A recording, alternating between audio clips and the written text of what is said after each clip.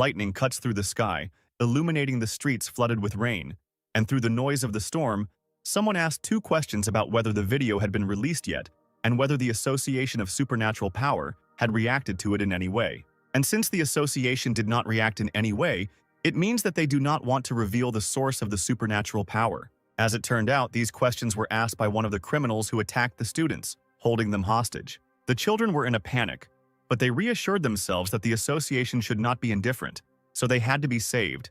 They just had to wait a little. And then, one of the students decided to fight back against the criminals, to at least try to stop them.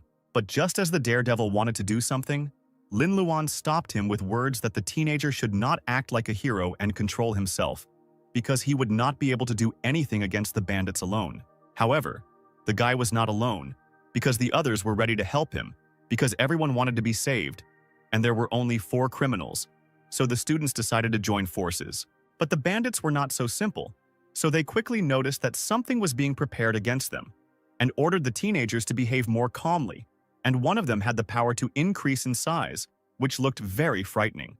The teenagers did not expect such a turn of events, so suddenly all their confidence in victory evaporated in an instant. Even though the criminal's accomplices with the power of growth told him not to go too far with the children, he still hit one of the boys with all his cruelty. The blow was so strong that the unfortunate student's blood flew in all directions. This action scared all the students so much that they began to panic and run away in all directions without even thinking. Lin Luan then realized that this was the perfect moment to save himself, and shouted about it to the guy Ahao, whom he had stopped before.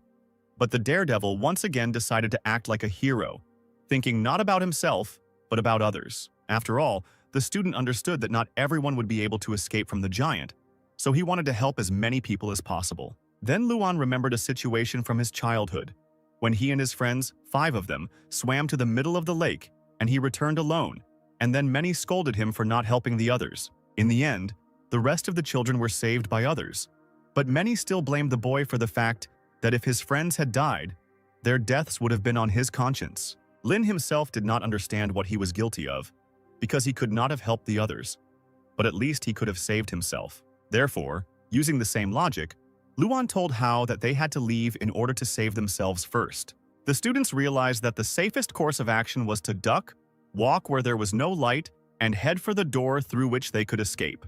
But then the guys noticed a figure that was on the ladder, but it was not clear who exactly it was because of the darkness. The stranger concluded that the turmoil was the best time to act. After these words, the unknown person jumped out from cover and struck one of the criminals, doing everything so quickly that he did not even encounter resistance. As it turned out, the stranger's name was Ji Feng, and he was one of the most popular newly minted heroes with supernatural powers from the association. And if he was here, it meant that the others were saved. The man waited for the best moment, and as soon as it arrived, the hero took advantage of it and quickly dealt with the villains. But Feng only defeated 3 of the 4 criminals, because the last one hid in the crowd of fleeing students. But the hero himself did not know about it. Lin tried to shout to the man, but because of the hustle and bustle he couldn't be heard, so the guy couldn't warn the hero and decided to save himself, hoping that Feng would fix everything himself. The hero himself from the association had already reported by phone that he had dealt with everything, and almost all the students had already run out into the street, so he thought that everything was fine. But Feng relaxed too early, because while he was distracted, a 4th criminal attacked him from behind, the existence of which the hero did not even suspect, so he was not prepared for this attack. And then, unexpectedly, the man was saved by a boy who kept repeating to himself that he needed to save himself first, but ended up jumping under the villain's attack to save another person. Lin remembered that moment from his childhood again, because it was then that the boy wanted to become a hero, when he saved the other children thanks to the fact that he swam quickly and was able to loudly call for help. In this situation, the student really acted like a real hero, because by sacrificing himself, he saved the man. In the criminal's opinion, Ji Feng was a vile person because he hid in the crowd in order to attack later, and the villain was glad that he was able to escape in time. Then the villain began to reason how he could punish the boy for preventing the killing of a popular hero who would no longer be alive if not for Luan's actions. Then Ji Feng ordered the criminal to release the student, but he would agree to this only if the hero threw away his sword so that everything would be fair. The villain ridiculed the man who is the hero of the association, but at the same time it is he who is saved, and not the other way around. In the end, the hero had to make this deal so that the criminal would stop torturing the teenager, so he had to throw away his sword. In the criminal's opinion, Feng was no match for him without a sword, so he began to rejoice, thinking that he could now win this battle. However, while the villain was rejoicing over his yet-to-be-achieved victory, the hero was able to grab the sword again and deal the enemy a blow that he did not expect. So Feng managed to cut off the criminal's hand, which was holding the guy, who simply fell to the ground, hitting himself hard. The hero, in turn, simply apologized to the student, explaining to him that the situation was simply critical, so he had to act quickly, otherwise someone else could get hurt. Luan became a hero who saved everyone, but unfortunately, no one could save the teenager himself, who simply remained lying on the ground. In the end, Feng only told the boy that the blow was fast, so Lin should not have felt anything, so he would die without pain. Feng's savior did not understand how the hero could kill him without hesitation, because the man could have come up with something to save the teenager, but Ji simply did not want to come to the rescue. And then Lin saw a sign, like in a game, which said that the guy had received a chance to be resurrected, and then a question about whether he wanted to take advantage of this chance. While saving the hero, Luan himself died, and now his funeral was taking place, which took place on a cloudy, rainy day. Meanwhile, Feng was receiving thanks for his heroic rescue of more than 200 people yesterday at 8 o'clock in the evening at Wencheng Middle School, where the attackers had taken all of its students hostage. The news said that Ji Feng had once again proven that their city's security could be relied upon. And while Feng listened to the enthusiastic cries in his direction, and Lin Luan's mother cried at his funeral, he himself chose resurrection in this mysterious tablet. The sign showed that the regeneration was complete, and then the question popped up about whether to accept the reward, which was the use of an ability called capture. Lin decided that this ability wouldn't make things any worse for him, and continued to regenerate, thinking that he had to teach Ji Feng a lesson. That's why Luan decided to accept this ability, wanting to take revenge on the hero for leaving the guy to die without even trying to save him. It turned out that as soon as he agreed to a second attempt at life, he was returned to the moment he died, so he immediately found the hero and attacked him from behind. Feng was talking on the phone at the time, reporting the situation, so he didn't expect that anyone would attack him. So the man was unable to react when Luan bit him on the shoulder so hard that blood gushed out. With the help of the blood that was spilled because of Lin Luan, the boy was able to analyze the hero's abilities, learning that they included Shadow Step, Snake Execution, Crow Tenacity, and Breathing Method. And this analysis was not done without reason, because the surviving student can absorb one of the provided abilities. When the hero saw that the student was still alive, Feng began to strike the boy, asking why he had not died yet. Meanwhile, Luan was thinking about which ability he should choose from the available ones, and eventually settled on the shadow approach. Thanks to this power, the teenager was able to dodge the blow that the hero wanted to inflict on him.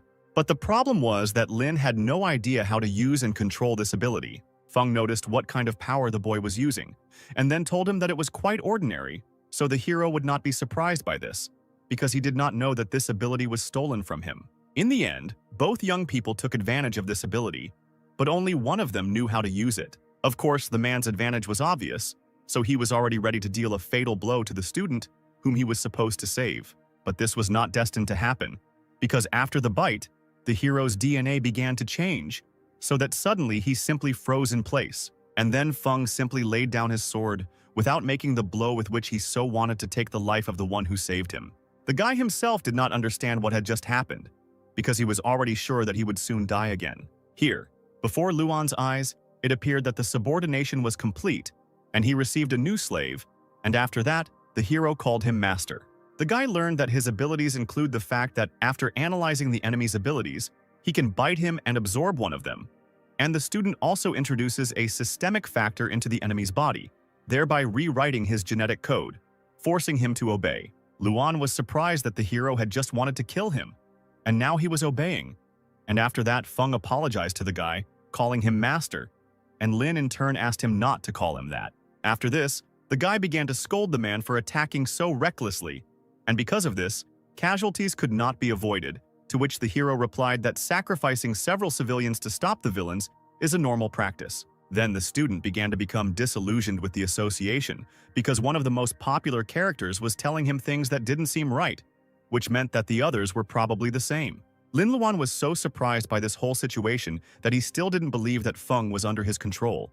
So he decided to test it by ordering the man to kill himself. The hero answered without hesitation that he was obeying, ready to do whatever the student ordered him to do. And Feng was really ready to do this, because he even took out his sword for this, then brought it to his neck. But at the last moment, when the hero was already on the verge of death, Lin ordered him to stop, because he initially did not expect that his words would be listened to. Luan decided that he would let the man live for now, but he still decided to make fun of him by ordering the hero to take off his pants, while the teenager himself recorded it on his phone camera. Feng followed all the student's orders, and the student, in turn, decided to disgrace the man by forcing him to take funny photos. The student found it very funny, and he even imagined how he would show this to the girls he knew, because they would go crazy over it. But then Luan's fun was interrupted by a girl who quietly approached the teenager who was making fun of the hero. And it so happened that this heroine came in at the wrong time because she saw something that would be very difficult to explain. Lin then ordered the man to get dressed quickly, while he looked at the girl who was unfamiliar to him, so he began to guess that she was also someone from the association. The heroine came for the hero, but told the boy that it was time for him to leave too, because his parents were probably already terribly worried. Finally, Luan gave his slave the order that the man should tell about everything that happened today at a press conference tomorrow. Feng replied that he was listening, and this short dialogue attracted the attention of the woman, who was surprised by what she had just heard. After this, the teenager ran to his mother and friend, who were very worried about the suddenly missing boy. Everyone immediately began to worry about the student's condition, but he began to calm them down by saying that the boy was feeling great. The building of the Association of Supernatural Power was simply colossal in size, cutting through the sky. It was to this building that Ji Feng and the stranger who had come to pick him up went. The girl stopped the hero, who was about to leave, and then asked if he had a minute. As it turned out, it was 10 minutes before the press conference, so the stranger didn't have much time to talk to the man. The question that the heroine wanted to ask was whether the boy with whom the man was caught was his fan, because the stranger was very curious about this. And then the girl asked if Feng had written down the tags he was going to highlight, asking him to look at them in the end. Luan, meanwhile, realized that he could only activate the ability for points, of which he had 50 when he was revived, but currently had 0, and he had no idea what to do to get them. But in the end, the guy decided that now was not the best time for him to think about it, because he was very tired, and he only wanted the lessons to end as quickly as possible. Due to the loss of strength after the events that had happened, Lin did not listen to the teacher at all, but simply practically slept during the lesson. And as expected, this was noticed by the teacher, who did not like at all what Luan was doing in class instead of learning the material. Teacher Ju made the boy stand up and repeat to the class what Newton had said, and the student in turn explained that he still couldn't recover from yesterday, and that was why he was so absent-minded. But they didn't even want to listen to the student, telling him to come back down to earth because it was just an accident. So he should think not about what happened, but about the fact that there were only 2 months left until the state exam.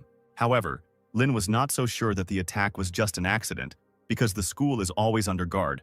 But yesterday, when the guards were changing, the attackers were able to easily enter the institution in 20 minutes.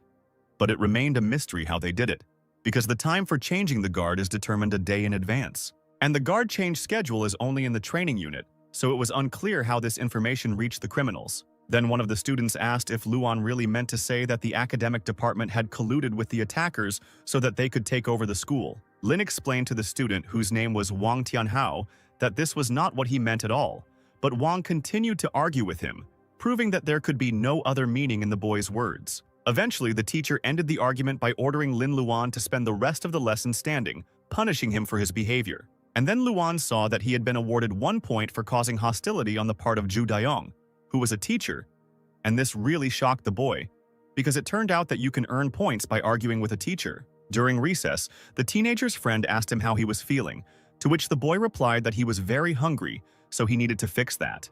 There was already talk in the class about who would take which exams, and everyone assumed that Wang Tianhao would take the exam in the supernatural power specialty because the guy was the strongest in the school. Then the student told the others not to worry, because he already had enough strength to protect them all. And then Van again focused his attention on Luan, telling him that the guy was a selfish person who only thought about how to escape. After these words, rumors began to circulate around the class that Lin Luan had fled during the attack on the school.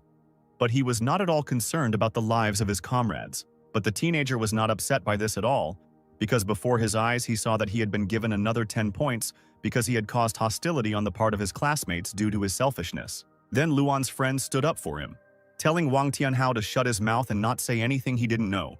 The green-haired guy responded by saying that Lu Jiahao was probably the same as his friend Lin, because you become like the people you hang out with. And then Wang emphasized that Lu was talented enough that there was a chance that after passing the psionic exam, the guy would stop hanging out with such a worthless person as Luan. But these words only made the protagonist's friend even more angry.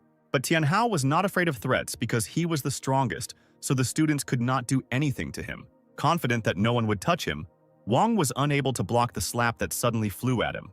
And then Luan, who had hit the guy with green hair, was given another 5 points for starting a fight with his classmate and causing hostility on the part of Wang Tianhao. And then the main character realized the principle by which he was awarded points. It turns out that Lin Luan becomes stronger through bad deeds, which seemed like a rather strange system to the guy. Then the student decided that it was time for him to become bad, because if others could be cheeky and pretend to be strong, then why couldn't he do the same? But all the hero's zeal evaporated the moment the insulted van began to advance on the guy, clearly not with friendly intentions. The offended student even decided to use magic to take revenge for the blow that his classmate dealt him. The guy had almost struck, but the main character managed to escape, avoiding his terrible fate. However, the student with hurt feelings did not want to give up so easily, so he decided to deliver another strike called Thunder Palm, which was the technique of the boy's family. But here too, Luan was lucky, because he managed to escape without receiving a single blow. And while Wang Tianhao was scouring everywhere to finish off his brave classmate, he himself decided to have dinner, because he was very hungry. The main character has already managed to eat 4 pizzas, 2 baked chickens, and 5 steaks, for which he received another point due to gluttony and hostility from the cafe owner. Lu meanwhile asked his friend what he was going to do next, because the situation was quite dangerous. But Lin simply decided that he would hide, and that was it, and would do nothing else because, fortunately for him, the next day would be a day off.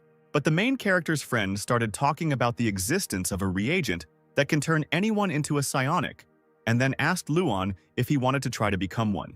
Lu noted that his friend was strong enough that even he sometimes had trouble defeating the guy, and if it was all because of the reagent, then the Jia Hao family was ready to help Luan with money. But the hero noted that since they were friends, talking about money was inappropriate. And besides, the reagents will cost several tens of thousands. Luan can't sit on the neck of his friend's father. And then the guy remembered that a press conference was supposed to be broadcast at that moment, so he asked the waiter to turn on the TV. At a press conference of the Association of Supernatural Powers, it was said how the hero defeated 4 criminals. And at the moment when the talented psionicist Ji Fen was called onto the stage, a stranger who had previously wanted to talk to him appeared in his place. The girl announced that Feng would not be able to attend the conference, as he had been urgently hospitalized due to the multiple injuries he had received the previous day. This shocked everyone, because just yesterday everything was fine with the man, and no one expected that something like this could happen.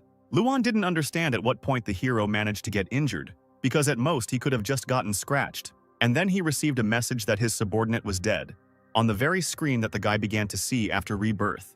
The girl on TV was saying that the hero would not be able to perform in the near future, and then she suggested praying for the psionic's recovery, while the student did not understand why this stranger was lying. In the end, Lin figured out that the whole thing was because the hero had been ordered to tell the truth about his actions yesterday. So he was removed so that he could not tarnish the association. After this, the teenager began to worry that he, too, might be wanted because of yesterday's incident. Because if the association found out about him, the same fate as Fen awaited the boy. So Luan decided that he needed to be careful with how he used his abilities so that no one would know about them. The hero was also under pressure from the fact that on Monday, he had to meet with a classmate whom he had recently hit. But for now, he decided not to think about all this. So he went to his mother and asked if there was anything to eat. And then the teenager noticed that his mother was behaving strangely, as if she was hiding something important from him. Suddenly, someone started knocking hard on the door, shouting that it should be opened as soon as possible. It was an aunt who came running to ask how much money the boy's mother had transferred to the fund. It turned out that the grandson of the director of a pharmaceutical factory had gone on the run, taking with him the money collected by the foundation in the amount of 10 million, and the product turned out to be a fake, having no effect. And Luan's mother transferred 100,000 to these scammers, which was the woman's father's allowance, which is paid once to the family of the deceased. This is how the hero learned that his mother had purchased a reagent for a lot of money to strengthen her son's health. And she did this because of the day when Lin had not left school for a long time, and the woman's plans were simply to help her son become stronger. People who also fell for the scammer's promises started to go on strike to get all their money back. So there was a chance that they would achieve something. The teenager then said that he wanted to go for a walk, and then added that there was no need to worry about him, since he was just kicking a ball around with Hao. But Luan didn't go to play ball at all, but in fact he went to the place where the strike was taking place. And while the strikers were discussing what they would do next, Lin calmly jumped over the fence protecting the factory. The teenager found the CEO's office and then decided that he needed to find clues, such as the address where he or his accomplices lived, and then the student could easily sort everything out. And then, an unknown man came into this office and asked the hero why he came to this place. Luan recognized the young man as the leader of the protesters, and then explained to the man that the back door was open, so he slipped through. Then the protester said that he understood everything, and then smiled, and this smile did not at all match the fact that the sign showed a message about +1 point for hostility on the part of Layuban. It turned out that Lubin was the main one among the protesters, and the teenager did not understand where the hostility came from if the student wanted to expose the fraudster. Suspecting something, Luan asked the man how he got into this office, and he said that he also went through the back door to look for clues. Then the boy began to talk about how the thieves would definitely get what they deserved, because everything would come back to them like a boomerang. The young man somehow hesitantly agreed with the guy's words, and he, in turn, saw that he had gained even more points for hostility on the part of Lubin. Lin then realized that the man was Sun Chagun's accomplice, and was only pretending to be the victim to divert suspicion from himself. The teenager decided to use his capture ability, which cost him 50 points, which he had previously accumulated thanks to the hatred of his classmates. By using his power, the boy learned that the conman's abilities included performance, bragging, legal knowledge, and culinary skills. With the help of a high level of performance, one could act in a movie or become a swindler, so the student decided to take this skill. And while Lubin was threatening Luan, he in turn was just waiting for his ability to finally take effect. Finally, when the power began to take effect, the man fell silent and then simply called the student master, waiting for orders. The teenager then ordered the con man to explain why he was pretending to be a victim, and he began to explain that there were 3 reasons for this, including the desire to find out how the protesters were feeling, to become their leader, and to gain their trust in order to deceive them again. After hearing his subordinate's plans, Luan ordered him to be taken to Sun Chunggong. Meanwhile, at the Jade Pond Hotel, a girl was admiring a precious stone called Azure Mica, which had a very high market value. And the owner of this jewel was the same swindler who boasted to the girl that, with the help of this stone, he would increase the family fortune. Then the stranger asked Chengong if he planned to hide for the rest of his life, since everyone was looking for him, and he must be afraid that he might be discovered. To which the man replied that people are like fish. They remember for half a month, and then forget, and then it will be possible to return. Also, the swindler had 6 bodyguards, so people did not scare him at all. The main character, brought by Lubin, who was carrying out the orders of his master, also ended up in this hotel. Thanks to his subordinate, the guy was able to get past the security without any problems, because the man said that he was one of them. So the student and his virtual slave reached the main swindler, who immediately asked his accomplice if he had been able to calm the rioters. Driven by anger, Lin went to the one who had cheated his mother out of a lot of money. And while the swindler was not expecting it, the teenager hit him, putting all his hatred into this blow. The blow was so strong that Chunggong started bleeding, and the hero called him a worthless pig. The student pushed the man to the floor, and the girl was very scared by this, and so she started screaming. But Luan's subordinate quickly reacted to this, telling the guards not to pay attention, as everything was fine. And while the guards thought that their owner was just having fun, the student was able to beat him up to his heart's content, as punishment for the deception. When the swindler was asked where all the stolen money was, he replied that he didn't have any, because he had invested it all in new spar. In the man's opinion, it was not just a stone, but a mountain mineral that he bought from the Wang family's pharmaceutical company, so there was a high probability that it was not a fake.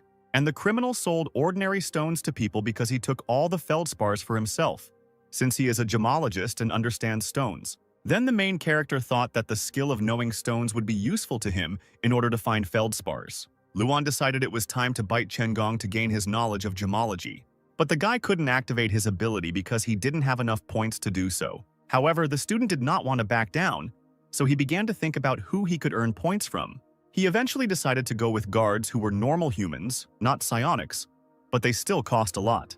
The boy ordered his subordinate to go out to the guards and say that they were all fired, and that he, an ordinary student, would take their place. The man obeyed his master's order and did everything as he was told, and then added that the guard's place was in the garbage dump, not here. Meanwhile, Luan noticed the spar and then decided that it was in it that the thief had invested his entire fortune. When the guy looked at this spar, for some unknown reason his appetite increased, as if he hadn't eaten for a whole week. Therefore, the teenager could not resist and, without thinking twice, ate this precious stone.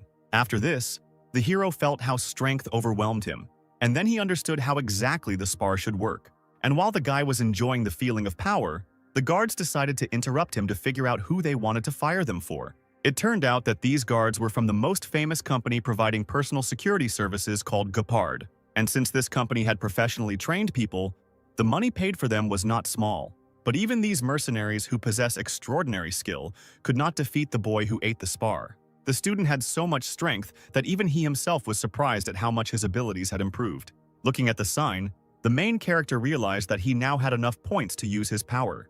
The man did not understand what the boy who burst into his room was planning, but even without knowing what would happen next, he was still very scared. The first thing Luan ordered his new subordinate was to stop crying, because the man still couldn't calm down after the bite. It became clear that after subjugation, the characters of the bitten ones remained the same, which was only to the student's advantage because he did not want them to become soulless puppets. But the most important thing that Lin realized was that by hating his subordinates, he also gained points. And since everyone hated Changong, he would gain a lot of points from this. Luan first thanked the swindler for bringing his master so many points. And then the hero could not restrain himself and hit the thief again, because such a large amount of hatred shows that he deceived a large number of people. Remembering the people, Lin ordered his subordinates to compensate those who had been deceived within 3 months, and then added that this could be done either with money or with real spatulas. Later, the teenager asked Changong if the Wang family knew about the man's machinations, since they were his classmates' family, to which the man replied that these people really knew about everything. The hero also gave an order that once his puppets completed the task, they would still have to cooperate with the Wang family, deceiving only them, but not other people. The subordinates will have to find out more about this family, find out what else illegal they are doing, collect all the evidence, and report to their boss. The boy left his number with the men so that they would always be under his supervision, and then asked where else he could buy spar cheaply. Then Luan was advised to go to the Shoeman market, where many people sell spar, and although you can find real ones, there are also plenty of suspicious people, so you need to be careful. And while Lin was calmly walking around the market, looking at the goods, some man ran into him and practically knocked the teenager off his feet. On the phone, the man spoke about getting rid of the goods as quickly as possible, and just as the hero recovered from the blow, someone crashed into him again. But this time, it was the girl who had previously been talking on the phone about the suspect heading towards Liulu Alley. The teenager asked the stranger if they had all conspired, and she in turn apologized and hurried forward. It seemed that the stranger was running after the very man who had collided with Luan before, but then everyone saw that this was not just a man running past, but a man with real strength. The stranger swung at the girl who was chasing him, in order to at least try to stop her, but with this blow the man also hit ordinary passers-by. Then Lin noticed that this stranger had the ability of gigantism, just like the villains from the school, so most likely this man was their accomplice. Then another man appeared and began to command the others to cordon off all the passages and drive the criminal to the old alley, because there were no people there. It turned out that it was Thunder Tiger Wang Man, Wang Tianhao's uncle, who always bragged about him in class. The classmate was always bragging about his uncle who was a 5-star psionic, so Luan immediately recognized the man. Upon seeing the criminal, the hero immediately attacked him, activating his abilities to attack. The villain tried to escape, but he failed because the psionic was much faster, so he quickly found himself next to the criminal. And while the fugitive did not understand what was happening and was simply looking at the man, he used his strength to strike. The attack was so strong that the criminal was thrown back several meters. The man began to beg the tiger not to kill him, and then promised that he would not tell anything, and could even swear to it. And then the psionic replied that he believed the man's words, because the dead can be trusted. The tiger began to ask the criminal where the goods were, and if he answered, they would even be able to identify his body. And then the fugitive began to say that he would tell everything if he was released. Wang Man then added that if the man didn't tell him, the psionic could easily find another approach to get the information. The criminal then decided to fight for his life, but the tiger only ridiculed him, calling this attempt childish fun. The 5-star hero was able to tear the enemy apart with one blow, without even putting in much effort. And Lin saw everything that was happening, because he followed his classmate's uncle to see where he was going. Because the boy came out of his hiding place, because he was too shocked by what was happening, it seemed that the tiger noticed him. Even though the teenager managed to hide, the psionic still heard some noise and asked who exactly was hiding like that, when the guy himself already understood that he was finished. The main character understood that since he heard this conversation, he would definitely not be left alive, so he needed to come up with something quickly. Then the guy decided to bite the man, but it turned out that he didn't have enough points for this, because the enemy's life force exceeded his own. Meanwhile, the tiger was getting closer and closer to the boy, who didn't know what to do now. And then there was some noise nearby. The psionic was distracted by it, so this was a chance to escape, which the teenager immediately took advantage of. However, the man still managed to see the person running away, but could not make out who exactly it was. But Wang Man was not going to let go of the one who overheard such an important conversation so easily, shouting that the guy should not even think about escaping from the man. The psionic ordered the others to grab the teenager, thinking that he was an accomplice of the defeated criminal, so everyone rushed to search. Lin kept running, hiding behind different buildings. And then he realized that he had reached a dead end and could no longer escape from those who were looking for him. The teenager had already decided that this was definitely the end for him, since there was nowhere to run and the enemies were already approaching. But then hands appeared from the wall.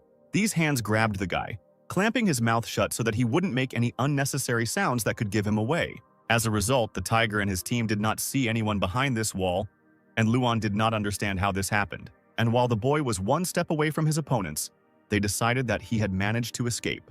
Then the boy realized that he was saved by a girl named Shi Lily, who was an inspector, because that was written on her badge. And then, suddenly the tiger, in anger, hit the wall where the boys were hiding. But fortunately, the blow didn't hit the people, but it was very close to them, so they were very lucky that they weren't hit. And then, the 5-star psionics people informed him that the goods had been found, thereby distracting his attention, which had previously been focused on finding the guy. Then the tiger ordered everyone to leave, leaving the one who had been eavesdropping on his conversation, because he had other things to do than play tag with the unknown boy. As soon as the man left, Luan began asking Lily a lot of questions, but the girl did not answer any of them, ordering the guy to leave quickly. Lin was surprised at how indifferent the girl who saved his life turned out to be. At the place where the goods were hidden, the tiger began to interrogate the person working there, asking him if the man he had recently killed had any more accomplices, to which he received the answer that the one killed was the last one. These criminals worked together with Chunggong, carried out robberies, and then hid the spar among the building stones to divert suspicion. And then the girl who saved the guy turned to the tiger, calling the man a commander, and he then asked if it was her doing that someone managed to hide from him. After that, Wang Man asked Lily if they had sent appraisers along with her, since they needed to be sent to this place as soon as possible. Then the student decided that the girl and the Thunder Tiger were from different squads, and the man wanted to remove Lily in order to take sole possession of the spars. Meanwhile, Tiger told the girl that her inspection department could only inform and interfere with others, and then ordered her to get out. And since Lily needed someone who knew about stones, the guy decided to pretend that he was from the civil service, because he had talents for performing and gemology, so he could handle it. Then the boy asked if he would need to find the spar here, and then said that it was nearby, so he came quickly. And then the guy pretended to be a big fan of the tiger, and then introduced himself to him as Lily's friend and a gemologist. After the teenager finished admiring the man, he said that it was time to get to work. Wang Man asked the girl if it was really her friend from the inspection department, to which she responded positively. Although the guy knows that feldspar is a crystal formed through diopsidization and under the influence of supernatural power, it can also be found in vegetation, animals, but most often in minerals. The teenager introduced himself as a gemologist, a specialist who certifies stones based on their texture, color, and subtle vibrations of supernatural power. But the problem was that he knew nothing about it. And then, the guy saw on the table that he could use glasses to increase the level of abilities he had. While the student was sorting out his powers, people around him began to doubt that he would be able to find anything. Meanwhile, the tiger was thinking that the boy's back looked like the one who had managed to hide from him. Suddenly, the guy asked everyone to be quiet, because they were interfering with his search. But people continued to say that Lin was just fooling them, because such a young specialist would not be able to cope with such a difficult task. Meanwhile, Luan had raised his gemology level to master, so now he began to feel the fluctuations of supernatural power. Then the guy turned to those whose strength is very great, because such people interfere with his work, and he told them not to breathe, because it knocks him down. After that, the newly minted gemologist immediately found a level A spar because he felt the power that comes from such stones. As a result, out of 32 boxes, 12 contained level C spars and 2 contained level A spars. The boy labeled everything and told the others to handle the loading, since he himself was not a psionic, so physical labor was not for him. After that, Lin walked along with Lily, telling her his thoughts that the tiger most likely wanted to push the girl away in order to take everything for himself. And besides, the man was familiar with those villains, so they were probably in cahoots. And when Lily asked about evidence, the student told her that she was an inspector from the association, so she could investigate the case herself and find evidence. The girl then explained that Wang Man was the commander of the 9th Squad of the reconnaissance team, so she could not file a case against him based only on the student's words. Lily explained that there was no way to get under the tiger's skin, and then asked the guy for his number and address. Luan decided that he was able to interest the girl, and she asks for his information so that she can later ask him out on a date, which the guy was very happy about, although he gave his school address instead of his own so that his mother would not have questions, and then added that he was in his last year of school. However, Lily asked for this data not for herself, but for the association, which could reward the student for helping them in the investigation. And then the guy added that he didn't need a reward, and it would be better if the girl just let herself be bitten, after which he received a point for hostility from Lily. After this, the girl reported to her boss that the spar was found thanks to a high school student who had an amazing ability for gemology. The teenager's thoughts were occupied with the fact that he needed to find evidence that would prove the tiger's guilt, because Lily said that without evidence she could not do anything. The goal of the scammers was to profit at the expense of gullible people, and if the scammers were in cahoots with the Thunder Tiger, then that meant they were in cahoots with the entire Wang family. The guy was worried that no one had come to class yet, although many usually come early, but for some reason, everyone decided to be late. Then 2 of Luanya's classmates started discussing that no one came to class because Wang Tianhao and Lu Jiahao had made a date, so they ran to see her. A crowd of students gathered on the sports ground to watch 2 classmates fight, and then Li managed to hit his opponent so hard that he fell to the ground. Then Jiahao said that he had won, because they had agreed that whoever fell first would lose, which meant that Wang must now keep his promise and not bother Lin Luan anymore. However, Tianhao didn't want to accept that he had lost, so he said that he didn't care about words and continued to fight. And then someone from the crowd pushed Li, causing the guy to lose his balance and become distracted from his opponent. Wang took advantage of his classmates' confusion and hit him hard, saying that he was the strongest in this school so he couldn't be defeated. Tianhao summoned his ability to hit his opponent so hard that his bones would break, so he could end up in a wheelchair for the rest of his life. Wang had already swung, but he was unable to hit, because he was stopped by Lin, who arrived in time to save his friend. No one knew that Luan had such strength, so everyone present was surprised by the guy's appearance. After this, the hero asked his friend why he started fighting with his classmate, since this was not a solution to the problem. And then Lu explained that he was just tired of seeing his friend hiding after school every day, so he decided to settle the matter. Meanwhile, Van was so angry about what happened that he even blushed from the feelings that overwhelmed him.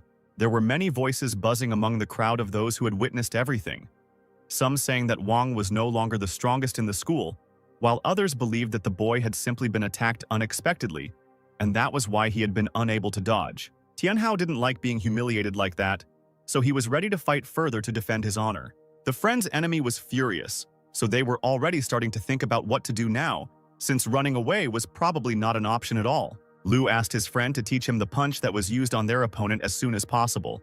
Then the teenager began to teach that one must concentrate, then concentrate all one's strength, fueled by anger, in one's legs and run. While running away, Lin also managed to ridicule his opponent so that they ran after him. Luan was able to run far enough for him and his classmate to be alone, and then confessed that he thought it was Wang who stole the shift change schedule for the villains, since the Wang family is in cahoots with the criminals. The main character said that he knows everything, and he even knows that his opponent's uncle killed the witness, and then added that he is giving his classmate a chance to turn himself in. Otherwise, he will report everything to the association's inspection department himself. Wang, in turn, did not even deny the teenager's accusations, and even praised Luan for being smart enough. Later, Tianhao even admitted that it was indeed he who suggested the idea of stealing the schedule to his father. It turned out that last year, Wang found the key to the study area and kept it for himself, initially not even thinking that it would be useful. It turns out that for the sake of the spar, Tianhao put his own classmates at risk, and he wasn't even ashamed of it, because he considered everyone to be just a bunch of trash. Van also thought that it was justified, since he would become a psionic in the future, so thanks to him, the lives of others would become better. and Luan's classmate tells everything so boldly only because he plans to beat him up so badly that the teenager will remain disabled for the rest of his days. And then, he will put a key in the boy's pocket to make him the villain. Lin responded to this by saying that his opponent was such a nasty guy that he didn't even want to bite him. So instead of biting, he called upon his strongest ability. So the classmates faced off in a very dangerous fight, deciding to use all their abilities to the maximum.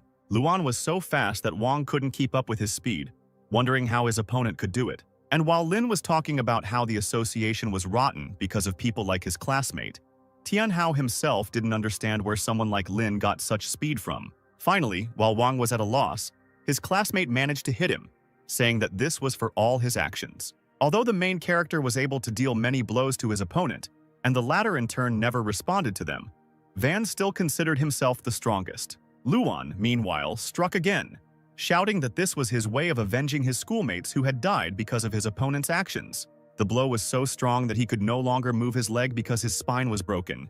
And then Lin told his classmate that he had a broken spine, so now it was unknown whether he would ever be able to stand on his feet, and he certainly would not be able to become a psionicist. Wang began to shout that he would tell everything to his father and uncle so that they would kill Luan and his entire family.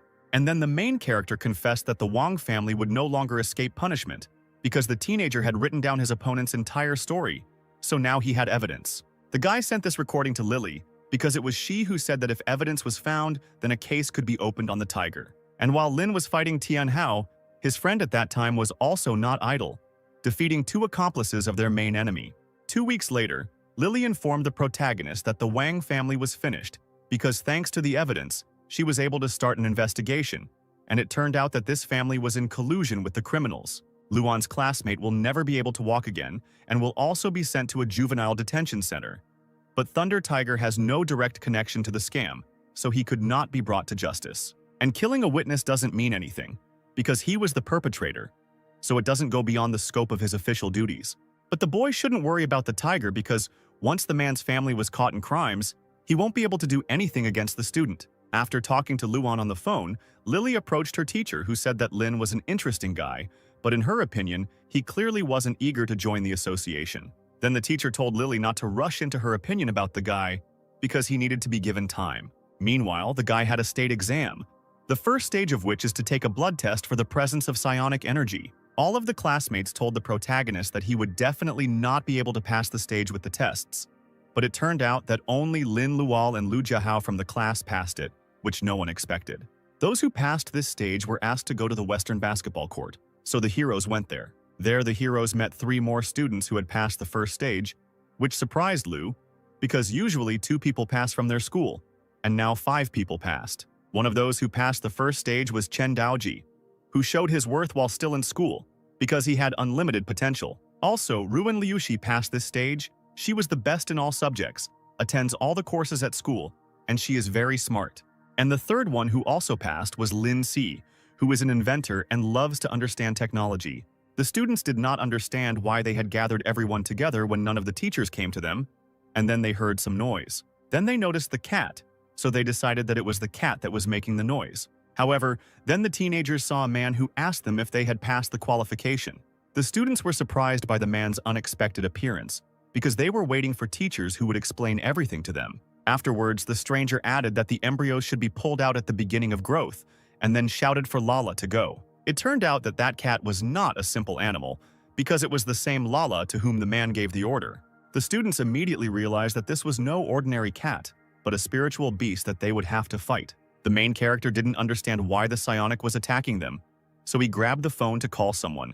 But the man, as soon as he saw the phone in the teenager's hands, said that there was no need to call the police. And then the stranger himself also entered the battle, calling upon his weapons. He was ready to fight. The man used an ability called Rounded Strokes on Luan, and then the boy decided to use his power, but he failed because he didn't have enough points, since the opponent's life force was greater than his own. Lin Luan realized that the strength of the one who attacked them was on par with the Thunder Tiger, so it would be difficult to defeat him. After this, the student shouted to his friend to distract the attacker for a while, and he agreed to help his comrade.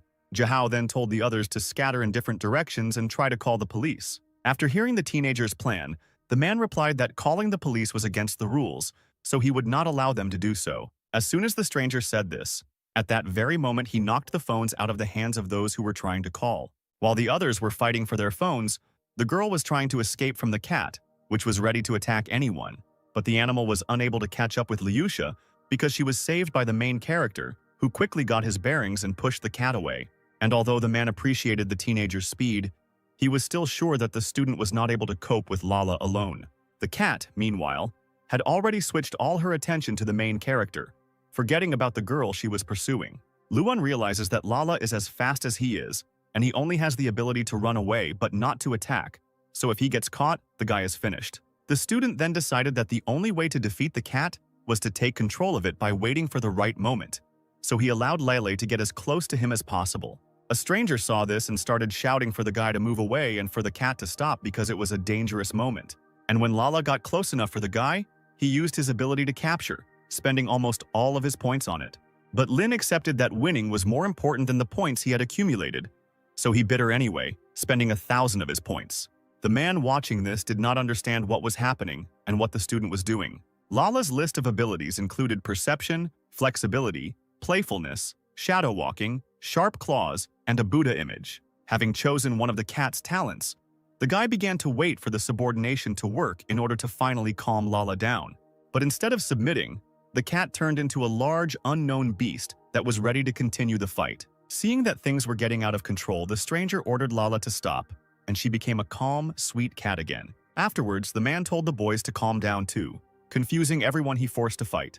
The stranger explained that he only wanted to test and evaluate the students' abilities, and then apologized for scaring them so much. It turned out that this man's name was Gu Yunxiao, and he was the teacher of the boys that his cat fought with. All the students except the main character were crazy about this news, because Yunxiao was the coolest psionicist of their school, because he is a level 5 and is part of the association's preliminary investigation department.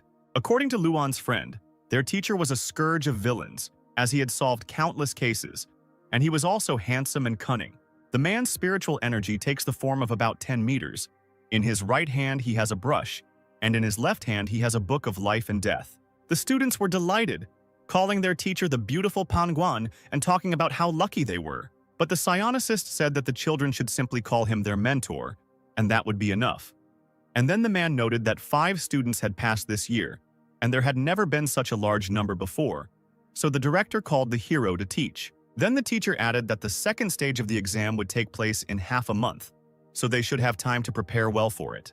Meanwhile, the cat did not leave Luan's side, and then the mentor noticed how much Lele liked the boy. Afterwards, Yunxiao suggested that the children move to a special class for training psionicists to discuss the second stage of the exam in more detail. The teacher told the students that supernatural power has several gradations, and there are 7 levels in total, including absorbing, cyclical, manifested, transforming, taking form, chaotic, and spiritual enlightenment. And then Lu noticed that their mentor was already at level 5, even though he was only 25 years old, and there were only a few of them in the association. Yunxiao explained that in fact, it was not worth drawing conclusions about a person's strength based on their level, since the level was more dependent on luck. The mentor took the Thunder Tiger as an example, whose trump card is that he can gather energy in his hand, so he created a technique called Thunder Fist, and we can say that its level is somewhere between the 2nd and 3rd. But since Wang has perfected his technique to the maximum, he is able to break through a mountain. So if he is compared to Yunxiao, the tiger will most likely win. So the association decided to admit that the tiger's strength is equal to the 5th. Therefore, you should not get hung up on just the level, but rather find your own style in using energy, and then create your own personal technique and become the best at what you can do. But it was too early to talk about this, because now the student's task is to concentrate on absorption and cyclicality. Absorption means that one must absorb supernatural power, and the human body absorbs this power gradually. Constant training will help students increase the amount of power they absorb, and after taking a medicine that contains 5% power, teenagers will need a day to absorb it. Luan then asked if the medicine was practically the same as feldspar, and then the teacher said that the concentration of force in the spar exceeds 80%. So it is so dangerous that one can die. The main character was surprised by this information, and then decided that it was thanks to the system that the spar did not have a detrimental effect on him. Next comes the second level called cyclicity, which means that after absorption, the force begins to circulate in the body, strengthening it, allowing a person to surpass his physical capabilities. In theory, It is possible to strengthen all parts of the body, but most people focus on strengthening certain ones to achieve results faster. During these 2 weeks, students will have to take a lot of medication, but they should not be afraid, because the school and the mentor will take care of all the expenses, so the teenagers just need to take advantage of the opportunity. And now that the guys have figured out the theory, it's time to move on to practice.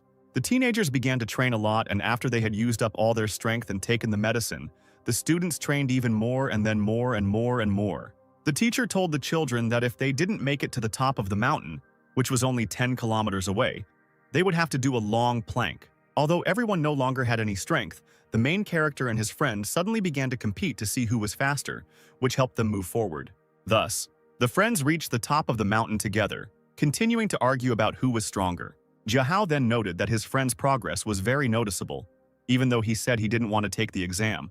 But now he was trying so hard, and Lin explained to him that he was trying to become stronger, and not for the sake of the exam, because the guy had not yet even decided whether he wanted to take it at all. After all, if he is going to take the exam, he will definitely fall under the control of the association, and the guy doesn't want that.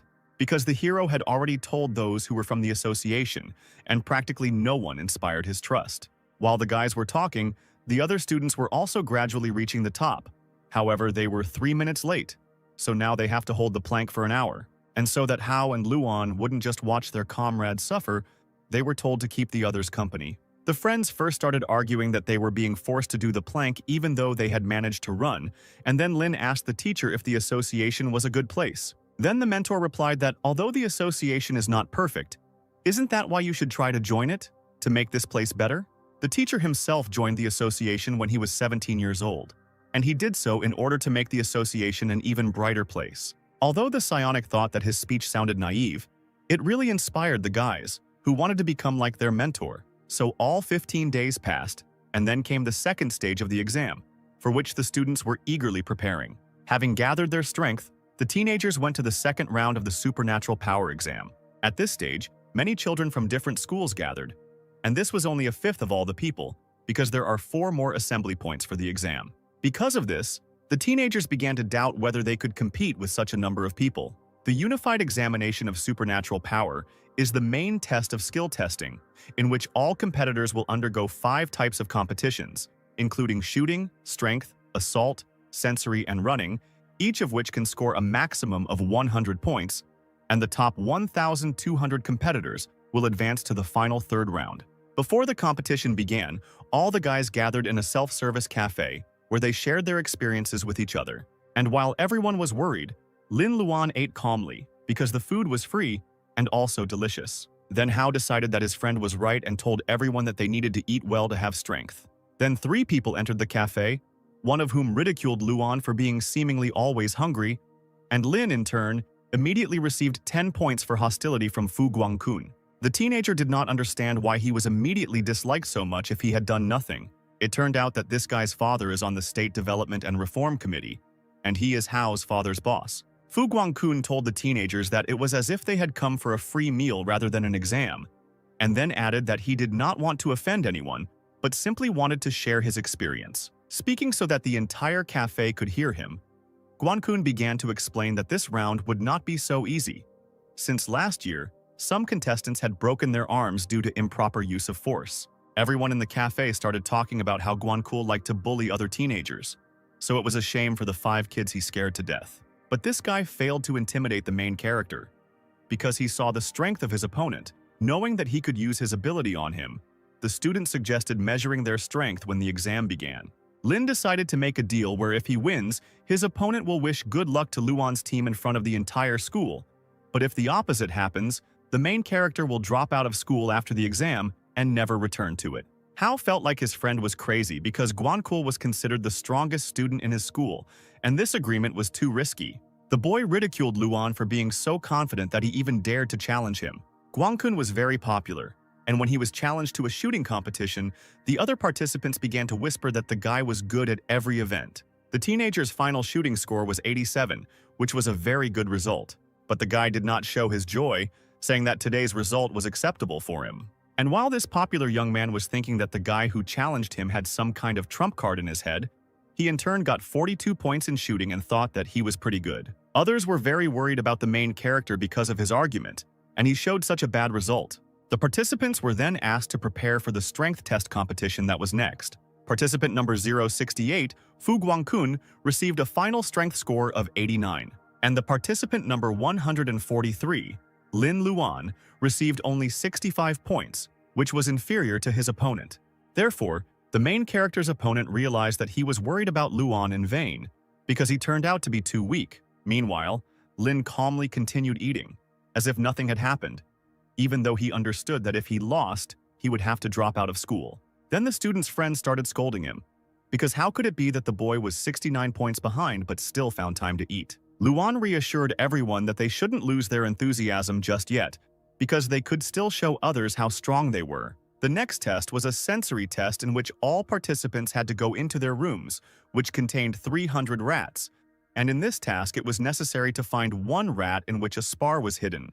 And while Lin was thinking that it was his turn to show himself, his rival at the same time decided to sort everything out as quickly as possible, because he considered rats an abomination.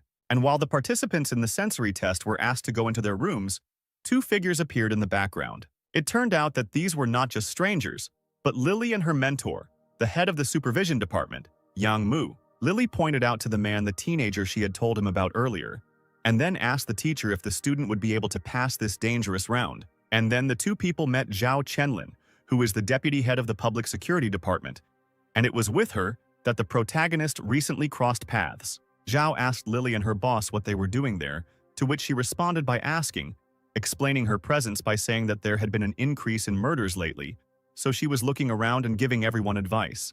Then a noise was heard on their platform, and it turned out that it was all because someone had passed the test very quickly. At that moment, Guangkun was just coming out, so he decided that all this applause was in his honor, and the guy had already begun to thank the crowd flying towards him, but the people in turn pushed him away, hurrying to someone else. Then the self-confident teenager realized that all these enthusiastic cries were not in his honor, which meant that someone had completed the task faster. It turned out that all attention was focused on Luan, because he found the spar in 10 seconds, while his opponent needed 2 minutes to do so. The main character explained this result by the fact that as soon as the door opened, the rat with the spar immediately ran out to his foot, and he, in turn, instantly caught it. But it doesn't matter how, because Luan won anyway and received 100 points for it, starting to catch up with his opponent. And while Lin was happy with his victory, he didn't even notice that he was approaching the woman he met on the first day of receiving his power. He was so busy thinking about how there were still 2 tests left, which meant that there was still a chance, that he didn't even pay any attention to the stranger who called out to him. And then the girl decided that she was simply mistaken, since she did not receive any reaction. But it turned out that Luan recognized her, but simply did not show any sign. The next test for the participants was a 400-meter race, and it so happened that the main character ended up in the same group as his opponent. Fu Guang was confident that he would win, but then Lin told him that at school he always came first in races. This was the case this time too, as Luan ran faster than everyone else and received 100 points for this test, while his opponent received 75 for it. But the main character's opponent didn't want to believe in his defeat, so he started shouting that the race didn't decide anything, but the next test would definitely be his. And the final test was an assault, in which the participants had to kill as many bats as possible within 5 minutes. And then Fu Guang said that this test was definitely his, because not only was he strong, but Lin was still 22 points behind him. Luan knew that even if he killed one mouse after another, he wouldn't be able to catch the required number in 5 minutes. So he began to think about whether there were any other ways to win. And then the teenager remembered his teacher's words about how to activate his ability by releasing his spiritual energy outward. Lin actually began to release his spiritual energy, thinking that bats were very good at detecting ultrasonic vibrations. Fu Guang noticed that the bats were flying in one direction, so he tracked where exactly the animals were moving. And then he realized that they were all flying towards Luan, surprised that the hero decided to risk his life for the sake of victory, because the bats could easily bite the student. The protagonist's rival tried to save him, shouting for him to quickly hide his spiritual power because there were too many bats, so it would be difficult to defeat them all. Meanwhile, Lin waited until there were enough bats to activate his power, and as soon as the number of mice became very large, the teenager used his power on them all, killing all the mice that surrounded him with a couple of moves. It turned out that Luan had killed a record number of mice and surpassed all the people who had taken the exam before him from all over China. Thus, for the assault, The main character received 99 points, killing 435 mice in 5 minutes, and his total number of points was 406. His opponent received 69 for the assault, and the total number of points was 398. This meant that Lin had won the argument, and his opponent was obliged to fulfill his part of the deal, which included supporting Luan's school. The rest of the students at the protagonist's school were in a different group, and the competition would start for them after lunch, so Lin tried his best to support the kids. As a result, Liu Jiahao received a total of 404 points after all the competitions. Chen Daoji received a total of 341 points, which was not a bad result. Participant Lin Tse received 334 points, falling slightly short of his friend. Ruin Liuxi received a total of 352 points, and since all 5 candidates from the protagonist's school showed such a good result, they all eventually made it to the final round. The teenagers were happy that they had shown such a great result, so they went to celebrate with their teacher. The mentor told the students that the final selection was in 3 days, so they should try not to worry, believe in themselves, and have a good rest. In a good mood, Jiahao saw that he was receiving a call, so he decided to step away for a while to talk on the phone. The teenager's dad called him, and as soon as the boy answered the call, his father said something to him that immediately changed the student's mood. The news reported that there had been an increase in attacks by criminals in the eastern region recently, so all citizens were asked to be more vigilant. Meanwhile, the heroes were checking into a hotel for participants in the final qualifying exam for psionics in the Eastern District, since the final test would take place in a park in the suburbs where the main character and his comrades lived. The students were happy that the competition was taking place in their hometown, so they decided that they should try their best. And then the teenagers' conversation was interrupted by Lin, who asked the others if they had seen Hao. Then everyone decided that the boy had stayed at home, where he had gone on business before. However, the main character was still worried because his friend was not picking up the phone, but then he decided that he would wait a little longer. Luan's patience ran out soon enough, so he hurried to look for his comrade, because he couldn't just disappear the day before the final exam, which was very important to him. The teenager ran to Hao's house and noticed that there were no lights on anywhere, which was very puzzling, because something could have happened. Then Lin went into the house, and after walking around, the teenager found the manager's body in a terrible state in the wine cellar. And then the boy immediately called his mentor to tell him the news that Hao and his family were missing. The student also added that he found the manager, who was dead and looked like a deceased mummy. Then the mentor ordered the teenager to leave this place immediately, and the man himself would send someone to the house in the meantime, since he himself had no opportunity to come. But the main character didn't want to leave, so he decided to wait for the psionic on the spot. And then he heard some noise, deciding that it was the association that arrived so quickly. But it turned out to be an unknown man who spoke on the phone about how he would deal with the body, and then added that he hated covering up other people's tracks. With a displeased look, the man grabbed the corpse by the head with one hand, as if it weighed nothing. After this, the man told the body to disappear and burned it using samadhi fire. The stranger scattered the remaining ashes to the wind, reporting by phone that everything was settled, and a handful of ashes would not be considered evidence, and then said that he would be there soon, having driven off somewhere by car. The main character didn't want to leave his friend in trouble, so he decided to follow the car to find out where the man went. The car was moving quite fast, but Luan kept up with it, wanting to find his comrade, who was now in danger. And this stranger led him to a building that Lin immediately recognized, because it was the trading building of Hao's father. It turned out that there were many people in this place who began to talk about the fact that the leader of the Red Puppets had returned. The first thing the stranger was met by was the criminal Lu Qin, who said that the man had worked hard. Then the unknown man was approached by the criminals Zhao Shuyu and Zhao Shudong, who made it clear to the man that he had been messing around with such an ordinary businessman for a long time. Liu Jiahao's father Lu Tianming was also there, telling the criminals to let his son go and then he would do whatever he wanted. And then Lu Qin told him not to worry, because if he cooperated, no one would get hurt, and then promised that they would sort everything out by tomorrow's lunch. In the end, the attackers did not know where the key to the cage was, and then Shu Yu could not stand it and simply broke it. However, only the father was taken from the cage, and the son was forced to continue sitting quietly in it. One of the criminals said that he and his father would go and sort out some issues, return for dinner, and the rest should behave quietly so that the association's psionics wouldn't come. Then Shuden said that she wanted to go too, but she was still left to watch the hostage. Shuden decided that she was now in charge, so she told the others to do what she wanted, and then ordered a boy with slicked back hair to be brought to her. The girl was immediately obeyed, and a hostage was thrown at her feet for her to look after. After that, Shudong told the boy that his father knew that they were both already corpses, but her sister said that Tianming would agree to cooperate in order to save her son's life. And because of such a heroic act, the girl was so touched that she told the hero that he could run like a homeless dog to call the police because this was his last chance to save himself. And then Shudong added that if her people did catch the teenager, he would be in big trouble. Then the teenager ran, not to save himself, but to save his father. But the guy didn't manage to run far because he was pushed and caught up because he fell. The boy asked to be let go because he wanted to save his father, but one of the villains said that it was not interesting, getting ready to beat the teenager. But the attacker did not have time to do this because Luan came running to his friend's aid, cutting off the man's leg, which he swung at the defenseless student. At this moment, Jiahao realized that everything was not so bad now, because at this moment, he was no longer alone, but with a faithful comrade. Lin shouted at the villains not to dare touch his friend, otherwise they would get into trouble. Then Jiahao asked what Luan was doing in this place, and the teenager told him the whole situation and how he ended up there. And instead of gratitude, the main character heard screams that it would have been better for him to call the police than to risk his life. And while the friends were arguing, Shudong noticed that Luan's spiritual energy was fluctuating, which meant that his power had awakened not long ago, so they definitely wouldn't be able to escape. And Jiahao agreed with her, because the criminals were many times stronger than the teenagers, so Luan shouldn't have come. The main character realized that they really couldn't win that easily, and so he suddenly hit his friend so hard that he lost consciousness. The attackers were very surprised by this outcome, because their opponents must rarely take their allies out of the game.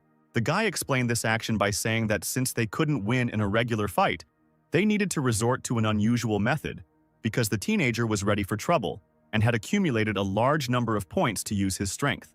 And when the student was attacked by one of the criminals, the teenager quickly used the ability of subjugation, expecting the result. After this, the boy told the attackers to attack all at once, thinking to subjugate as many people as possible. Laughing at the boy's self-confidence, the criminals rushed towards him in a crowd, not noticing how he began to bite them all in order to then take over their minds. Shuden then began to worry that the boy would be killed too quickly, and she wouldn't even have time to have fun. But then the girl noticed that everyone suddenly stopped fighting and simply stood still, like dolls. The main character was happy, because he had enough points to use the power of subjugation on everyone. With the help of his ability, the guy saw that this girl was the strongest among the others, because to use the ability on her, you had to spend 1,000 points. But luckily for the student, he had 3,000 points, so it was enough for him to zombify Shudong. The girl, meanwhile, thought that the other attackers had stopped in order to allow her to finish off the teenager herself. Luan, meanwhile, ordered all his subordinates to attack the unaware attacker together. Shuden didn't understand what those who were supposed to obey her were doing because they had completely stopped following her orders. When the girl realized that this was not a joke and that the others were really trying to harm her, she immediately turned into a monster, activating her power.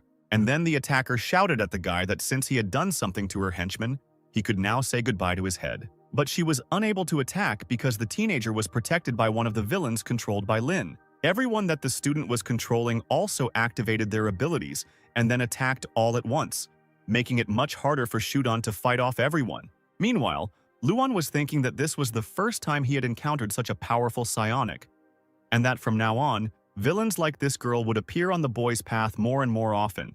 The teenager understood that when he accumulated enough points to activate capture, then he would be able to fight all the villains. But for now, he needed to become stronger. After these thoughts, the boy ordered his slaves to release Shudong so that he could fight her himself. The girl first asked why everyone listened to the guy and not her, and then asked how the teenager was going to overcome her. And then Lin threw the ball, and Shudong could not resist the temptation and ran after him. This made the attacker even more angry because she wanted the student to fight her seriously, and then he asked her why she decided that he was not serious. After all, while the girl was distracted, Lin tried to suddenly attack her, but the villainess was able to dodge. The fight continued in the same spirit, with the two opponents trying to hit each other, but always managing to dodge. Shuden knew that at this rate she would use up all her spiritual power if she continued to remain in animal form. Then the attacker remembered how her sister taught her a technique that could be used to shape one's energy. The criminal decided to do as her sister taught her, to create a spiritual body. Thanks to Shudong listening carefully, she was eventually able to create shadow cats. But the girl understood that she would only be able to hold out like that for 15 seconds. Then the villainess immediately ordered her cats named Grape, Strelka, and Griffin to attack the teenager. It turned out that these clots of energy that Shudong had created would explode on command, and so she ordered them to surround Luan so that he could not escape. The girl's plan worked, because the Shadow Cats were able to quickly surround the hero and explode, so Shudong decided that she had already won this fight. But it turned out that Lin remained virtually unharmed after the explosion, so he struck the criminal again. And this time, Shudong didn't have time to dodge, because she was too surprised by how Luan withstood her attack. The girl did not understand how it happened that the guy remained unharmed after the bombs, because she clearly saw that they hit the teenager. Then Lin explained to the attacker that he had simply managed to copy the ability to harden the skin that one of the girl's accomplices had, so this power protected him. And then the student admitted that he copied more than 20 skills and improved some of them with the help of glasses. And while Shudong was trying to understand what the boy was talking about, he himself added that his rival had already used up all her spiritual energy.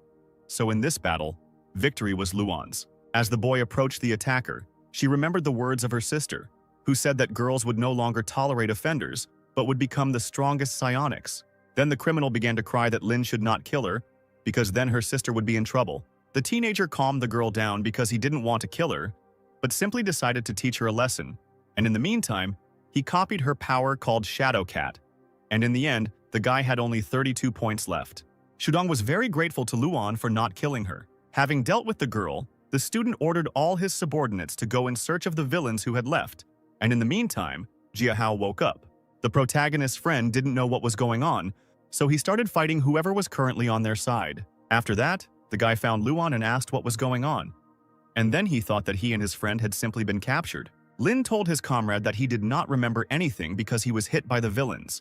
And then Jiahao decided to act according to the previous plan to defeat all the enemies. And then Luan told his friend that there was no longer any need to fight because the people around them were no longer villains. The student didn't want to reveal his power, so he started to come up with a reason why their enemies had become good on the fly, telling them that they had just had a conversation, and after that the villains admitted their mistakes and wanted to improve. In confirmation of the young man's words, his subordinates began to shout that they realized their guilt and wanted to change. According to Luan, it was because he was simply a great speaker, and that was why he was able to convince all the criminals. And in the end, Jiahao decided that there was no time to deal with this, because he needed to quickly find the 3 criminals who had taken his father somewhere. Lin warned that he had already told the teacher everything, but if help did not arrive in time, he would have to fight the 3 strong attackers himself. No one knew where the cave in which the criminals hid led, because there was no end in sight.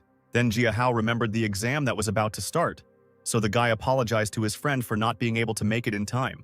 But Luan wasn't as offended as his comrade, because Jiahao had been preparing for him for several years, and Lin didn't really want to be a psionic.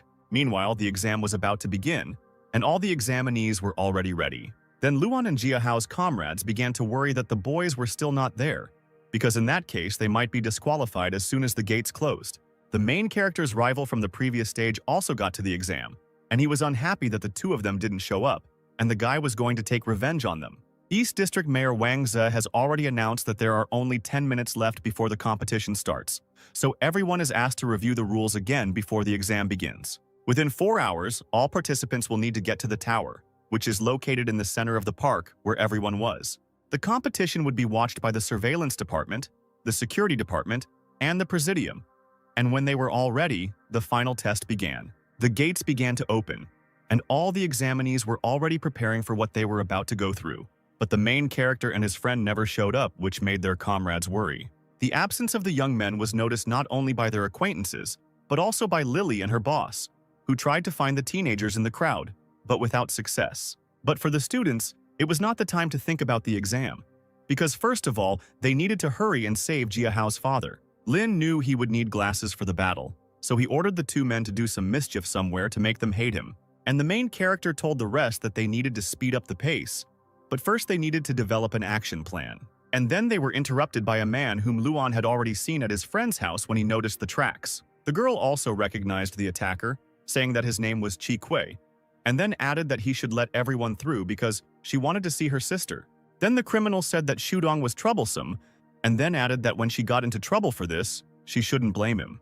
Chi Kui did not suspect any trick, and then the girl asked him where they were going, to which he replied that they were searching for treasure. Lin then asked his friend why they had captured his father, and he explained that it was because the man was developing land ownership and was therefore familiar with the area, and the villain needed a guide to search for spiritual stones. But the guys knew that there were few spars in their city, so they didn't understand why the criminals decided to look for something here. And then Luan realized that the villains were heading to the park, because there were a lot of miraculous medicines there that had been prepared for the examinees. Meanwhile, the exam was under strict control, and everyone was watching the fact that only 10 minutes had passed, and already 2 had passed the first obstacles, which means that this year the participants are very strong.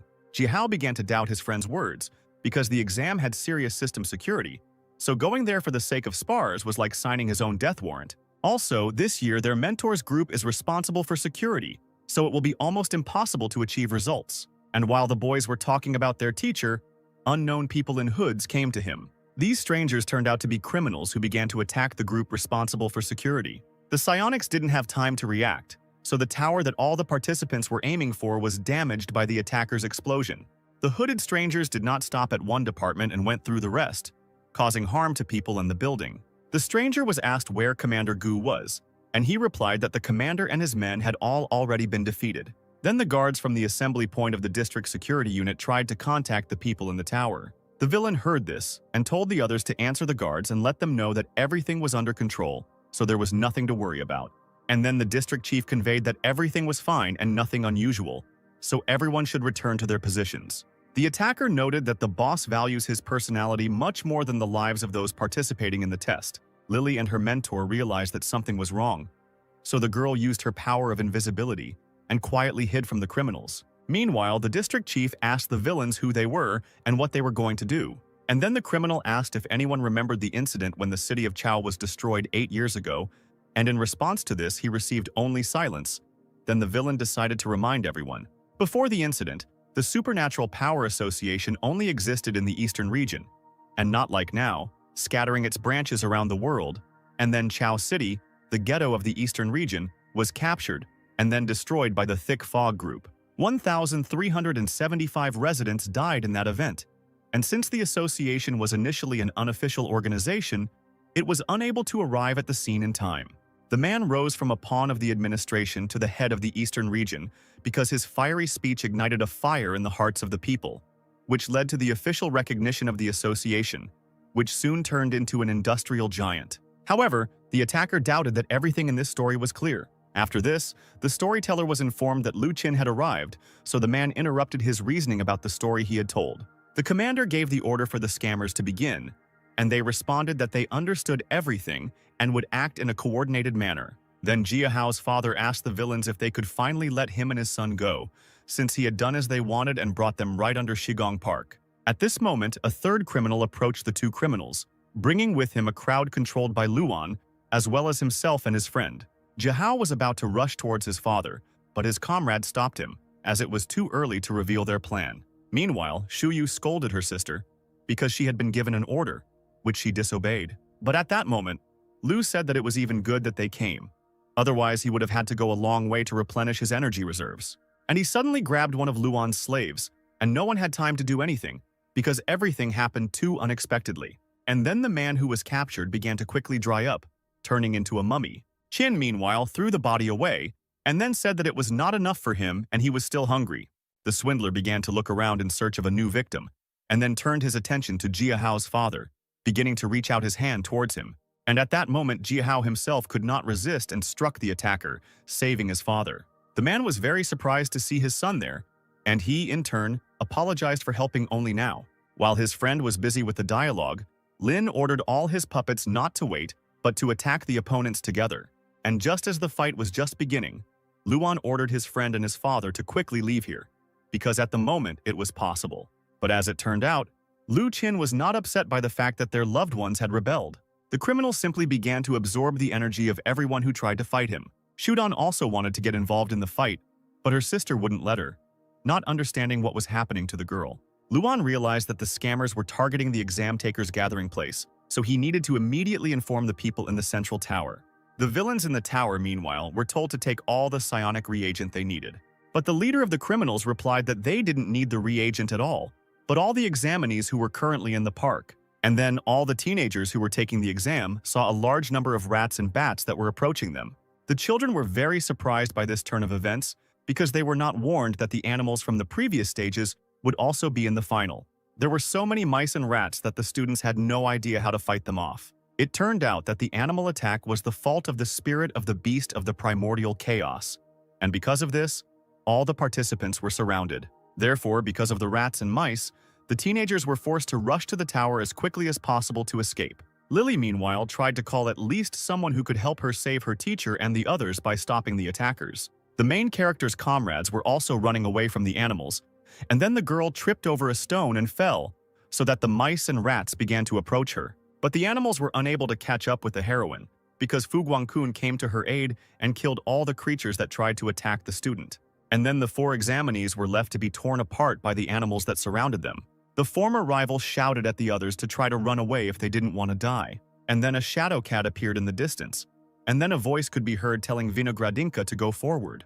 The cat approached the students and exploded with bright colors, frightening everyone around. It turned out that this cat was summoned by Lin Luan to save his comrades from the animals. Then the others began to question the main character, but he interrupted them, saying that now was not the time for chatting, because at the moment they needed to run. After that, Luan ordered everyone to escape through the underground passage that the intruders had used before, but now they were not there, and then Guangkun asked what to do about the exam. The student then explained to his opponent that the exam was not the most important thing to think about right now. At the same time, one of the examinees said that these were just mice and rats, so they would have to deal with them. But this guy had to fight not only with animals, but also with an attacker who used a technique called fire taste on the boy. The villain said that in a group there would always be 1 or 2 people like this student who would take the initiative, making noise and causing trouble for others. And the way out of such a situation is very simple, because you just need to eliminate the initiators, and then the rest will immediately scatter. Everyone really did start to panic right away, and the man shouted after them that the students wouldn't run away from him. Meanwhile, the tower guards stood motionless, not moving from their places, as they had been ordered by their superior. Meanwhile, Lily tried to explain to the men that they had an emergency, because the tower had been taken over by criminals. The villain's plan worked, and all the examinees ran to the tower in the hope of being saved, which they ultimately did not receive. Then one of the attackers reported to his commander that all the students were assembled. The leader replied that he understood everything, and then added that after 8 years he would finally be able to make the matter public. After this, the man turned to the administrative workers and said that they should know the other side of the fall of the city of Chao. The attacker said that on that occasion she arrived late to the association on purpose in order to provoke the public and obtain the necessary status. The association's acquired power cost the lives of 1,375 Chao residents. The criminal said that he wanted to pull out the weed, meaning association, by the roots, and the examinees were chosen by him as revolutionaries. Then Lily's mentor wondered what this psycho wanted to do with the children. Lu Qin asked his commander if they could finally begin their plan, and then it seemed to all the students that some kind of earthquake had begun, because the ground began to move out from under their feet. But it turned out that it was not an earthquake, but a large monster that crawled out from under the ground. It was a worm called a crown gear, and it was so huge that it carried away many of the students. The criminal then asked the others if they were familiar with this type of worm, which required a lot of effort to fatten up. This monster releases a mist-like strand that, when inhaled, produces a stupefying effect that, while not effective against psionics, is fine for beginners. Then Lily's mentor began to scold the criminal, asking if he realized what he was going to do to ordinary children. After this, the man added that the military unit already knows what is going on in the tower, so it would be better for the villains to just leave and let the children go. But the attacker was not so simple, because he noticed that Lily had left, and he calmly let her go, because help would not arrive in time anyway. The criminal understood that by the time the rescue team arrived, the villains would already be able to do their job. After this, the worm was ordered to begin, and it began to do everything as the criminal had described earlier. The students inhaled this fog, and did not understand what it was and what was happening to them. And then the criminal noticed that the monster had stopped, and he couldn't understand why this had happened, because the worm had eaten enough of the reagent to give it a lot of strength. The students also began to notice that the fog had stopped appearing, and it also seemed as if the monster was in pain. And then the worm said that he couldn't take it anymore, because it was so disgusting here. It turned out that even the criminals themselves did not know that this worm could talk, because they were very surprised by this fact. Then the worm started screaming that he wanted to get out, and then he screamed something about a fierce claw. Half an hour ago, the main character and his comrades were running away from criminals and trying to get to the exit, where they would be safe. Here the heroes thought about what would happen to the rest of the examinees, and this thought made Luan stop. After this, the guy said that he had a strong call from nature and ran away, promising to return. The others tried to call the teenager to stop, but to no avail. Then the friend of the runaway boy said that the boy knew what he was doing, so he could go. The student understood that he currently had few points, so it would be difficult for him to beat anyone, so he needed to earn more quickly. The teenager's subordinates did everything they could to make themselves hated, because they behaved terribly in public, telling the endings of films and pretending to be exhibitionists. And then the young man began to feel waves of spiritual power, realizing that they were from the reagents prepared by the Association for the Examinees, so he decided to find the warehouse, which should be somewhere nearby. Here the guy noticed a large worm crawling out of the ground, which the student definitely did not expect to see. The teenager did not understand where this disgusting worm came from in the park, because he had never seen anything like it before. But the guy thought that this worm did not pose any threat and looked quite friendly. But it was not to be, because this monster suddenly opened its mouth, showing the boy that it clearly posed a threat. After this, the monster soared upward, wanting to attack the young man, jumping on him. But the worm didn't manage to eat the student, because he reacted in time and dodged. And while Lin was thinking about how the worm obviously belonged to the villains and why it was so big, the monster itself disappeared somewhere, and then it dawned on the teenager that the worm had not disappeared, but had gone underground. But the boy realized this too late, because the creature was already underneath him with its mouth open. Just as the boy had time to think that he was finished, the monster's mouth slammed shut and he was eaten. So Luan found himself inside the worm, but he remained alive, because among the abilities he copied was a defensive one, but he didn't know how long he could hold out like that. The student decided to rip his guts out using an ability called the Fierce Claw, but then the boy decided that if this monster belonged to the criminals, then he could wait in the belly until the worm itself delivered Luan to the villains. Although the plan was good, the main character had to endure a place that was disgusting for him to be in. Then the guy felt that the worm was crawling somewhere, and then he heard the voices of other guys. It was then that the boy decided that it was time to activate the Fierce Claw and kill the monster from the inside. Thus, the main character killed the monster that could harm a large number of children. As soon as Lin finally got out of the worm, he began to curse at the war that was going on here, and then said what an abomination this worm was. The main criminal ordered the others to grab the guy who had ruined all their plans. Meanwhile, Luchin ran to treat the worm, calling it by the name Lady Hool. Shuyu meanwhile turned into a beast, screaming that she would not allow some boy to interfere with them. However, the girl was interrupted by her sister, forcing her to stop in order to protect Luan. And since no one was going to catch the boy, it had to be done by the man, who was not happy about it, because it was too much of a hassle for him. The leader of the criminals, meanwhile, asked how much time it would take to completely cure the monster. Then Luchin replied that it would take him about 10 minutes, which did not please his boss at all, because the main attacker understood that they hardly had these 10 minutes, because soon other psionics would come running to help the guys. And so the man ordered his subordinates to try to delay the approaching warriors as long as possible in order to gain time. Meanwhile, Lily's mentor looked at Luan, thinking that he had noticed this young man a long time ago. Meanwhile, Lin saw a villain who controlled fire, and the teenager decided that this attacker was currently the biggest danger to him. Then someone called the boy's name, which made Luan feel surprised because he didn't understand whose voice it was. The man then introduced himself as Lily's mentor, and then explained to the boy that his ability would help them communicate telepathically. The mentor told the boy that help would arrive in 15 minutes, and in the meantime, Lin would have to try to detain the attackers. The main character said that he would definitely cope with this task, because a lot depended on it. The villain, meanwhile, could not keep up with Luan, thinking that the guy was running like a cheetah.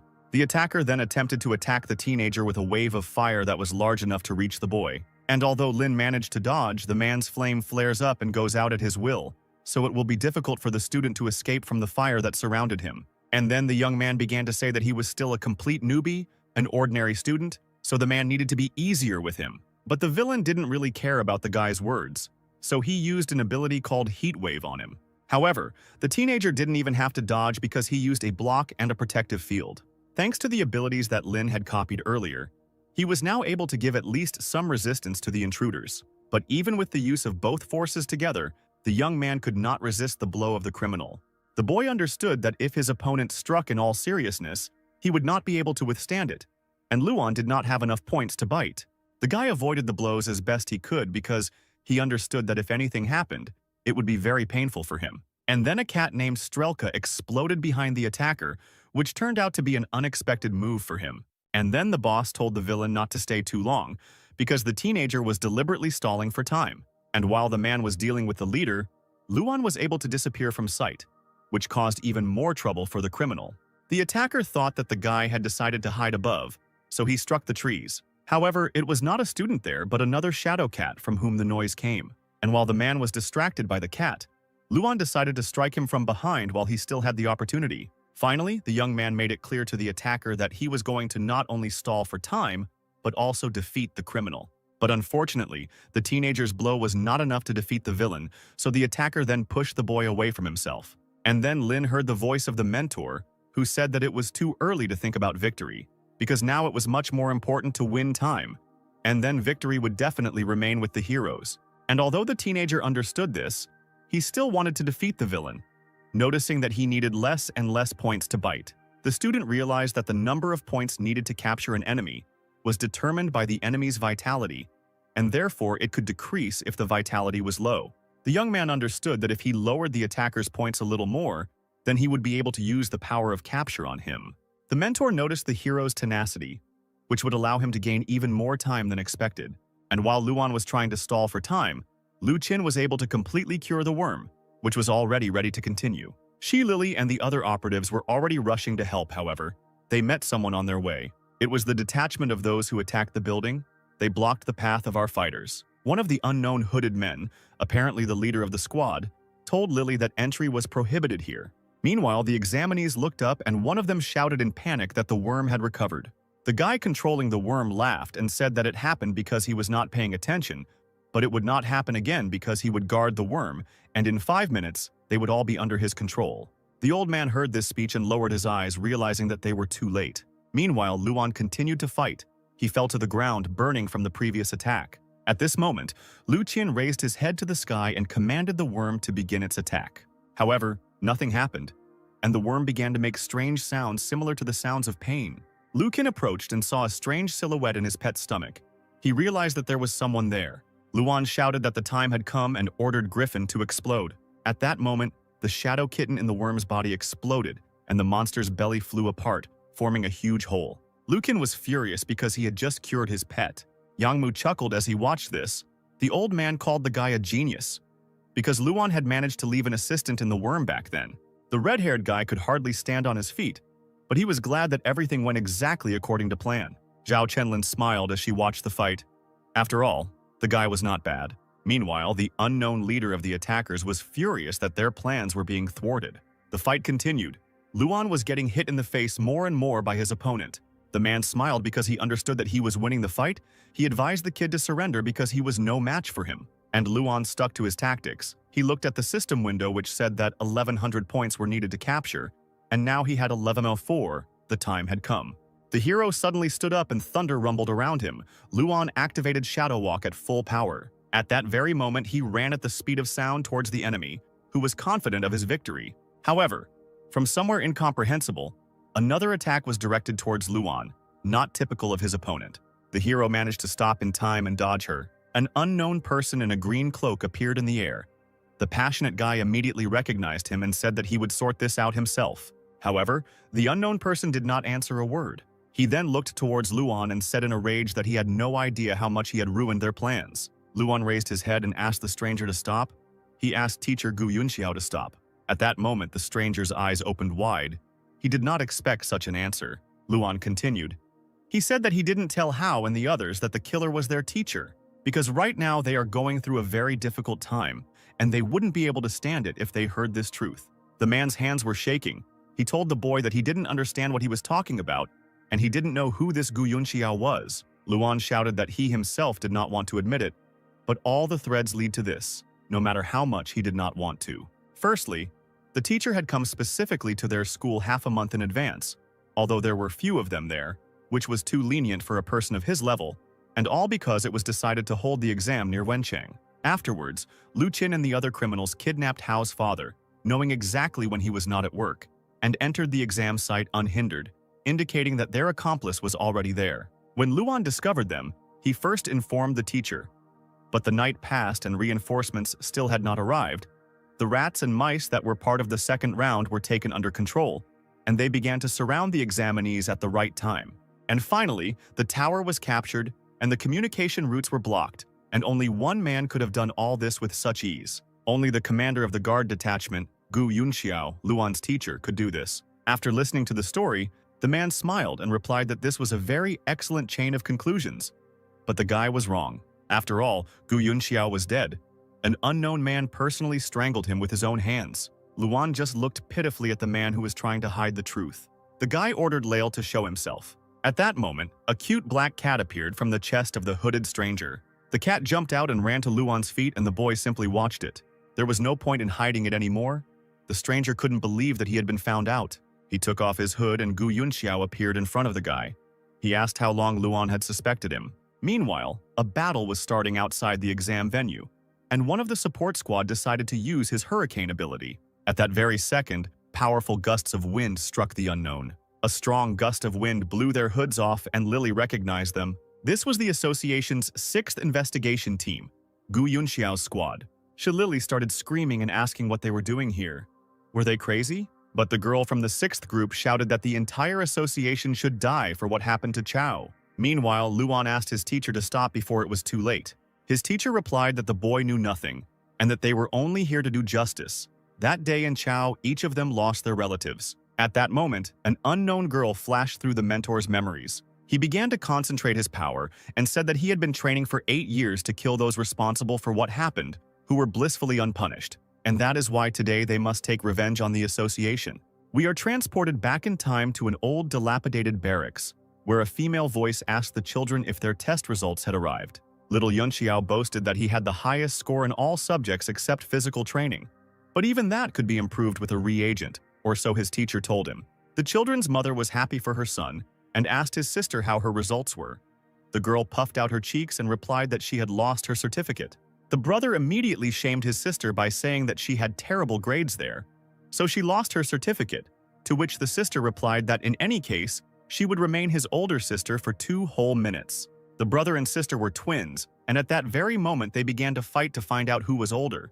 But their mother calmed them down. A little later, the mother told Yunming that if her brother continues in the same spirit, then there is a high probability that he will be taken into psionics, and the only problem is his physical abilities, which he can improve with a reagent, but it is very expensive.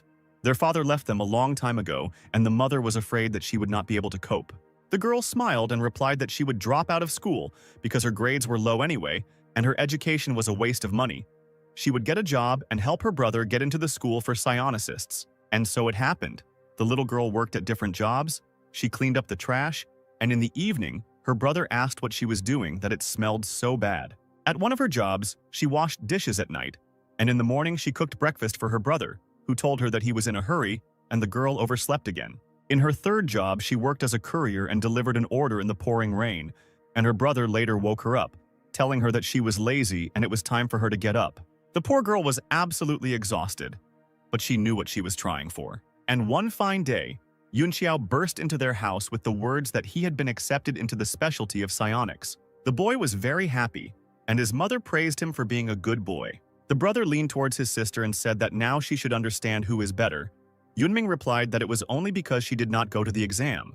Yunxiao confirmed her words and said that she would simply be wasting her time if she went there. The girl just looked at her brother silently and didn't know what to answer, keeping her hand in her pocket. The boy's uncle came into the family's house and asked if the boy had really passed the exam. Mother confirmed that this was true, and they began to celebrate. Everyone around said that Xiao would become the strongest psionic. The boy was a little embarrassed, but he was sincerely happy that everyone around him was praising him and that he was the best. His older sister watched everyone rejoice for her brother and clutched something in her hand, some leaflet that once seemed very important. After some time, the city of Chao was destroyed. A tearful Xiao screamed the name of his sister and mother as he tried to find them under the rubble. He shouted their names more and more furiously and tried with all his might to clear away the collapsed house. At that moment, a bloody body appeared from under the rubble. It was his older sister, Min. Xiao shouted his sister's name and tried harder to pull her out from under the rubble. But suddenly, with his tear-stained eyes, the boy noticed a strange piece of paper that his dead sister was clutching. The unfortunate boy pulled it out of Min's hands to take a look. What he saw he could not have imagined. He remembered his sister's words, who said that she had lost her certificate, and that she would drop out of school and help her brother with admission to the school of psionicists. And he also remembered that he said that this was the right decision because she would have wasted her time. In Min's hand was her certificate, which showed that she had the highest score in all subjects. Xiao burst into tears. Only now did he understand what his sister had done for him. She sacrificed her future for the sake of her beloved younger brother, who now sits next to her corpse. 2 years after joining the association, Xiao accidentally stumbled upon the truth about what happened in Chao back then. Just one note, that an incident in Chao was discovered and instructions to do nothing for the time being. That is why now he will make every resident whose hands are stained with the blood of Chao pay for what they did. It is time to eradicate the association. Luan shouted to the teacher that he had once said that he wanted to change the association for the better. However, his hatred-filled teacher had already raised his brush to summon an ink cell. At that very second, drops of magic ink fell near the boy and the cat. Suddenly, the spots rushed upward and formed a dense cage that held the hero. Xiao ordered Luan to sit here and not try to disturb him. The teacher turned around and ordered Qi to help the other troops deal with the reinforcements and buy them time. However, the fiery brute first wanted to deal with the guy who ran like a beast and was now immobilized. An enraged Xiao turned around and reminded him what he told him to do. Qi was frightened by the leader's gaze and replied that he understood the order. Luan tried to break the cage, but he soon realized that he couldn't overcome it at the moment. However, suddenly someone appeared next to him. The guy raised his gaze to see who it was. It was an enraged Zhao Shuyu who wanted to kill the guy for what he did to her sister. At that moment, Luan realized that he was finished. At the same time, the battle that took place outside the exams had already dragged on and everyone was tired. The blonde man from the defense squad ordered his opponents to surrender. After they saw that the guys were exhausted and rushed forward, the blonde ordered his subordinates to surround the tower and save the examinees. However, suddenly he heard something and strange spots appeared in the sky. In an instant, they were hit by paint strikes that were so sharp that they pierced the ground. In the sky before them, there he was. The blonde recognized this person. It was Gu Yunqiao. He warned his soldiers of the danger and advised them to be 120% attentive. After all, their enemy is not just a soldier, but a legendary fighter nicknamed the Beautiful Panguan. At that very moment, the enraged Xiao uses one of his abilities, Buddha's Panguan. Meanwhile, Luan begged the girl to understand him correctly because he didn't do anything to Qingni. They were decent people. However, the angry girl did not listen to him. She said that the guy was very good at talking, but unfortunately, it would not help him. Suddenly, her sister appeared behind her and shouted at Shuyu not to touch him. She raised her hand to her throat and threatened that if she killed the guy, she would say goodbye to life. The girl burst into tears and shouted that the problem was that she belonged to Luan. The sister didn't expect to hear these words, and Luan was shocked. Shuyu became even more furious and shouted that the guy was definitely finished now. Meanwhile, Xiao finished the fight and the Buddha projection disappeared. The entire team that was moving to help the students was bound by the power of the leader of the rebellion. The blonde man raised his head with difficulty and said that Beautiful Panguan was very much mistaken. The boy turned around and replied that he would spare his life so that he could see the beginning of the changes with his own eyes. He contacted Lu Qin and asked how their worm was. The guy replied that everything was fine and this time everything would work. At that moment, the worm sprayed poisonous clouds and all the examinees fell into a strange sleep, as if they were under control. An old man watched all this from a safe distance. He couldn't believe that all they could do was watch as the disciples were taken under control. At times like these, Yang Mu hated himself for not being able to fight anymore. The old man turned to the girl and said that now there was only her clone who could exchange information with others so that they could call for help. The girl answered the sage that she had already done everything. But the problem was that due to recent events, a large number of squads had gone on missions and in addition, Xiao had scattered smoke bombs everywhere. In short, the only possible reinforcement now is the Red Shell Squad. She asked the old man if he thought it was good or bad if they came here. The old man just bowed his head and said nothing. Meanwhile, Xiao ordered preparations to lift the siege when he heard that the examinees had been taken under control. The old man considered the decision regarding the Red Shell. Now there is still a chance to save and restore the students. But if they are taken away, then there is nothing that can be done to help them. So even if there are casualties, it is still better than being completely defeated. Chenlin smiled sweetly and replied that she had already made a request for their transfer and they should arrive any minute now. A red glow suddenly appeared over the battlefield. Xiao turned around, feeling a strange pressure. Meanwhile, Shuyu swung at Luan in anger. However, she did not strike him, but attacked the bars of the cage around the guy, which began to disperse. At that moment, the girl grabbed the hero by the shirt and pulled him towards her. She told Luan that if he let Chinny down, she would bite his throat out. In any authorized organization, a critical moment can arise that can lead to a clash, and it is at such times that the need for a secret weapon arises, and the red shells were such a weapon for the association, which do not exist for the sake of fighting for justice, but with a specific purpose, and now their purpose is to defeat 12 criminals. One of the Red Warriors said that the boys were holding the examinees hostage, and he wanted to know what they should do with them, to which the commander replied that he did not know about any examinees. Xiao looked up and heard the order to attack from unknown enemies. These were the red troops that hung in the air in front of the rebels. The blue-haired girl shouted to the commander that they could fight them together. However, the commander did not listen to her, and his hand instantly appeared in front of them. A rift appeared in front of the squad, and they did not understand why the captain shielded his squad from himself. Xiao replied that their goal was to take the examinees away and fight the association then, not right now, so his squad should take the students away along the planned route. In the meantime, he will delay the association. The commander of the Red Warriors asked the boy if this was his final choice. Suddenly, Chi Kui appeared and tried to attack the red shell and burn them all to ashes. But the ardent guy was intercepted by the huge hand of the Buddha commander. He threw it at the squad and shouted that they had to leave.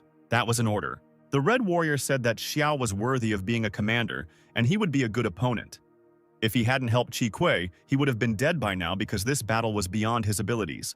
The desperate rebel commander grinned and asked if it was too presumptuous to say so. After all, their battle is rather beyond the capabilities of the red shell. A huge blue spirit appeared before the red squad, emanating from the boy's body. Luan also noticed a huge projection of the teacher Buddha.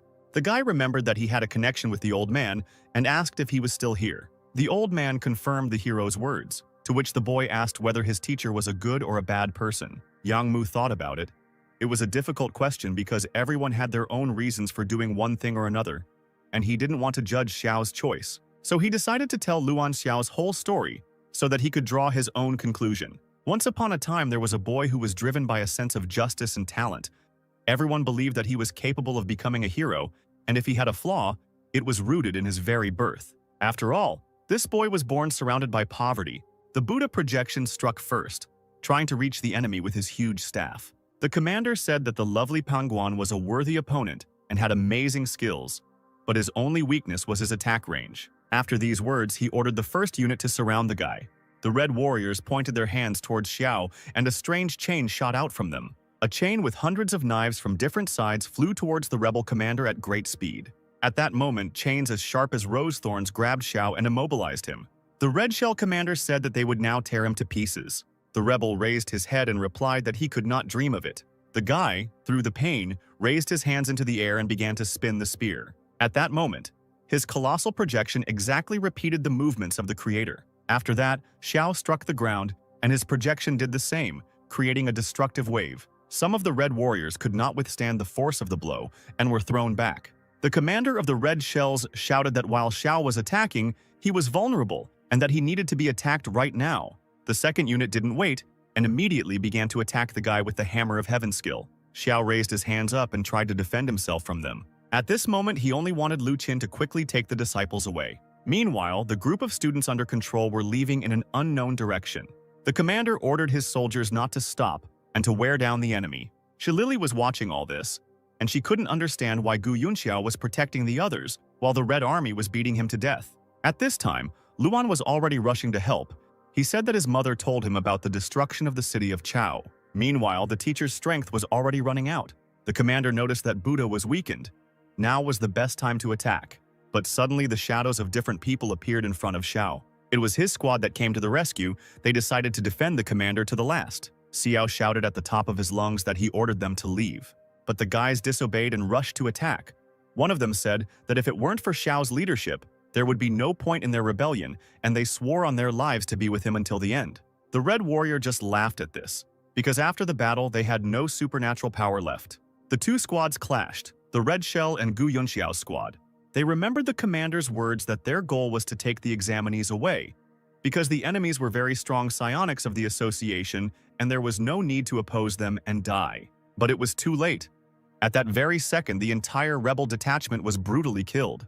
The wounded Xiao screamed at the top of his lungs for them to run away. Sharp thorns pierced the blue-haired girl's chest. At that moment, the red chain of death cut her in half right in front of Xiao's face. The commander's eyes filled with tears. All the people who were with him until the end and believed in him were killed by the association again. The commander of the Red Warriors was surprised that the guy still had strength.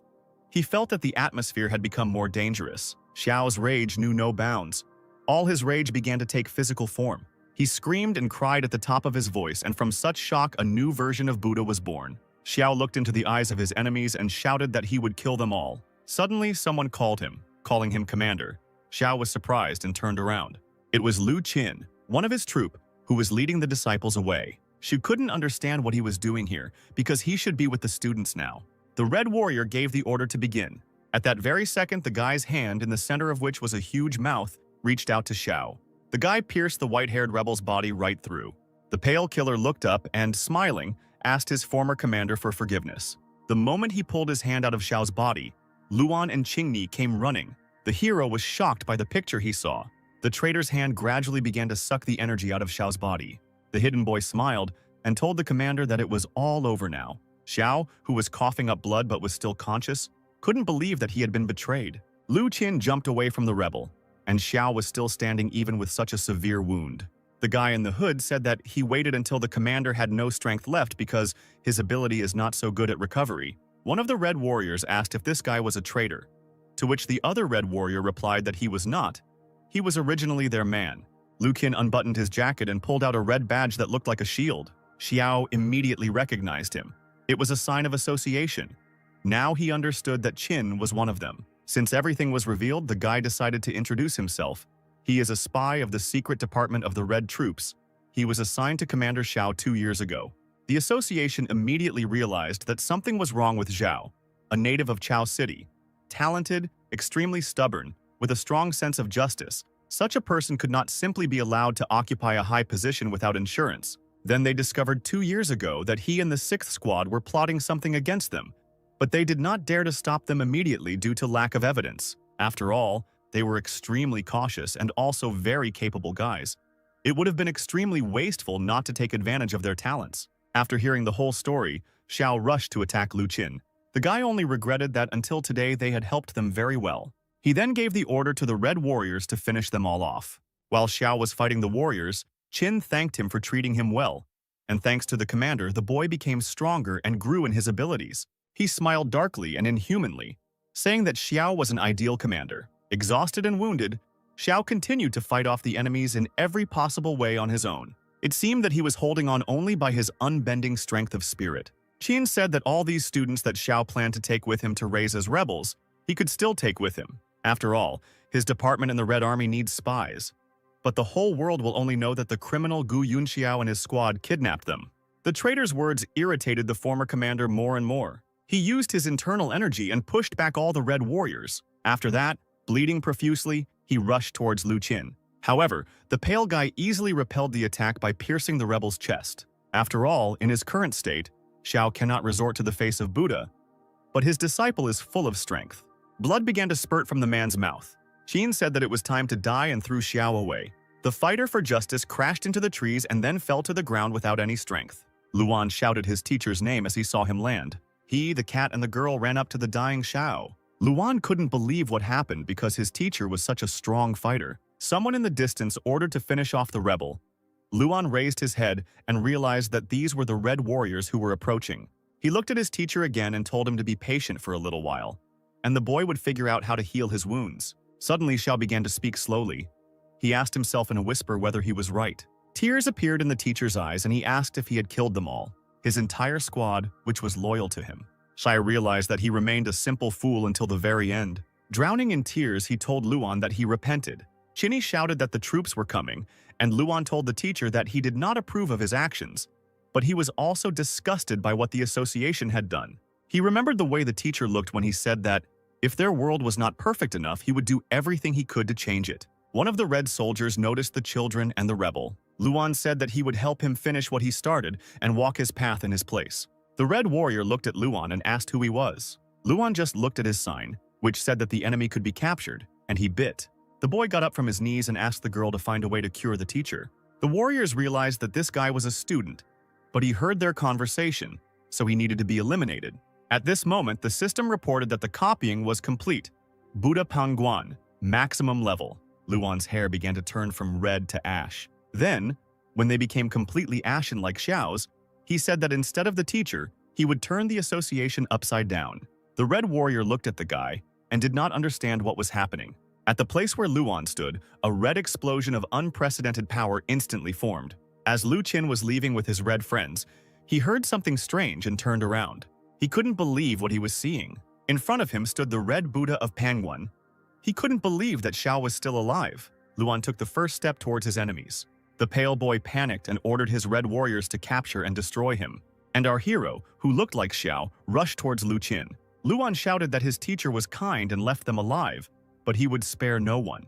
The Buddha's projection summoned his staff to attack. He then struck the ground, a huge red energy of pure rage piercing the ground and destroying everyone within the radius. Lu Qin watched as his soldiers died one after another, and something red rushed straight towards him.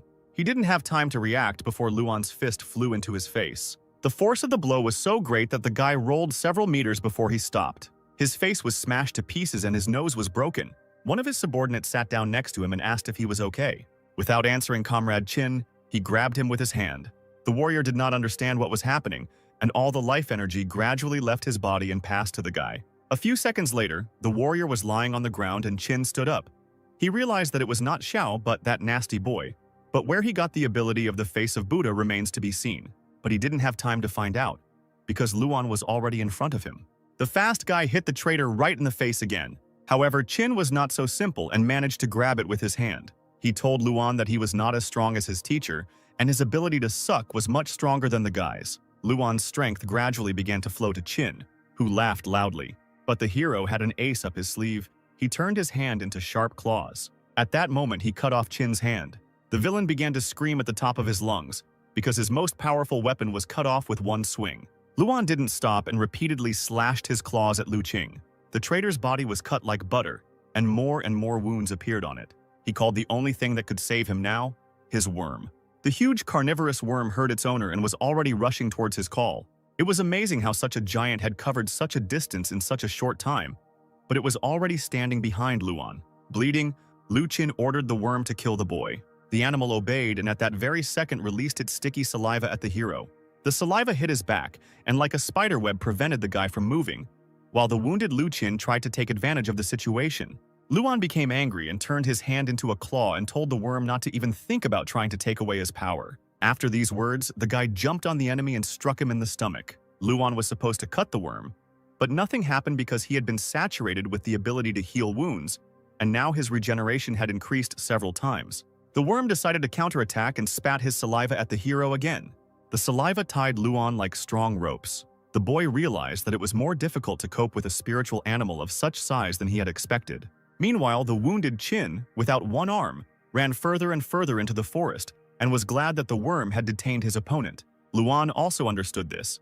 He knew that fighting with an animal was not a very good option, because then the squinting guy would leave. He watched as his enemy moved further and further away. He had to think of something urgently. Suddenly, new allies appeared before the hero, Chinny and Lala. It was very opportune.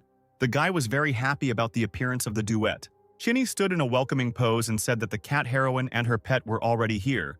Lala confirmed her words with a loud meow. Help is of course good, but Luanya was interested in what happened to the teacher. Cinny said that she and the cat were not doctors, and that someone else would take care of him. She remembered Shu Lily, who said that she would take care of the teacher and that they should go help Luan. The girl said that they would deal with this worm, and let the guy catch up with that squinting guy, but Luan doubted that they could handle it. Two furious cats looked at the guy aggressively. Chinny's fur stood on end and she said that no mortal dare doubt the heroine cat and her pet. Luan realized that it was better not to argue with the girl and wish them good luck. Then he ran as fast as he could towards the unfinished enemy. The girl and the cat were left alone with the worm, and Cinny was glad that she would finally be able to show herself in action. The worm did not attack, but looked at the strange cats, to which Chinny said that it was obvious that he was timid. After these words, the worm opened its hellish mouth and spat its saliva into them. The ferocious cat and her companion were instantly covered in sticky slime. However, this did not upset Chinny. She told Lala not to be afraid because she would take care of everything. Suddenly, the girl heard a loud, furious meow. Chinny immediately looked back. It wasn't little Lala standing next to her, but a furious, huge red beast, and Chinny was shocked. The battle began. The worm attacked first and decided to tie up our girls. but Lala was able to deftly dodge the dangerous projectiles. Then the furious cat took advantage of the moment and attacked the monster with its claws. The cut ran straight across the worm's body. She did better than Luan, and the monster's body began to tear apart at the cut. However, the worm did not stay aside and managed to grab Lala with its threads. At that moment, the threads became covered in blue light. The worm sent electricity through his saliva to hit Lala. However, Chinny did not stand aside and jumped towards the cat, ordering the worm to leave her pet behind. Chinny slammed her hand into the worm's threads, but to her surprise, it did no damage to them. The girl pretended that this was the plan and said that it was just a diversionary tactic. Now comes the real attack. After these words, she sent her ghostly spirits in the form of cats to the worm's head. The ghost cats immediately struck the monster by exploding. Lala was saved from the monster. Chinny told her that this worm has rough, thick skin, and it will be difficult to cope with it, so Lala needs to do something about it quickly. The fog from the explosion cleared, and the worm immediately attacked the girl, not letting her finish. The monster sank into the ground, and everything around began to shake. But our heroes miraculously managed to dodge it. Lala stood up and immediately began to form a strange ball with her mouth. Immediately, the ball became bigger, and the cat fired a bomb at the annoying worm. Lala was pleased with herself. She knew that no one could survive something like that. The worm's huge body was covered with numerous wounds. Cindy was already happy with her victory. She praised the cat and said that she was worthy of being called her pet. The worm's body split into several pieces, and now it looked like sliced sausage. But victory was still far away, because each part of the body began to turn into a separate small worm. The worms released smoke, and the girl became angry at the monster's tenacity. Cindy covered her nose. She realized that this was the same smoke that was used on the students, and she didn't want to become feeble-minded. Meanwhile, Luan used Shadow Step at full power and was already catching up with his opponent. He quickly caught up with the cripple and happily jumped on top of him. The moment he found himself above the squinting boy's head, Luan activated Buddha's face, and the huge red projection struck the traitor with its weapon. The force of the blow was colossal. Lu Qin immediately lost an arm and a leg. He could no longer escape and began to beg for mercy. He said that the main villain here is Gu Yunqiao, and he is on the side of justice because he is a secret agent. The traitor began to cry. He told Luan to go and look for Xiao to kill, and not him. Suddenly, Qin heard a meowing sound next to him. It was a purple ghost cat. After a cute meow, the cat exploded right next to the guy's face. Qin screamed, his face was disfigured, and he called Luan all sorts of names. He just looked at the pathetic traitor, and then he replied that the boy had no right to judge the teacher. After all, his entire family died, and in his place, Luan would not have lasted so many years in a sober state of mind. The association is not the direct culprit, but it is related to what happened. The teacher captured the students only to tell them what the association really is, and not to harm. He remained decent until the very end, unlike Lu Qin, because he used the teacher and his comrades in search of benefits and considering himself right. But the most disgusting thing about this guy is that he squints. After these words, Luan attacked Lu Qin with many cats, making a scarecrow out of him. The guy didn't understand Luan's last sentence. It seemed to him that he was just looking for an excuse to beat him up. Luan replied that he planned to maim him half to death to give him time to think about his behavior. But Lu Qin simply laughed at this, because his ability makes him immortal. But the hero's strength is already running out. After this, the traitor opened his mouth wide and ordered everyone to come to him. At that very moment, hundreds of examinees approached the battlefield under supervision. Luan watched as they surrounded him, having completely forgotten about them. Lu Qin laughed. He said that there were several hundred disciples here. Would the red-haired guy have the courage to kill them all? At that very moment, one of the students thoughtlessly attacked Luan, but he easily dodged it. The zombie students continued to run after the guy, but he was fast and easily escaped due to the shadow steps. The traitor said that he and Xiao were very similar. They were both merciful and could not harm the innocent, which was why Luan would become the cause of his own defeat. But the guy didn't lose heart. He replied that since they couldn't be killed, they could simply be knocked out. After this, the hero began to hit the students so that they would lose consciousness, but did not cause fatal damage. After a few minutes, Luan began to get tired. He understood that these were the strongest guys among the applicants, and he did not expect that it would be so difficult. Now he has 1,000 points. Each will require 20, and we shouldn't forget about the main enemy. Meanwhile, his opponent stood up in the middle of the crowd and shouted that he was forced to admit that people like Luan were born once every decade, and that he was the strongest among all the examinees in the country. But if he thinks that this is enough to resist the association, then he is a fool and a madman. After all, today the association has strengthened its position and enjoys widespread fame. It has more masters at the monster level than there are stars in the sky. And in this world, psionics either join them or die. After these words, the traitor put his hands on the two disciples and sucked their life force dry. He said with a smile that tomorrow's news would announce how Luan and his teacher had killed those two students. Luan became enraged. He activated Shadow Step and jumped at his enemy. The guy was ready to tear him to shreds, because he was the one who associated with that very dark side of the association. But suddenly he felt a sharp pain in his chest. The guy didn't reach his target and immediately fell to the ground. His head was spinning, his body was aching, and his legs were not obeying him. Luan realized that he had no more strength left. Lu Qin's ridicule grew more and more. He said that the guy had used his abilities for too long and had used up all his energy. After all, he lacked combat experience. The zombie students continued to attack the hero, but now he could no longer dodge them. Qin said that the winner is always right and no one will care what really happened. The hero and Xiao will be forgotten very soon, branded as criminals, which is what they will remain in history. And now, he will become a hero who will be praised. After that, Qin laughed very loudly like a true villain. He then ordered his disciples to kill the boy, at which point Luan became scared. The old man and Deputy Zhao watched the events silently. The man asked the girl if this time too nothing would change. He also asked her to suppress the bad news about the security department as much as possible.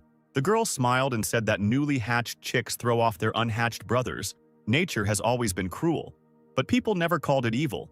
Man is also a part of nature. He is no different from other creatures, and Darwin's law reigns on Earth, so a pessimistic view of the future will only drive him to the grave faster. The old man replied that people are not like that, and Hao appeared on the horizon, looking for his friend. Besides Hao, other comrades also came looking for Luan. Luan heard his friend's voice and responded to his call, shouting that he was here. Fu Guangqun ordered the students to listen carefully. All the people on the battlefield were under control, and therefore they needed to be stunned, not killed. Zhao was surprised by what she saw, and the old man only smiled imperceptibly. There were not only students on the field, but also grown men who were desperate to make their children human. Guangqun asked his father to urgently call the people together. All these men were psionic idlers who owed him money. One call and everyone would be there. Because his father was a member of the state committee, one of the menacing men approached Guangqun and reported that other comrades would soon arrive, and if everything suited the master, then could he put in a good word for them with his father? The guy answered in the affirmative. At that moment, Hao gave the arrogant guy a kick in the ass and told him to go save people and stop showing off.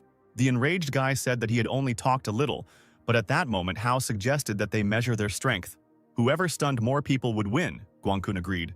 With their combined efforts, the children and psionic fathers began to win the battle against the zombie students. At this moment, the traitor, who a couple of minutes ago was rejoicing in his victory, realized that the situation had turned not in his favor.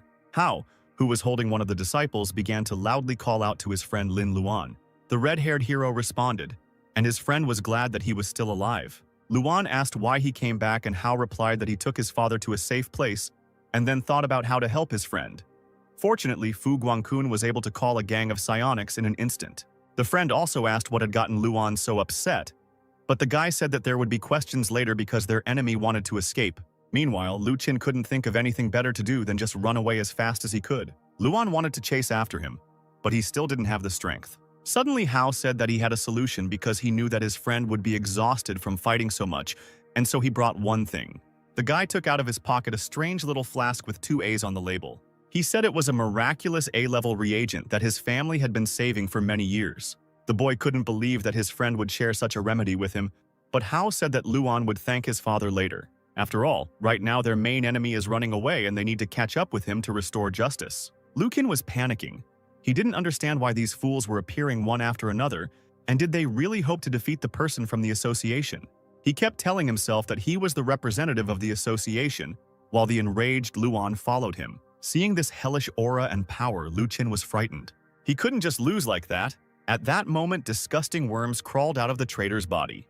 But let's go back a little. Hao said that this is a reagent that his father carefully kept, and this is his father's gratitude for saving him. Luan immediately drank the miracle medicine. Suddenly, he felt a powerful surge of energy, and it seemed as if he was completely recharged. Luan asked his friend if they could handle it here themselves, while he went and looked elsewhere. Hao replied that he could go and punched another zombie student. Luan's legs were electrified, his shadow tread was ready. His hair was ashen again, and now it was time for justice. The one who thought he was invincible because he was a representative of the association was instantly cut in half. Lu Qin couldn't even use his worms because Luan had cut him into small pieces. He screamed at the top of his voice and immediately a huge red Buddha foot appeared. Luan could summon the Buddha's projection again. Seeing the Red Knight, Hao was happy because he recognized the projection of his teacher, which meant he came to their aid. All the students and men finished dealing with the crowd and watched the powerful aura. Suddenly, Luan appeared in the distance and Hao called out to him, saying that they had dealt with everyone on their side. Luan turned to his friend and replied that he had also settled everything on his side. Hao was still under the impression. He asked the guy if he saw the projection of the teacher and where he was now. Luan replied that the teacher had just left. It was good that he had helped them settle this problem. Suddenly, our hero remembers that he forgot something. He forgot about Lala and Chini. The red-haired hero told his friend that he had one unfinished business and ran away. Meanwhile, a frightened Chini and Lala tried to escape from the huge monster. The worm had once again merged into one copy, and now the heads of smaller worms were sticking out from its entire body. Cindy ran as fast as she could, and the poisonous fog pursued her faster and faster. Suddenly, someone called upon three flame scents, and a small flame appeared in his hand. A bullet of fire flew past the fleeing Chinny. There was an explosion, and the cute heroine and her pet flew up from the shockwave, just like in a movie. But the landing was not so soft. Sister Qingni hit Chukwei on the head and yelled at him for almost burning her sister. Shuyu calmed down and ordered her sister to get up immediately, otherwise the fog would cover them. Fire will only help for a while, because the worm has absorbed the reagents intended for the examinees, and they will not be able to defeat it. We need to take the students and Xiao away, because the hallucinogenic fog is a very powerful thing. The heroes ran away from the deadly smoke, and Chukwei covered them by shooting his fiery fingers into the fog. Suddenly, someone next to them said that it was not the end yet. The heroes turned around to see who it was, but because of the fog, nothing could be seen. The unknown person ordered the evil worm to stop. Suddenly, the powerful evil creature obeyed and stopped attacking. At that moment, the heroes, frozen in place, realized that they had fallen into the fog. However, they were still conscious. Chukwei asked his companion why the fog had no effect on them. A system table appeared before the unknown person, which signaled that the capture was complete. The huge evil worm instantly turned into a small, cute animal. A fat worm fell into the hand of a guy who said he left the glasses on him. Now this terrible beast has become Luan's pet. Chinny, seeing the red-haired handsome man, immediately ran to him. The girl jumped on Luan at full speed and hugged him tightly. She started kissing him, and Luan tried to push her away because her sister was looking at them. Moreover, they first need to find the teacher that Shi Lily is looking after. A little later, they came to the girl, and Luan asked her about the teacher's condition. The girl replied that he was still alive, but had lost a lot of blood and urgently needed specialist help. Luan understood everything and replied that they would take him away because Hao and the others would come soon, and they shouldn't see Xiao in such a state. Chukwei interrupted their conversation and said that the girl was also from the association and that she could not be trusted. She needed to be killed right now. Lily replied that the association was not only made up of the Red Army and Lu Qing, but also of people who wanted to change things and were working towards it, in addition to Xiao. The old man smiled imperceptibly when he heard his student. Shi Lily ordered the guys to take Xiao away because she considers them good people. After some time, Hao appeared in the clearing and asked his friend if he had managed to sort out his business. The guy also asked if he had seen the mentor. He couldn't be found anywhere. Luan replied that he was injured and that was why he left, but he would be fine. There was no need to worry. A little earlier, the guy left Xiao to his new comrades. Chinny couldn't hold back her tears and began to sob very loudly. Luan tried to calm her down by saying that they would only be separated for a short time, and that until he could introduce her to Hao, it would be difficult for him to explain everything. The girl asked the guy what he was going to do in the association, and he replied that if the world is not perfect, then he will make every effort to fix it. He will follow the path of the teacher and do what he thinks is right. Remembering these words, Luan turned to his friend and said that they would be entering the Psionic University. The exam is over. The news about the case of the hero from the slums, the beautiful Xiao, does not lose the interest of observers. The association is worried that the truth about the destruction of Chao City may surface, revealing her dark past. In addition, the overwhelming number of people present there were put to sleep, so they do not know anything. The association decided to hide Xiao's existence, instead reporting that they had eliminated the criminals who wanted to kidnap the examinees, and that the beautiful Panguan had disappeared after being injured. Life was slowly returning to normal, and some woman was bragging about her son to the salesman. Luan's mother approached her, and the woman immediately noticed her friend. She laughed and asked if Luan had taken the exams because her son was in 15th place, and he would definitely be able to get into university. After that, she looked at Luan's mother indifferently and asked how her son had done. Mom smiled sweetly and replied that her son had been accepted to the Psionic University. The woman first smirked, expecting that her son had not entered. And then, when Luan's mother's words reached her, she went into shock. Later in the evening, in the hero's apartment, his mother called him to the table. Suddenly, someone knocked on the door.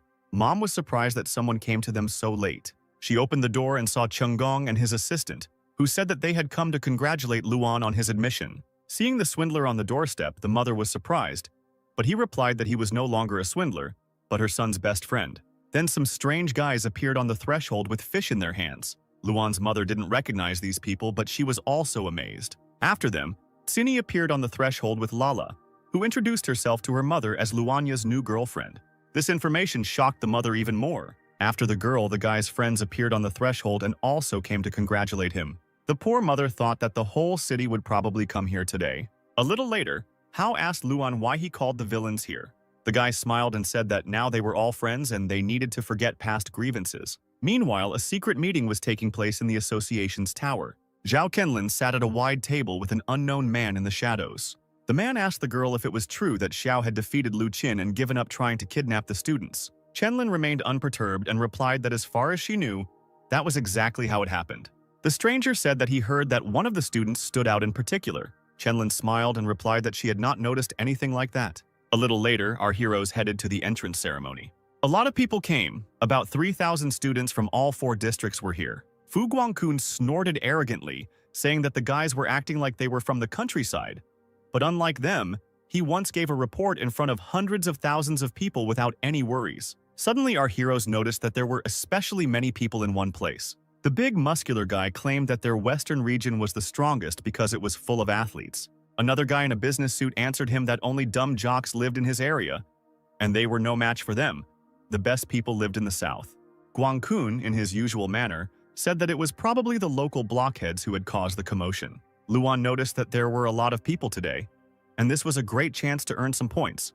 But he needed to calculate everything. The guys on both sides of the barricades continued to argue more fiercely about whose region was cooler, the western or the southern one. Suddenly, Luan laughed very loudly and called everyone around him simpletons. The crowd fell silent and all the bullies turned to see who this brave man had appeared. The crowd dispersed, and they saw Luan, who said that none of them were strong because they were all scum. After all, the strongest region is the eastern one and they will tear them all to pieces.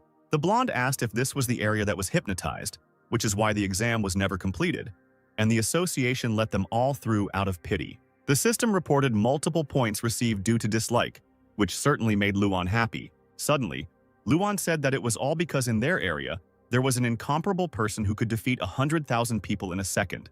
A handsome and macho man, Mr. Fu Guangkun. Poor Guangkun was covered in sweat because he realized the situation he was in, and the guys continued to jump around him and shout that he was their strongest master. But the guys from the west and south were not laughing. They decided to test in practice how strong this guy was. Luan didn't waste any time and quickly grabbed his friend by the collar to quickly run away from there. As Luan ran away, he was happy that he had earned a lot of money, but he did not notice the obstacle in his path. The guy hit him head-on and immediately fell down. He looked up to see who was standing in his way. It was the Thunder Tiger Wang man who asked the boy who he was. Suddenly, the man remembered that he was the one who had crippled his stupid nephew. It seemed that Luan was about to get into trouble, but someone appeared behind the Thunder Tiger. The brute turned around to see who had called him. It was the old rector of the University of Psionics who asked not to frighten his new students. The old man said that he doesn't care what happens outside the university, but while the tiger is on his territory, he forbids threatening students. Surprisingly, the Thunder Tiger immediately cooled his ardor and fell silent. He then turned to Luan and said that it was better for the boy not to run into him on the street. The head teacher also arrived in time and told the tiger not to be angry, since he had been specially invited by the association to take part in the grand opening of the school year. Then the head teacher, in a more stern manner, ordered Luan and his friends to quickly change into their uniforms and go to the assembly hall. Our heroes did not argue and did as the head teacher said. Luan and Hao were surprised at how beautiful their uniforms were, but Guangkun still called them simpletons. In one of the rows, unknown guys saw our heroes, and everyone else noticed them too. Luan understood that they had noticed Guangkun. The guy said that the year had just begun, but everyone already knew about him, and everyone wanted to compete with him. The guys from the two districts whispered among themselves, asking if this was the guy who called himself the strongest. Guangkun couldn't stand it and shouted at Luan that it was all because he called the eastern region the strongest, to which he replied that it was true and he needed to relax. At that moment, the rector appeared on the stage and coughed quietly. Suddenly, the whole hall stopped making noise and silence fell in the large hall. Luan was surprised that the old man simply coughed and everyone became silent. The rector didn't even need a microphone to speak. The old man greeted all the students and said that his name was Fan, and he was the rector of this university. Fan continued. He understands that no one wants to listen to the old man's story, but there is nothing to be done, because speech is the only way to convey your thoughts. After these words, everyone in the hall laughed. This university was founded by an association, so when children join it, they technically become half members of the association. And from this moment on, their every word and action will be watched. But the old rector hopes that one day the students will be able to achieve more than the association. These words touched Luan. He heard something that was dear to him.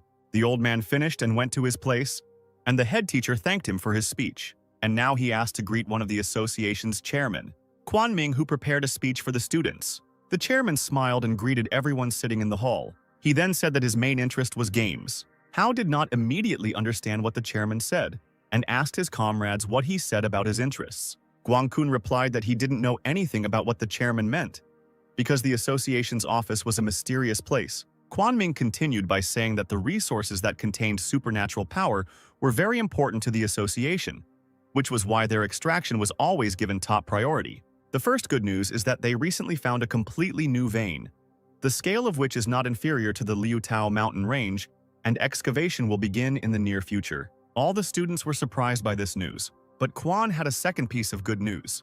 The association decided to allow students to participate in the process. All this time, the rector looked at the chairman with contempt and remained silent. And the students were even more shocked that they would be able to participate in the extraction of resources for the association. Quan said that mining ore is not an easy task, and they will encounter unknown beasts and bad weather conditions, which is why they need guards. But what seems like an opportunity may end up being the cause of the students' deaths. It's impossible to count how many 5-star psionics have taken off after participating in the mining.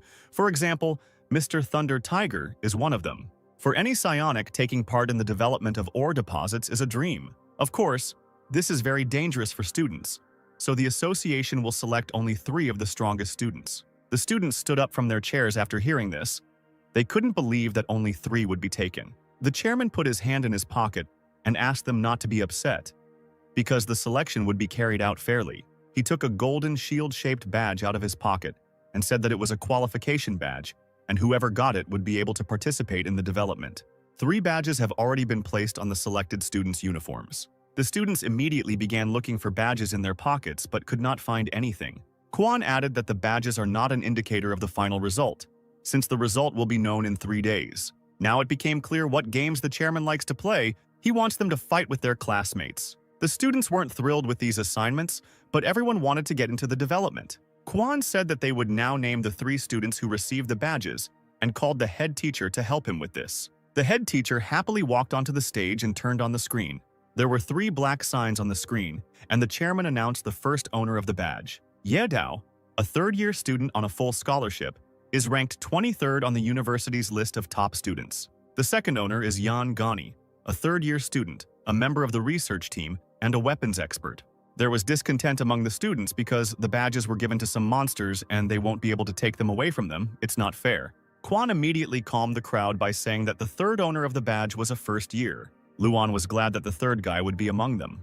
The chairman said the 3rd owner was involved in the events of the attack by the intruders during the exam. He is brave and resourceful. He promptly called the psionics who helped repel the attack of the villains. It was Fu Guangkun. Luan and Hao were shocked when they found out that the 3rd owner of the badge was their friend.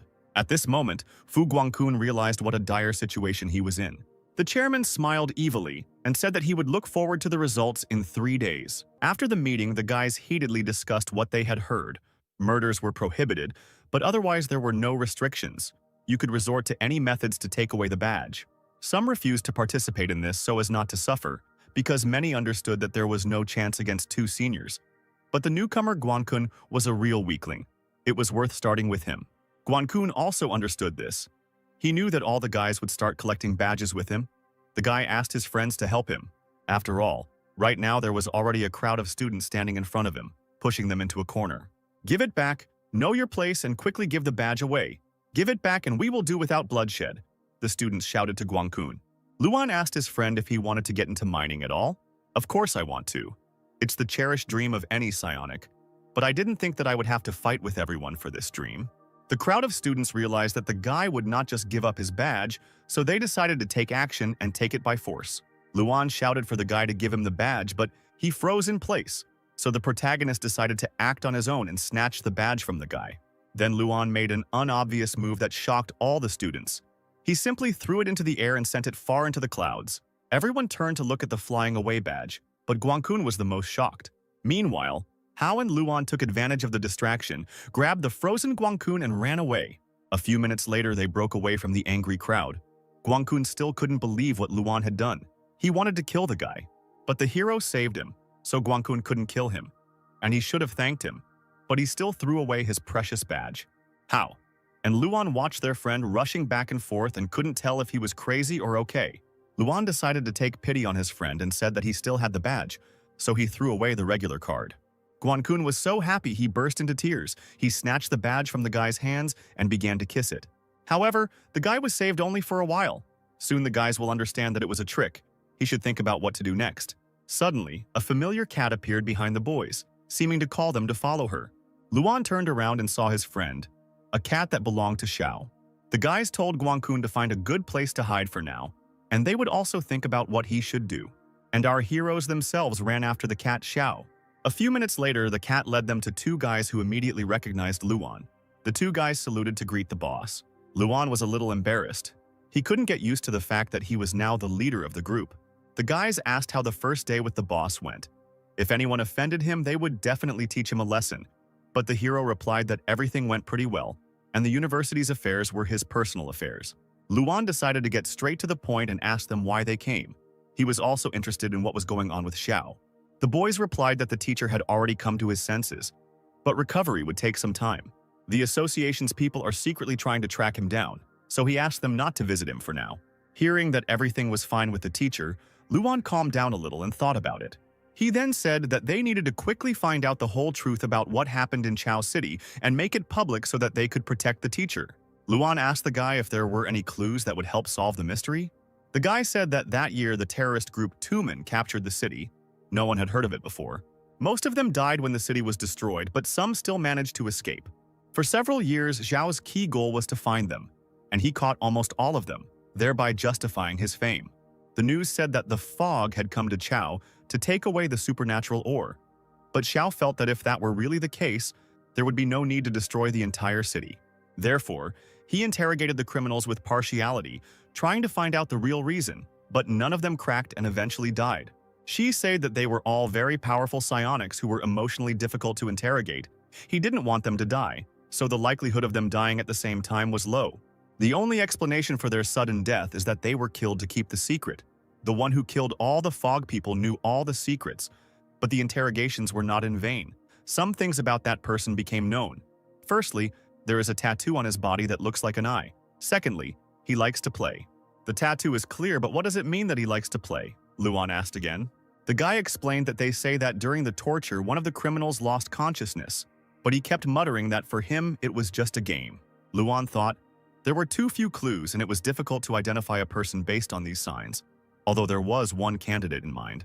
The hero decided not to keep the boys for long and ordered them to return. If any news appeared, let Lulu pass it on to him. The guys said goodbye and went about their business while Luan thought about the information he had received. The hero was walking around the university courtyard. At the same time, he was looking for Guangkun, who had disappeared somewhere. Work secretly, tattoo in the form of an eye.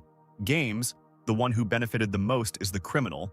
I read about this in a book on criminal psychology, who benefited from destroying the city of Chao. A silhouette of a man with purple hair came into the guy's head. He didn't notice how, lost in his thoughts, he came to the entrance to the administrative building. Using the maximum level of perception, Luan did not sense any particularly strong flows of supernatural power emanating from the building. Suddenly someone called him, and the guy immediately turned around. But before he could notice, Chairman Quan Ming appeared next to him. Surprised, Luan immediately turned to the man, sensing his presence. He saw him next to him, The chairman stood silently as if he suspected something about the guy. The situation was getting heated. The heroes stood silently when suddenly their silence was interrupted by a fat head teacher running after the chairman.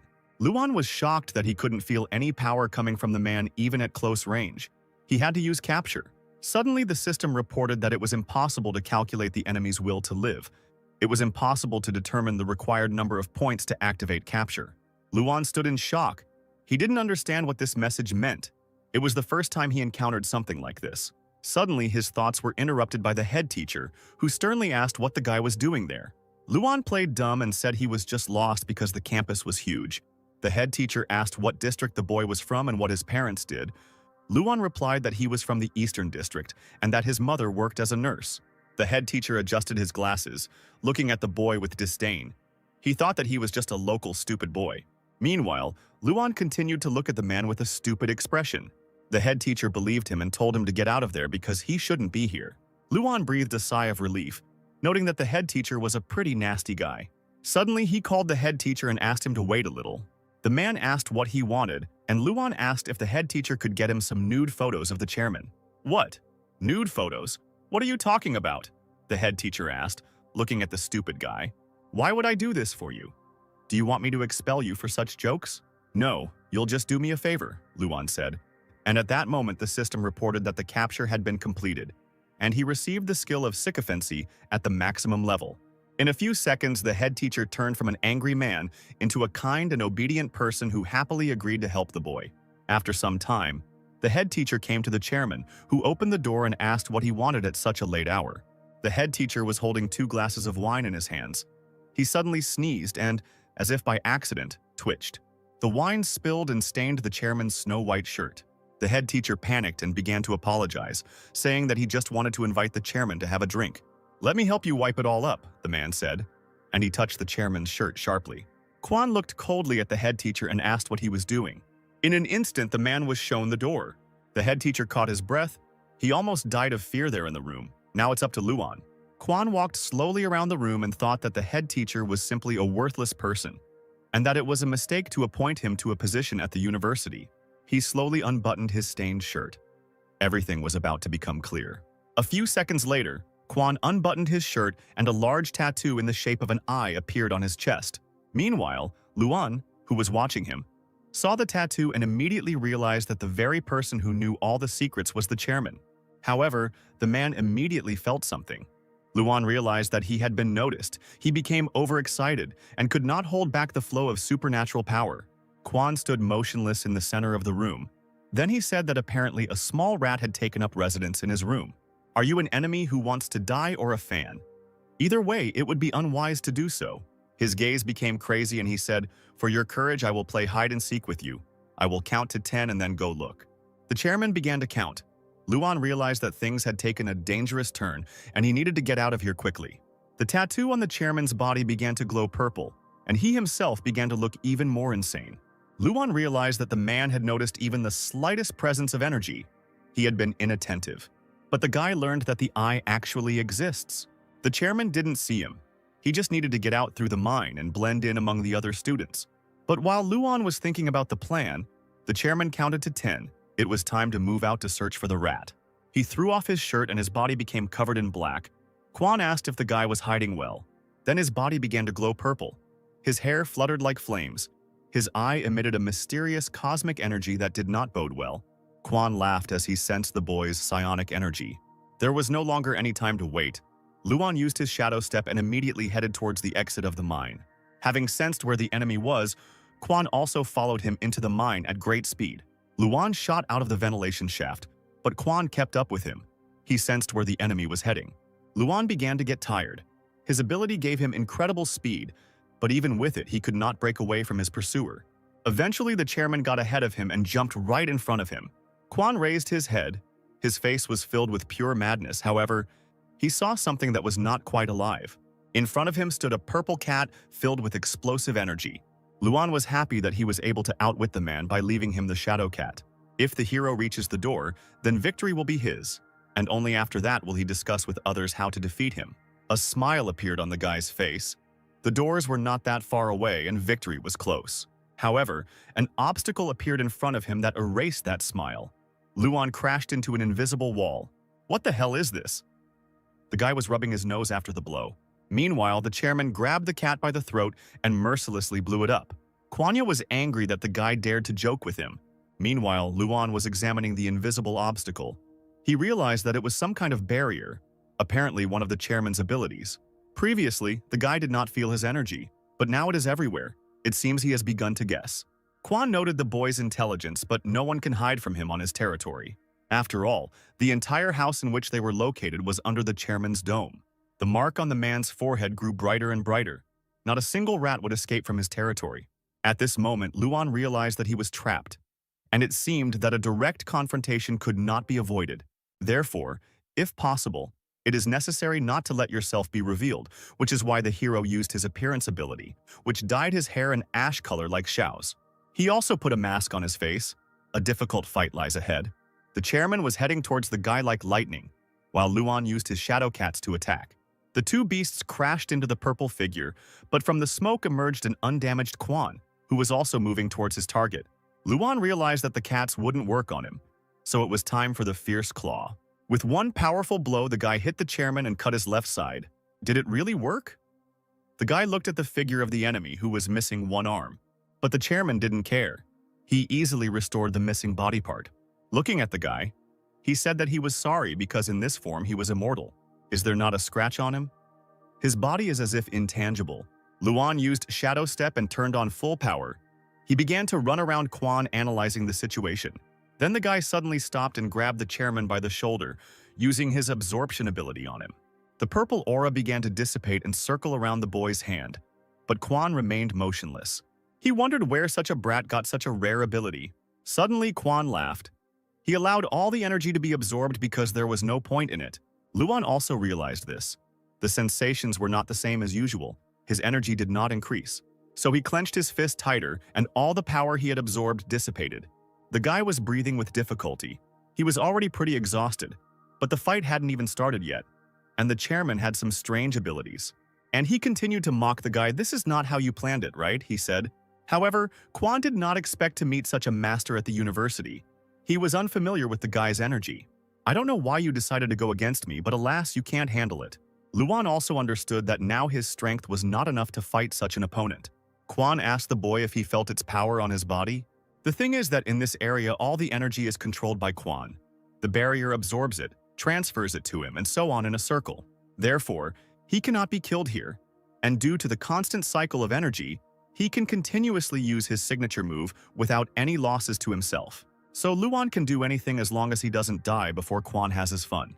Seeing the huge ball of energy in Chairman Luan's hand, he was immediately frightened. In an instant, the building lit up and an explosion thundered inside it. At the same time, someone was slowly approaching his entrance. It was the old man, Fan, the rector of the university, who understood what was going on here. The explosion hit Luan and the shockwave sent him flying. The guy landed. Having traveled a couple of meters with difficulty getting up, he understood that he was finished. There was nothing he could do about it. The chairman slowly approached the guy. He said that they say in the Eastern District, "An outstanding student has appeared. Is it really you?" Quan demanded that the mask be removed so that he could see who was hiding underneath. Luan did not obey and could only swallow air with difficulty. Then the chairman demanded in a threatening tone that he remove the mask. But at that moment, an old man began to knock on the barrier, which distracted Quan's attention. "How many times have I said that school is a place for learning? I will not allow students to be put in danger. They do not take me into account at all." After his words, Fan put his hand on the barrier and it began to heat up. Then the barrier suddenly cracked and it seemed like it was about to burst. The chairman stood calmly, but then he became furious and shouted at the old man to get out of his way. But the old man didn't listen to the man.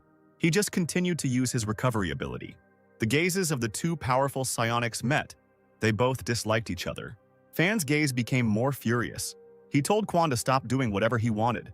Quan, in turn, suggested that the old man measure his strength and find out which of them was stronger. Meanwhile, Luan took advantage of the moment. He realized that everything would be over unless he used his special ability. There was no other way out. In an instant, the hero was covered in a red aura, and a huge scarlet projection appeared behind him.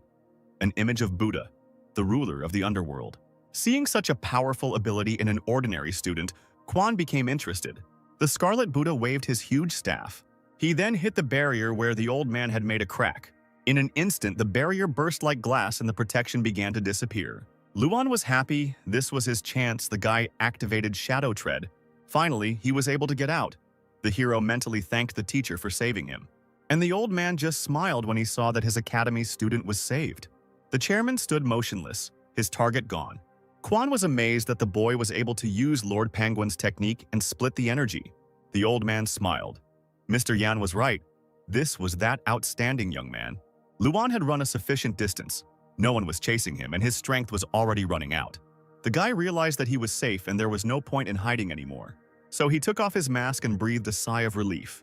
Luan thought, most likely the destruction of the city of Chao is the work of the chairman. Although I got closer to the solution, I still attracted unnecessary attention to myself. I'm afraid next time it will not be so easy to get to the chairman. Besides, the guy is not that strong yet. But the most annoying thing is that his capture ability does not work on him. Is it because he doesn't have enough points? The hero screamed in despair. Why was everything so difficult? But in any case, he must tell the whole truth about him. Not only to find a way to deal with the chairman, but also to keep everyone safe. The next time, the guy will be able to get close to the chairman only by getting into the development of an ore deposit. That was why Luan knew he had to get this badge. The badge, it was taken away, said the beaten Guangkun. There was not a place on his face without bruises. Luan was shocked. Now his plan became even more complicated. It was taken away in the morning, half an hour after you left. Luan couldn't believe that Guangkun lost so easily. He was still the strongest disciple. What could I do? I was alone, and there were many of them, and they were all students from the Southern District. The Southern District was originally run by the military. The students there are close-knit. The badge can end up on anyone, and the students from other districts will never know who exactly has it. They say that on the last day they will decide who gets the badge on rock, paper, scissors. In other words, to get it back, you have to defeat all 500 students in the southern region, and that's impossible. Yes, Luan also understood that it would not be easy, because the main difficulty now was that he could not stick his head out too much. But suddenly a brilliant idea came to his head. Perhaps it would not be necessary to go there in person. The next morning, in a spacious house, one of the disciples was sitting and meditating. Suddenly he heard the steps of a man approaching him. The calm guy with red hair opened his eyes, noticing the uninvited guest. If you came to fight for the badge, then you are the 101st, the student answered the unknown silhouette. The guy pointed to the badge lying next to him and said that if his opponent wins, he will take it. Those are the rules. He also asked to introduce himself because he doesn't want to fight a nameless fighter. Luan introduced himself as Su Dakyang, a new student from the Southern District. A new student? And a new student suddenly had the courage to challenge me? Confidently, let me tell you about my abilities as a senior. Before I became a psionic, I was well versed in various martial arts. After awakening, I achieved great success in the techniques of supernatural power. Not a single student in this school has been able to defeat me in a one-on-one duel, said the red-haired boy, and summoned a martial arts devil dragon. But Luan was full of confidence. He said that he was ready to get this badge at any cost. At that very second, a fist from a senior student hit him in the face. A barrage of blows rained down on Luan, the boy beating him like a punching bag.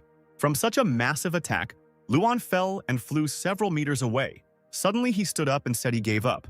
He realized he couldn't compete with the senior. It's hard to call it a fight. The red-haired guy sighed in disappointment and called Luan a weakling. It was really hard. You are a very strong student, Luan praised the guy, but he turned around and asked him to leave. But Luan wasn't going to leave. He kindly asked the senior to take a photo of him with the sign, because he wanted to publish it on Instagram. This proposal surprised the guy. He didn't understand why the newcomer needed his photo. Luan explained that if everyone knew that he had fought with a senior student, they would certainly respect him. Now it's clear why this newbie came. What a vain guy. The senior agreed to the request. He pulled out his badge and struck a pose. Luan took out his phone. The hero asked the guy to look into the camera and make his eyes wider. The phone started taking a picture and a bright flash appeared from its camera. The flash blinded the boy's eyes and he tried to hide from it behind his badge.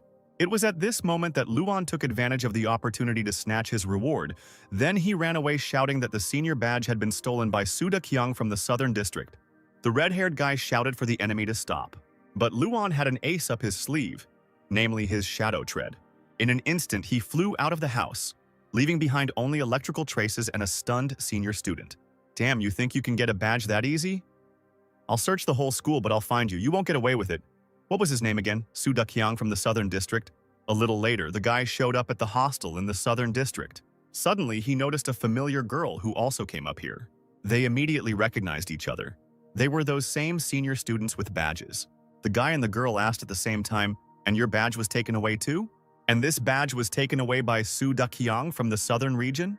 Yangani said that this scoundrel came to her with a pitiful look and asked to take a photo to publish it on Instagram. Yedao said that he was tricked in the same way, and at that moment they shouted the name of that scoundrel. Meanwhile, Su Dukyang seemed to sense that someone remembered him. The guy was wondering who had their badge now.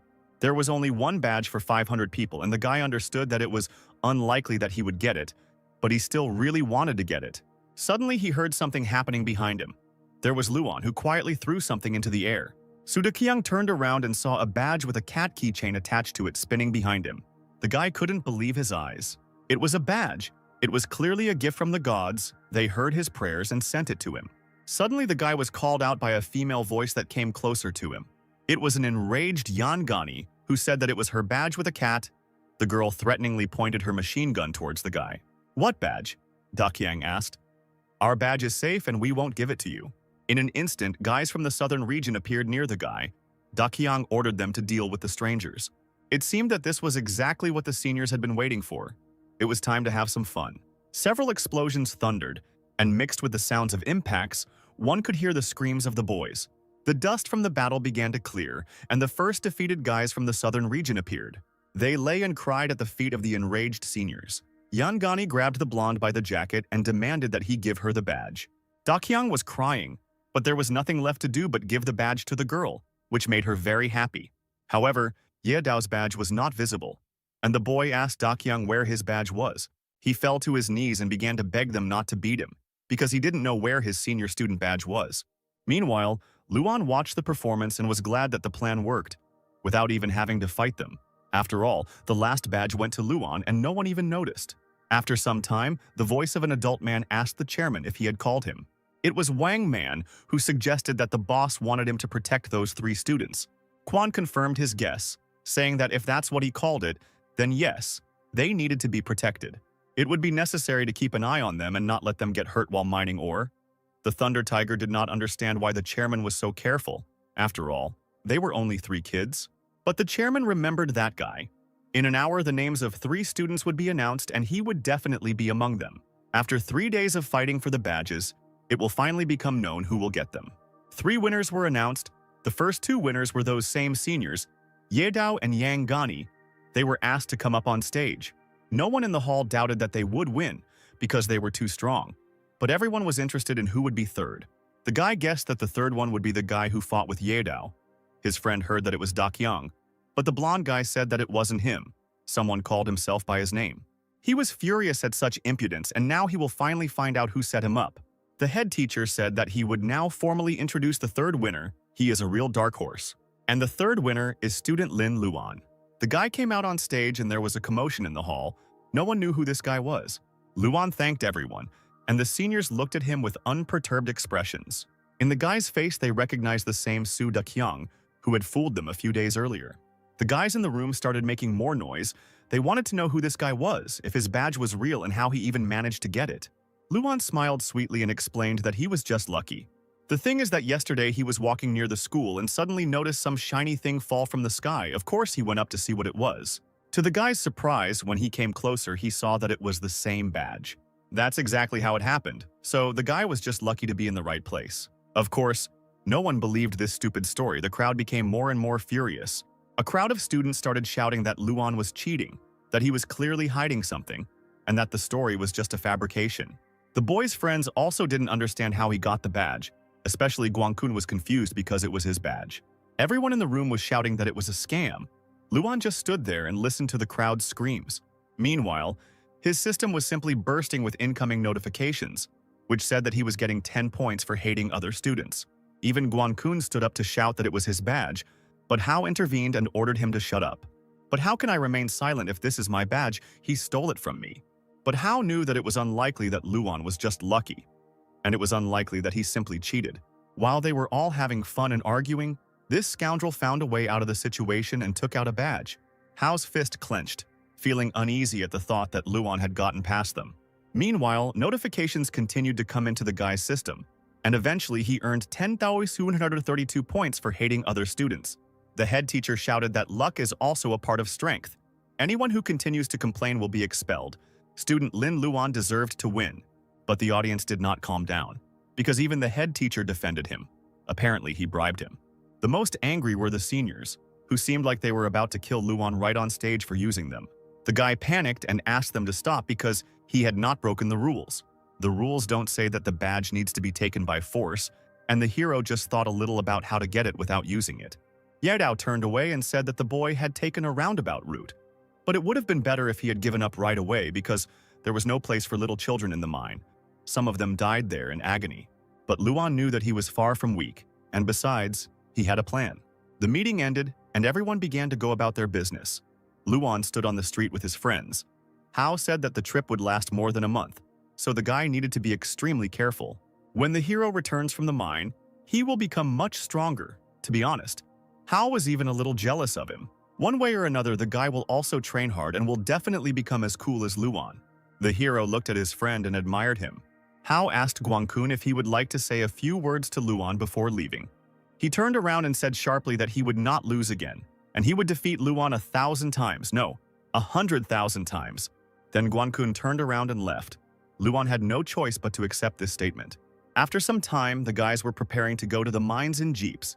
Luan greeted the Thunder Tiger and asked if he was the leader of their brigade. Wang Man, meanwhile, was disappointed that even such a young boy received a badge. Apparently, their university had completely slipped in terms of development. The seniors weren't thrilled either and said that they shouldn't be assigned to him, since the guy ended up there by accident.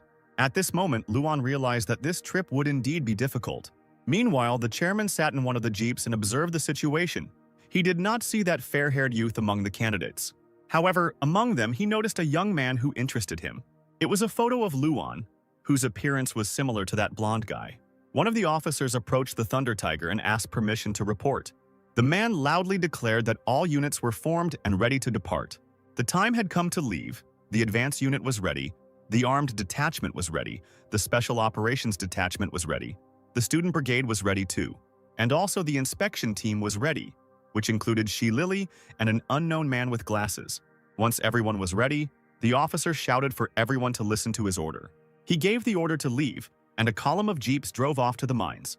The cars were driving at high speeds towards their destination, while the boys were told information about the mine that was sent to their watches. Its area is approximately 15 square kilometers. 2 months ago, it suddenly began to emit supernatural energy. The reason for this is still unknown. The technical department provided a diagram that shows the distribution of energy according to its concentration. The area itself is called the Crimson Eye. The children looked at the goal of the task and noted that the area really does look like an eye. Now it's clear why it's called that. Luanya was frightened by something completely different. That eye again, which he had already seen on the chairman's body. Yahello noted that the darkest area near the pupil was the place where energy was concentrated, meaning that Wang Yu was there. The guy hoped that they would have the opportunity to meet him because he is a living legend. The Thunder Tiger asked who the red-haired boy thought he was. Did he really have the courage to talk about meeting Wang Yu? The boys didn't expect such a harsh answer. It was unclear why the Thunder Tiger was so angry. The commander explained that Wang Yu is the center of the energy explosion in the mine, and his power is comparable to the power of an entire planet. It is better not to think about him. Any contact is fraught with death, so even approaching him is not allowed. Exploring the vein is an extremely dangerous job. The concentration of supernatural energy there is too high. This means that we may encounter particularly strong creatures and plants. After 2 months of observing the Crimson Eye, we managed to find out that it is divided into 4 zones. This time our team consists of 200 people, and we are taking students for the first time. So you will be assigned to the safest Zone C, and since Commander Wang Man is responsible for your safety, he will also remain in this zone.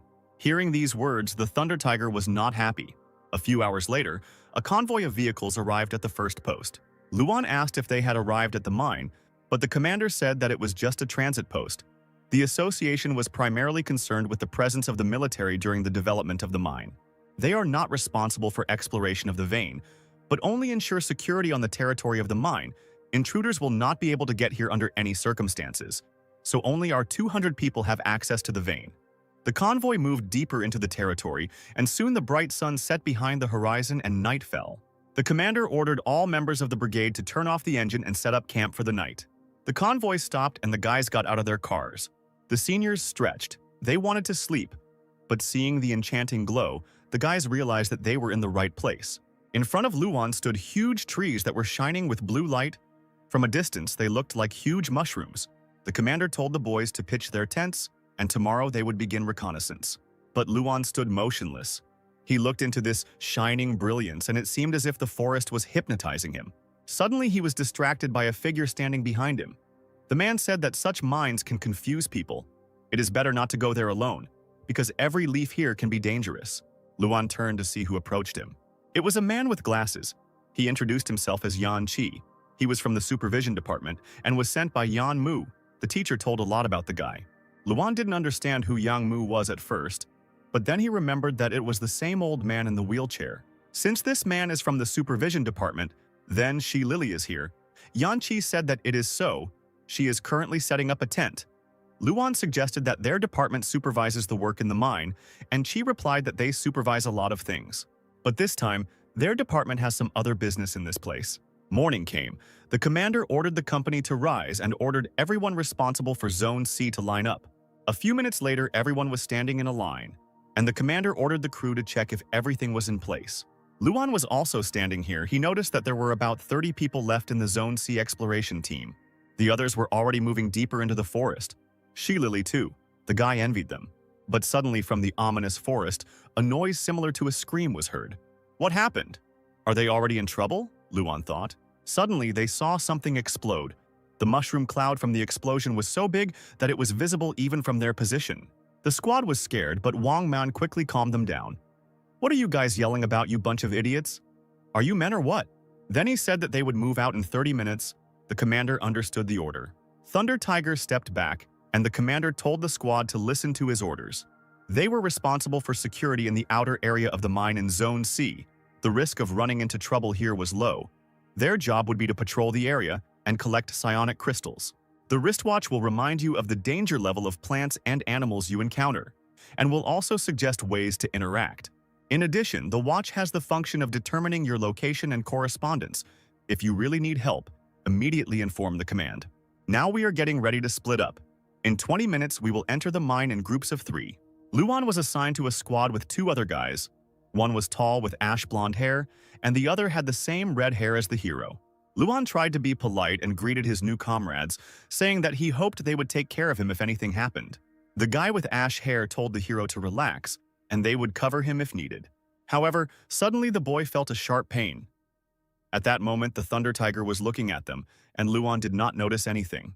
20 minutes later, the teams moved out to the patrol site, where there was quite an interesting fauna of different mushrooms and plants. Luan moved forward while 2 guys from the squad stood behind him, the guy cutting his way through with a knife. While cutting down another plant, Luan was amazed at how unusual they were and how they could grow to such a size. While the guy was busy with the plants, the guys from his squad smiled ominously and began to move away. Luan also noticed this and shouted for the guys to wait for him. The guy tried to catch up with them when suddenly the vines next to him began to move. Luan looked at the tree branch where he felt movement. It seemed like it was just a hanging plant. However, after a few seconds, the vines dropped and sharp claws emerged from the tips of the plant. Luan was surprised by what he saw and decided to immediately check his watch. The watch said that it was a snake-like vine. It attacks the victim and penetrates the body, sucking out energy. The best way to interact is to kill. Liana tried to attack the guy, but Luan easily cut her into small pieces. Pieces of vines fell to the ground and dried up in an instant like deflated balloons. Luan immediately realized that psionic energy was coming out of them, and if he found the root of the vine, he could probably get a good piece of ore. The guy turned his head and did not see his comrades anywhere. He tried to call them again, but suddenly he heard someone approaching behind him. It was the Thunder Tiger, who said that at last he had a lucky chance. This time, no one would stop him. It was time to pay the bills. Luan panicked when he saw the man who was clearly not friendly. He tried to settle the situation by telling Wang Man that there was no mortal enmity between them, perhaps just a small disagreement. And besides, his nephew started it first and Luan is not guilty of anything. Thunder Tiger said that he didn't know what his nephew had done, but family was family and he had to avenge him. The fight began, and the Thunder Tiger attacked first using Thunderclap. his hand immediately becoming covered in electricity. Thunder rumbled and a beam of lightning flew towards Luan, but he managed to jump away. The lightning didn't hit the guy, but the trees that stood behind him were less lucky. The lightning erased them, leaving charred stumps of the trees. Seeing the consequences, Luan realized that this would not end well. He needed to get out of here as soon as possible. The guy tried to run away, but the Thunder Tiger did not lag behind. Then the guy remembered about his ability to capture. Just before leaving for the mine, he saved up points for such a case. Mentally apologizing to the Thunder Tiger, he decided to capture it. However, the tentacles nearby got ahead of him. To the boys' surprise, the fauna took advantage of the moment and attacked them with their vines. Both Luan and Wang Man did not have time to react, and the vines tightly bound them. Then the creatures began to throw them and hit their heads against the trees and the ground. Eventually, the tentacles threw them into some dark hole. For a second, the boys forgot about their differences as they tried to get back on their feet after the heavy blows.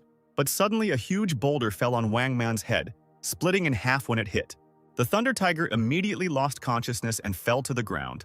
Luan tried to call him, but the man did not answer. Then Luan took a step to get closer to him. But suddenly he heard a crunch under his feet. The guy looked down. He was shocked by what he saw. Luan was standing on a pile of bones. Many creatures had died here before him. At that moment, he realized that he was in a very difficult situation. Meanwhile, long vines like worms began to emerge from under the pile of bones. Within a few seconds, they had already filled the entire space, and it seemed as if Luan was in a snake den. The system also reported that it was a snake vine, danger level D. Luan was furious that this watch was written nonsense.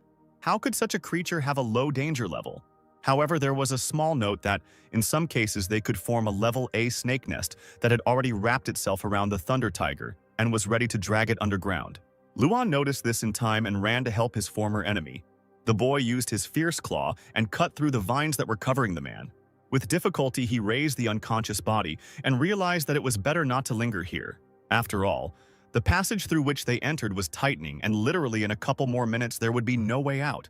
Luan said that he had no plans to be hostile to Wang Man, even though Wang Man intended to finish him off, but he couldn't leave him here to die so worthlessly. So he grabbed the bulky body and threw it into the hole with all his might. To Wang Man's surprise, he flew out of the hole and crashed into a tree next to it. The man's bulky body fell down, and as he fell, he crashed into every branch he could, but fortunately he did not fall back into the hole. Meanwhile, Luan was left alone with the snake's lair.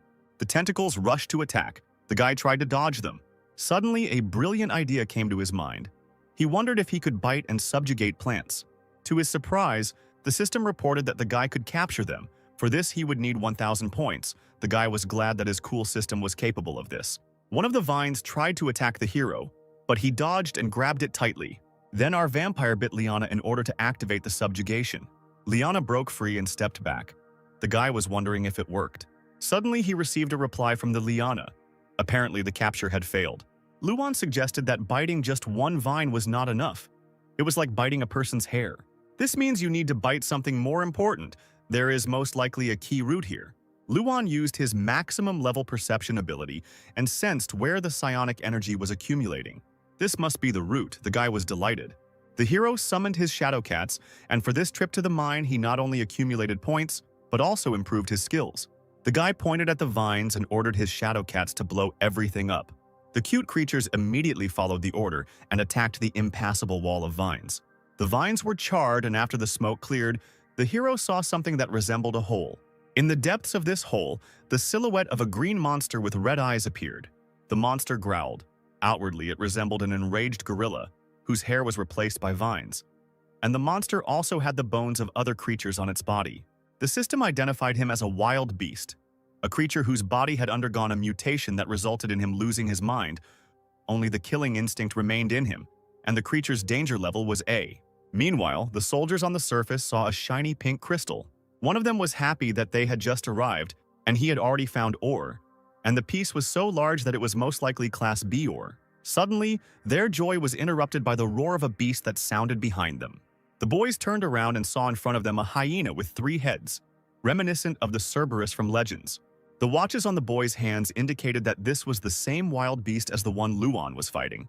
Also, a notification came to the watch that a mutated centipede was discovered in the zone.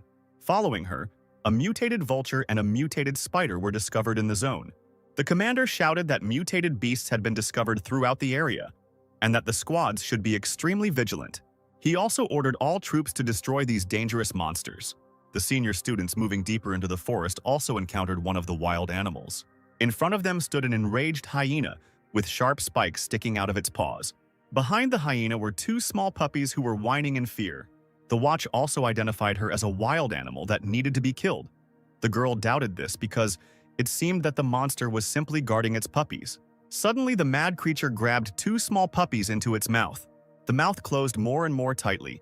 The puppies whined, but at one point they fell silent when the mouth closed completely. The senior students were shocked to see a horrific scene. A hyena was devouring its own puppies. The creature went mad and covered itself in the blood of its own cubs. There was no longer any doubt. Yahello shouted that this creature had mutated and they should kill it. Explosions thundered in all parts of the forest. Everyone was fighting with mutated monsters. The chairman and his squad also made their way deeper into the forest. His squad consisted of 5 people, including him. 2 of the squad were a guy with scars on his face and a pink-haired girl. There were 2 more guys, a man with a mask on his face and a man who looked like a scientist. They stood in a clearing covered in scarlet fog. The chairman ordered them to keep an eye on this place and not let anyone in. Meanwhile, a fight began between the hyena and the senior students. The creature opened its bloody mouth and attacked the guys. But Yahello was not afraid. He closed his eyes and concentrated on summoning his spirit beast. The boy then suddenly thrust out his hand, and the martial arts spiritual dragon struck the enraged creature in the face. The whining dog immediately flew away from the guy. But this only made the monster angry. The hyena stood up on its paws and growled angrily. Yahello looked at his enemy and noted that they had encountered a strong opponent. Meanwhile, in other parts of the map, the fighters were already exhausted from fighting monsters. One of the soldiers noticed that these creatures were much more powerful than the reference book showed them to be.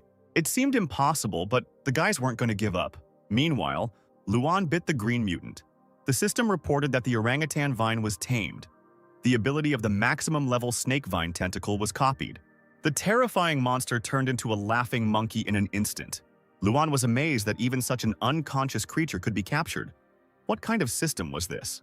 The hero climbed onto the monster's back and said that it was time to see what was so interesting in this mine. Meanwhile, the battle continued in another clearing. Yahello used his coiling dragon power to trap the enemy. The blue dragon began to circle around the hyena, confusing her and not allowing her to pass. The guy shouted to his partner that now was the best time to attack. The girl understood this long ago and was already preparing to attack the enemy in a jump. As she flew over the stunned hyena, Yangani readied her machine gun. The cannon loaded, and at that very second, a barrage of electric bullets fell upon the creature. Machine gun fire blew up everything in its path. Her partner covered himself so as not to be hit. Even the ground shook from such an attack. While still in the air, she ran out of ammunition and the girl greedily took in air. The dust from the raised earth cleared, and the heroes saw a dead, riddled animal lying on the ground. Finally, the fight was over. The girl noted that they were still too inexperienced for such battles. Meanwhile, the scarlet glow somewhere near the center of the forest became stronger and stronger. The chairman stood in front of a red clot of energy that seemed about to swallow him up. The eye in the center of Kunming's chest reacted to the emitted energy and also turned slightly red. The chairman's detachment stood at the entrance at that moment and waited for him to finish. Suddenly, they heard someone approaching them. The guy with scars turned around to see who was coming towards them. It was Yan Chi, who thanked the squad for their help and asked if the chairman was there. The boys weren't too happy to see the inspector. They asked what he wanted there. The inspector explained that, judging by his watch, the chairman's mark ended here. You know yourself that maintaining order is our job. I don't interfere in other people's affairs, but I must make sure that everyone present carries out their duties responsibly. The masked man replied that the chairman was safe now and they were in charge of the area, so they shouldn't meddle in something that wasn't their business. He ordered the inspector to leave the place, but the man pretended to be friendly and did not move from the spot. Then he said that each of them understood that mine exploration was not an easy task and that often someone died. And if by chance some inspector dies, no one will suspect anything. The masked man's eyes lit up and he fired at the inspector, the force of the blow knocking off his glasses and causing him to fall to the ground. The inspector grabbed his watch and shouted, "What are you doing? I'll report this right away." But the villain quickly reacted and fired his beam straight at Yanqing's watch. He came closer to the guy. Their figures seemed ominous, and then he said that the inspector asked for it himself. The beaten guy asked what they were going to do with him. He looked pathetic. But in reality, this was just a distraction. At this moment, he was thinking about Shilili. The invisible girl took advantage of her comrade's distraction and penetrated deeper into the zone. They recalled the words of a teacher who said that the inspection was originally a department that controlled the management. Perhaps for some, this became a stumbling block. Over the years, they have lost dozens of outstanding employees, and the influence of the inspection department has waned, and now the department is just a fiction. And these victims are now reporting that inspectors are dying in the line of duty. But they understand perfectly well how things really are. It is clear to everyone that the chairman is involved in something. The old man knew that his strength was running out, so he would personally go to the mine and try to restore it with Wang Yu's help. This is one of those rare occasions when Quan Ming can be killed. Shillili stepped forward and asked the mentor to assign her this job. The old man replied that although the chairman was now weak, this task was too dangerous for the girl. But Lily looked up with pain-filled eyes and said that she had to do it. The girl's memories flashed with photographs of her family, where at first they were friendly and then her parents died.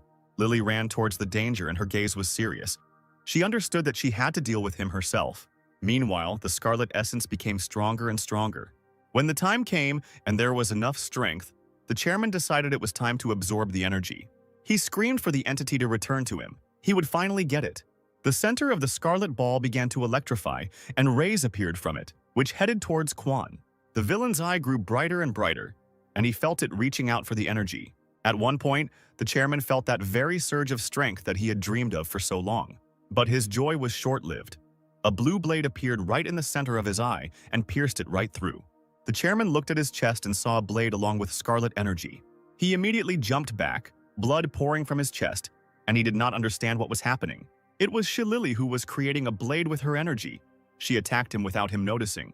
The chairman immediately realized that this was an invisible man who could convert psionic energy. Lily rushed into the attack. Those two photos of her parents appeared in her head again. It was time for revenge. Quan didn't see her, so he couldn't avoid the first cut that landed on his cheek. Then his body felt pain in all parts of his body. Lily did not spare him. She continued to cut the chairman, inflicting hundreds of cuts on him. Eventually, the villain fell to the ground, exhausted. Lily looked at the enemy. At that moment, she thought that she had managed to defeat him. Meanwhile, her comrade was kneeling and raising his hands up. He began to beg the enemy squad for mercy, saying that he was wrong and would leave right now. Yanqi understood that Lily had most likely already finished, and it was time to get out of here.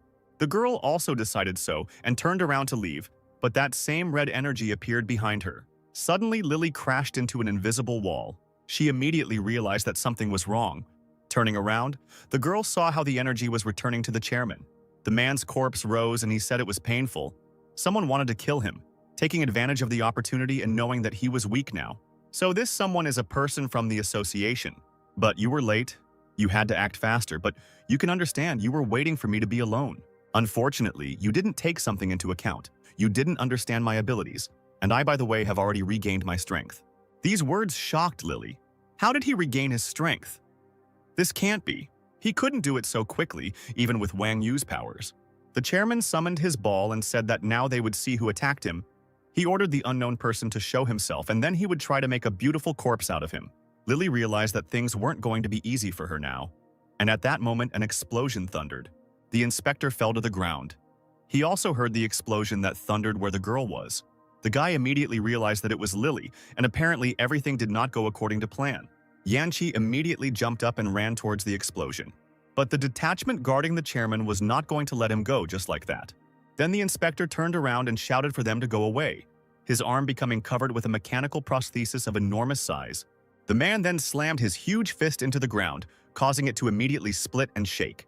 Taking advantage of the rising smoke and confusion, the inspector ran to help his friend. But suddenly ropes flew out of the smoke towards him, which immediately grabbed the guy and struck him with a lightning bolt. The squad of fighters said that they would not let him go just like that. The girl noticed that the guy was just crying. But in fact, he turned out to be quite a capable young man. Meanwhile, Lily was having a hard time. The chairman launched one bomb after another, but the girl successfully dodged them, albeit with difficulty. Quan noticed that his opponent had mastered the skills of hiding and converting energy. But it was only a matter of time. In any case, there was nowhere to run. His gaze became terrifying, and he shouted that he was going to blow everything up here. The scarlet energy emanating from the center of the forest began to move further and further towards its borders. The seniors were standing by the hyena's corpse. They were restoring energy when suddenly a scarlet glow appeared behind the hyena. Yaodao told the girl that she needed to leave and find the others to recover. But Wang Yu's energy had already reached the hyena's corpse. Power filled the monster, and the once dead creature opened its eyes. The animal immediately jumped to its paws. This time it was much more furious. The seniors couldn't believe their eyes. They no longer had the strength to fight her. The enraged beast rushed at them, and at that moment the boys realized that the end had come for them. But suddenly the liana grabbed the dog by the paw, and it fell a couple of meters from the target. Then more vines flew towards the beast and they completely neutralized it, wrapping its paws and mouth. The senior students who were watching this did not understand what was happening. Suddenly they saw a shaggy gorilla appear behind the hyena. The boys thought that now it was definitely the end for them, since another animal had arrived. There was a dark figure behind the beast who told the boys not to worry because their torment would soon end. The system window announced the successful capture, but they didn't hear it. The seniors didn't know what to do. They couldn't cope with two mutated beasts. Unexpectedly for the boys, they saw how the hyena and the gorilla hit each other with their paws. The seniors decided that these animals were now in cahoots, and the girl cursed the day she decided to go to this mine. Suddenly, the monsters turned around and went back into the depths of the forest. The seniors looked at each other. Were they really afraid of us? Besides, the guy thought there was someone on the orangutan's back in any case. Whoever it was, they were saved. Meanwhile, Luan, riding on a hyena, walked deep into the forest. The guy laughed very loudly. The hero said that he would become the future king of the mutated beasts. They headed towards the center of the vein. It was time to deal with all the beasts in their own way. In another area of the vein, soldiers were running away. These creatures were stronger than expected, and there was no better solution than to flee. Behind them stood an angry three-headed hyena, but at one moment it turned into three cute little dogs. The spider with a dozen crazy eyes also instantly turned into a cute creature. Next was an angry vulture who turned into a cute little bird. The last one was the mighty centipede, which also became one of the animals in the collection. Meanwhile, in the center of the forest, the inspector was barely holding out against a squad of fighters. The scarred boy was surprised at how long the inspector had been able to hold out against the four of them. But it was time to end this. Suddenly they heard a strange rustling in the forest, the trembling of the earth and the sound of something approaching. The scarred boy turned around and couldn't believe what he saw. A pack of wild animals from all over the forest was rushing straight towards them. All of them were aggressive. The girl, seeing this picture, did not understand why all these animals had gathered in a pack. This had never happened before. Behind the orangutan, the mysterious dark figure still appeared. Luan said that it was all because they were guarding their master and working for him with all their might. Powerful beasts attacked the squad guarding the chairman. An orangutan attacked a scarred guy who deftly dodged his vines. A cute but cheeky girl summoned a shield in the shape of a bear's face to protect herself from the web. The bespectacled scientist used his whip to subdue the dog that was attacking him. The masked man used his colossal strength and dealt with the three-headed dog with his bare hands. While fighting, the squad forgot about the weak inspector and he crawled away from them, watching what was happening in horror. Suddenly, Luan appeared next to him and asked if the guy was okay. The hero picked up the man and said that he would take him away from here. But the inspector was interested in how he ended up there. The guy replied that he was just passing by. Yankee was injured, but he couldn't just leave because Lily was still fighting with the chairman. Luan was shocked when he heard these words and asked to tell him everything in more detail. Meanwhile, the explosions in the center of the mine continued. Lily could no longer dodge so deftly, and blood began to pour from her mouth when another explosion managed to hit her. The chairman mocked the girl's injuries, wondering how much longer she would last. But suddenly a beam of energy struck his eye and pierced the man's head. It was Lily who attacked the enemy and suddenly jumped back. "Whatever you mumble, you are now in my energy field. Here I am immortal and you cannot escape from me," said the chairman, and his head was covered with electricity. After a few seconds, his eye recovered and turning around, he repeated that the girl could not escape from him. Heart, head, nothing works. No matter how strong, he should be a center for collecting psionic energy. But why doesn't he have one? At this moment, Lily looked at the clot of scarlet-red energy that was called Wang Yu. It seemed that only now she understood one of the chairman's secrets. The villain said that now he had played enough. There was no point in wasting time, otherwise she would find out too much. The chairman decided that this was the end of the matter. His body was covered in purple energy like a living bomb. He decided to use the explosion of the entire energy field. A wounded Lily looked at the impending disaster and memories flashed through her mind. She remembered her parents and their tombstone, near which she had once vowed revenge. The light from the living bomb became brighter and brighter. The girl did not believe that she would die now. She could not die until she took revenge. Suddenly, from under the ground where Lily stood, a huge beast mouth appeared and swallowed her along with the earth. A little earlier, Luan ran to Lily and remembered the words of the inspector, who said that almost all the deaths of the inspectors are connected with Quan Ming, including the death of Lily's parents. She has been hiding for so many years to take revenge on him, so now she is determined to win at any cost. If she fails to kill Quan Ming, she will be trapped in his energy field, which means certain death for her. And since the energy field cannot be broken, Quan Ming will be invincible. At this moment, Luan guessed that any ability must have a drawback. There must be a place where the field can be bypassed. Yanqi looked at the guy and asked, "What place is this?" This place was the ground through which the worm had crawled into the field and was now devouring Lily. The appearance of the worm surprised the chairman and the girl. A huge worm, just like in an exam, appeared from under the ground and swallowed her. Then the worm immediately jumped into the ground and burrowed inside. The chairman was angry. He knew that the energy field did not cover the surface of the earth. But in any case, he couldn't let his opponent escape. The chairman raised his hand in the air and called upon his ability.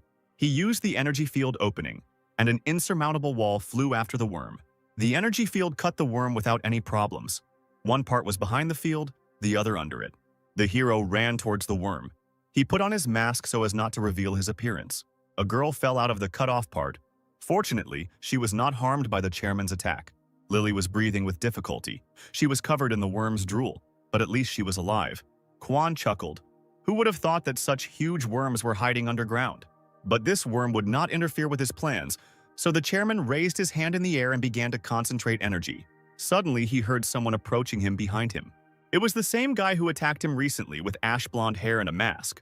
Luan jumped onto the dome that was protecting the chairman and used the Dharma phenomenon. At that very second, a huge projection of a red warrior appeared behind the guy. He called on the Lord of Panguan. The battle with the main villain begins. Seeing the annoying enemy, the chairman immediately became furious. The great projection swung its weapon and struck Quan's dome. The force of the blow was colossal, and from such power the chairman's dome began to crack. The cracks that were spreading across the dome immediately made themselves known, and Quan felt himself losing his balance and his mind becoming clouded. Determined, Luan asked his enemy if he was willing to fight him again. Lord Panguan raised his sword and struck the dome again, and this time it split into two pieces. The chairman was getting worse and worse. He was irritated by this vile boy who always appeared at the wrong time. Shillelagh was crawling out of the worm covered in sticky mucus when Luan ran up to her. The girl immediately recognized the guy and asked why his hair had changed color. Luan took off his mask, smiled at the cutie, and said that he had come to save her. But first he had to get her out of here. He took her arm, but the girl did not want to leave. After all, Quan is very weak now. We can't miss such an opportunity. Next time there simply won't be one. I have waited for this moment for so many years. I must avenge my parents. I must... Luan didn't let her finish speaking, but lightly hit her impulsive head with his fist. The guy told the girl that her life was more important. He was planning to deal with the chairman himself, so let her trust him. The sweet girl looked at her savior and became a little embarrassed. Meanwhile, the chairman became very angry. He cursed the guy and shouted that he would not forgive him for this. Quan looked at the scarlet essence. He only had a little time left. Lily told Luan that everything is not as simple as he thinks. No matter how they hurt him, they cannot defeat him. The girl suspects that this is not his real body. And besides, psionic abilities cannot be developed to the same degree as the chairman's. The strange things happening in the mine, Quan Ming's descent into the vein, his eye shape similar to Wang Yu's, all of this points to only one thing. Most likely, Wang Yu is somehow connected with Quan Ming. Perhaps Wang Yu is the chairman. Lily's guess shocked Luan, but he remembered this important detail. Meanwhile, Quan was having difficulty standing on his feet, because when the energy field breaks, a huge amount of energy is lost. However, very soon I will become the strongest. I just need a little more effort. The eye on his chest activated, and the man once again called the scarlet essence to himself, commanding it to merge with him. An entity resembling a huge flower froze next to the chairman. Then it began to shrink into one small clot of energy. Quan laughed evilly. He was completely mad. This was that very moment. But suddenly, something moved next to him and Quan looked away, seeing that there was nothing in the place where the worm had been.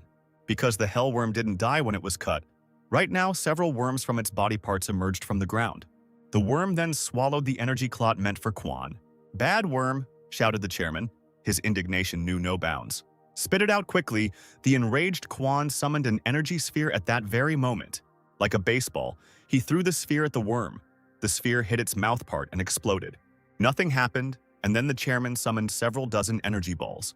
Ball after ball he sent into the worm's body, ordering it to spit out Wang Yu immediately. The smoke from the explosions cleared. The worm was torn apart, but continued to hold the sphere inside itself.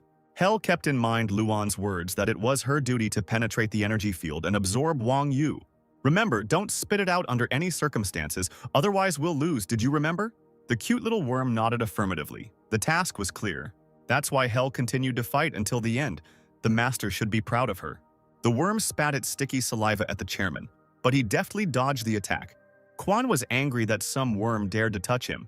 He also understood that he had lost too much psionic energy and he would not be able to create a field. Suddenly, the worm felt a sharp pain, as if the sun inside him was blazing up and growing bigger. The chairman, who was watching this, knew that the worm must be in great pain now because Wang Yu was too strong for it. The man shouted at the worm to spit out the core quickly, otherwise it would explode and die. But the worm continued its mission. It was all tense, but remembered the words of its owner. Under no circumstances should it be spit out. "You lousy worm, you think too much of yourself," shouted the enraged chairman. This time he summoned even more energy spheres, shouting at the worm to spit out his son. Hell held back the core as best she could, and it was becoming even more difficult to hold back as energy bombs rained down on her every second. "Don't spit it out under any circumstances." Hell repeated this phrase to herself while holding back Wang Yu. At this moment, Luan ran onto the battlefield. The guy remembered how he carried Lily, and she asked about the insect. The girl recognized it and asked if it was the same worm that was on the exam. It can absorb psionic energy, and if it swallows Wang Yu and his energy, it will greatly weaken Quan Ming, but under no circumstances should it be spit out. Otherwise, the chairman will regain his strength, and then everything will be over. Although if you don't spit it out, this little worm will explode from excess energy. Luan watched the suffering pet. He didn't know what to do, spit it out or not spit it out. After another explosion of energy bombs, Luan made a decision. He shouted at the worm to spit out the core quickly. The worm followed the master's order and immediately spat out a red-hot clot of energy. At that very second, the huge, menacing worm turned into a small, cute worm. The chairman saw the electrified core and the worm finally spat it out. The distraught man laughed. His opponents had failed after all. His eye on his chest lit up and a scarlet-red light shot into the sky. The chairman ordered Wang Yu to return to his body. While Quan was busy absorbing the energy, Luan ran up to his wounded comrade. Having lifted his exhausted pet, he promised that the chairman would still pay for this. At that moment, the guy remembered Lily's words. The girl said that as soon as the enemy replenishes his strength, everything will be over. Luan put the worm on his shoulder. The guy understood that they would not have time to stop the chairman. He turned around and started running away, shouting at everyone to get out of there quickly. Hearing the hero's words, the boys were surprised. Did they really lose? The chairman's aura at this moment became more and more bloody and terrible. He continued to laugh maliciously. Luan heard that laughter. It irritated him. But now he couldn't do anything but use Shadow Step and run away from the epicenter. In an instant, all the bloody energy in the form of tails disappeared. The chairman fell silent, and a scarlet crown appeared above his head. Then he opened his eyes. His pupils were deformed and filled with terror. They looked like pierced spheres. The heroes looked at the enemy and realized that something was about to happen. The chairman broke his silence and said only a few words. Energy field. In an instant, the villain's field began to spread over a huge area.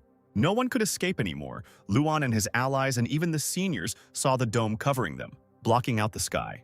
Quan's allies also fell under the dome. The scarred guy from his squad realized that their master had succeeded after all.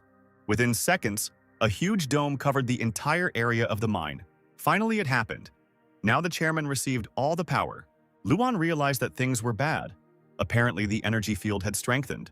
It was unknown whether it would now be possible to use the power of Lord Panguan and cut through it. The hero's thoughts were interrupted by a female voice coming from the clock. It was Lily calling. The guy answered the girl that he was okay for now, but the entire mine was in Quan Ming's energy field. At that moment, Lily realized that it was all over. The inspector also said that the situation could not be worse. The man smiled and asked Luan, as a first-year student at the Psionic University, if he had any ideas on what to do now. The boy laughed and replied that he was not as good as the teacher thought. But the hero really did have one interesting idea. But to implement it, Luan needs the teacher to help him buy a little time. Yanqi exchanged glances with Lily and replied that since Luan called him her teacher, then he must fulfill his disciple's request. Meanwhile, Quan contacted his people. He asked them to immediately tell him the location of all the team members. I must find this fair-haired guy. No, not necessarily fair-haired. I need to find this cunning upstart. And also, the chairman asked that these 3 students be brought to him immediately. Quan's men said they would fulfill his request. At that moment, someone approached the man. Good afternoon, Chairman Quan Ming. You probably don't know me. My name is Yan Qi. I am from the inspection. I am accompanying the team. My task is to supervise the activities of the association members at the mine. And I think some of your actions violate the rules, so I have to take disciplinary action. The words he heard confused the chairman. How could some pathetic person dare to say such a thing? Meanwhile, in another part of the forest, the animals were quite exhausted, but continued to fight the enemy. The chairman's squad was also exhausted. The pink-haired girl noted that these creatures were really huge. I don't know how these brainless beasts came up with the idea of uniting, but we need to finish them off quickly. These beasts are fighting with all their might. We'll finish them off quickly now. The orangutan seemed to hear the words of the scarred guy and fell to the ground, growling menacingly and preparing for battle. Suddenly, he was distracted by the owner who appeared behind him. Luan said that the time had come. It's very difficult to fight against opponents at the level of the chairman. Thank you. You will greatly weaken their strength. Only with your help can we win. Luan also added that now biting creatures has become much more profitable. Guys, you need to hold out a little longer. Lady Hell will soon help you regain your strength. The enemy squad watched the beasts. The guy in the mask was interested in why these creatures listen to him and do not attack. The pink-haired girl thought this boy looked familiar, and then she remembered that this was the very little boy the chairman was looking for, who had galloped up and saved them from trouble. At this moment, Luan finished his speech and ordered the creatures to disperse and attack the enemies one by one. The inspired animals understood the order and growled unanimously. To the surprise of the enemies, the earth began to shake, and it seemed as if something was moving in it. Suddenly, a huge centipede appeared from underground and divided the enemy squad. What kind of stupid tricks are these? You can't even hurt anyone like that. How boring. Suddenly, vines flew towards the cheeky fox and embraced her from all sides. The orangutan held its prey tightly while the centipede distracted other enemies. The girl got angry and broke free from the trap, shouting at the animals that their attacks were just child's play. At that very moment, another beast, a vulture, appeared above her head. The creature flapped its wings and a powerful stream of air crashed down on the enemy. She raised her hands to protect herself from the blows of the wind. Dust rose around her, blocking her view. The girl did not understand what kind of tricks this was, when suddenly someone appeared behind her and said that all this was necessary to put her on her knees and make her call for daddy. After these words, the vampire opened his mouth and sank his fangs into the tender pink skin. Meanwhile, in another part of the forest, a powerful explosion thundered. From such a powerful shockwave, the inspector hit the ground several times and flew back several meters. His strength was not enough. He was barely breathing, lying on the ground. The chairman, mockingly, said that this handsome man wanted to punish me, but somehow he didn't succeed. Apparently, only nobodies remained in the inspection. Yanqi trembled as he tried to get up to continue the fight. He was wounded, but he had to continue to buy time. Lily took advantage of the inspector's distraction and, using her invisibility, rushed at the chairman from behind. But Quan turned around abruptly and grabbed the invisible girl by the throat. Did you really think that trick would work on me again? You're seriously injured now and can barely breathe. Unlike me, because I am now at the peak of my powers. The chairman's hand squeezed the girl's throat more and more tightly. Yan Qi, who saw this, shouted his friend's name. The system informed Luan that the capture was successful. The guy smiled. There were only 3 left. There was not a second to lose. Yan Qi couldn't let his partner get hurt. He couldn't think of anything better than to push the chairman with his shoulder. Quan staggered from the unexpected attack. His grip weakened and he let go of the girl. Yan Qi stood up for the little girl and shouted at her to run quickly because she still had her whole life ahead of her. She couldn't die here. Run away? The chairman said, surprised and cold, which frightened the inspector. At that very second, he summoned a colossal purple ball and said that now no one would escape from him. Yan Qi looked at the glittering danger hanging above his head. It seemed like this was the end. Shillelagh burst into tears and shouted her partner's name. A huge energy ball crashed down on Yan Qi. The shockwave from this bomb knocked Lily off her feet. The girl's vision clouded over as she realized what had happened, and tears poured from her eyes, filled with horror. She remembered how Yan Qi told the mentor that he couldn't let the girl go alone because this task was too dangerous. That's why the guy said that he would go with her. No matter what happened, he promised to always protect her. The dust from the explosion cleared, and a huge crater formed on the ground, next to which the chairman stood. In the center of the crater, under the rubble, lay Yan Qi, showing no signs of life. Lily fell to her knees when she saw him, her mind racing as if the whole world had collapsed with this bomb. The chairman slowly walked towards the girl and told her not to worry, because soon she would join this guy. The chairman was walking towards the girl when suddenly someone grabbed him by the leg and stopped him.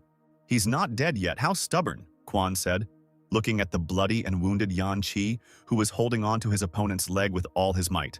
He continued to fight, being out of strength. The inspector barely told Lily to run away. At that moment, the chairman directed his psionic energy at the guy's head, and it shot through it like a bullet. Blood began to pour from his nose and mouth. His eyes turned white, and Lily continued to watch all this. "How touching. But this is your problem," the chairman said, and rained dozens of small needles on the wounded Yan Qi, which riddled his body. Lily didn't move. She didn't scream or beg to stop. The girl froze in horror, sobbing and watching Quan's atrocities. The chairman kicked the boy's body with his foot, when suddenly someone appeared behind him and called his name. The villain turned around to see who dared to disturb him. It was one of his gang members, a muscular man in a mask who held Luan. They brought the one their commander needed. The chairman was glad that his men had finally managed to catch this scoundrel. The man threw the hero to the ground and said that they had to run after him a bit to catch him. "We have already spent all his psionic energy. Now he is only fit for the dump," the girl said. The chairman praised them. When they take on a task, he is calm about the result. Luan coughed while lying on the ground and said that Quan was a vile person, and also the chairman of the association, killing whoever he wanted and whenever he wanted. Kills? It's normal for a few crew members to die at the mine, but you were probably torn apart by those crazy beasts. Crazy beasts? Originally, they were normal and psionic beasts.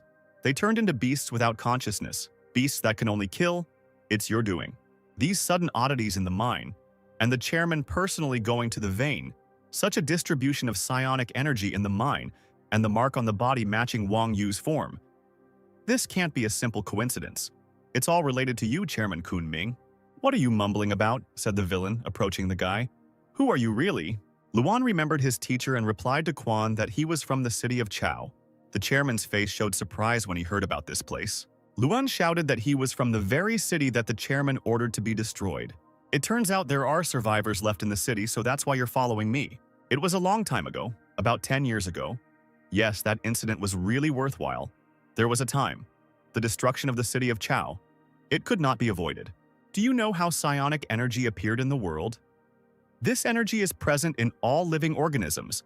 Every creature in this world has a small amount of psionic energy, and for some reason the energy that was evenly distributed between the beings began to actively move, and when it gathered in one place, the energy was restored there. However, the energy in the world must be balanced. If the amount of energy increases here, then in another place it must decrease. Creatures that lose their psionic power become unconscious beasts, and those that gain it become psionics. The ore of powers and the psionic reagent that you use to improve them are ultimately of the same nature. So if you want to have more psionic energy, the only way is to take it from others. At this moment, Luan realized that he had really done it. "Yes, Chao City," the chairman said. "I took the energy from all the creatures of that city. So they all turned into unconscious creatures. Men, women, children, dogs, everyone. Such pleasant memories even made the chairman's pants start to move." Luan was furious when he realized what this beast had done to the people. Quan continued the story. "However, back then I was a bit impatient, absorbed too much energy and damaged my body, so from time to time the energy leaks out. Every couple of years I get weak and need to replenish the energy. Therefore, your guess is correct regarding the connection between my body and Wang Yu. The thing is that Wang Yu is my energy body. This mine was built only so that I could replenish my strength. You creature! Do you even imagine how many people have turned into animals because of you?" Luan shouted. The chairman laughed. "Look at this knight. What nobility. Only this is the real world, baby." Meanwhile, the pink-haired girl turned on the device on her watch and turned up the volume. "Destroy one city or forest. I will do everything to achieve my goals. The whole world will become my food. The whole world will become my food." This phrase was repeated over and over again and spread throughout the entire dome. What is he saying? Did someone turn on the broadcast? The seniors wondered when they heard a familiar voice. Some soldiers did not understand whose voice they were hearing, but they seemed to begin to guess that it was the chairman's voice.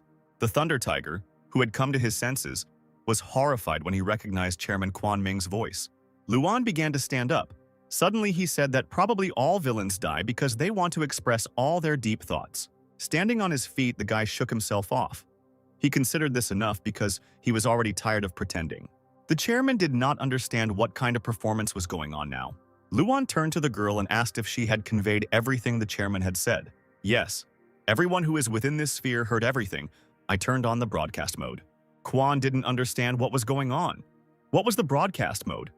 Why were his subordinates listening to Luan? Excuse me, chairman, but have you heard of the trick of turning enemies into friends?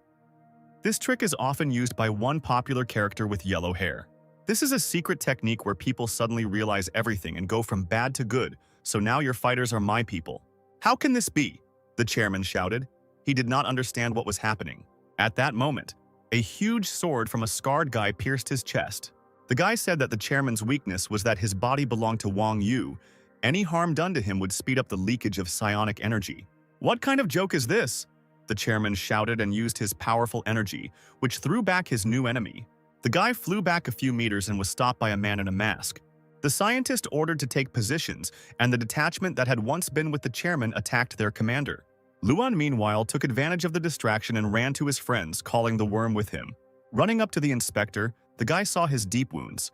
He asked Lady Hell if she could share her psionic energy with the man. The cute worm purred and nodded affirmatively.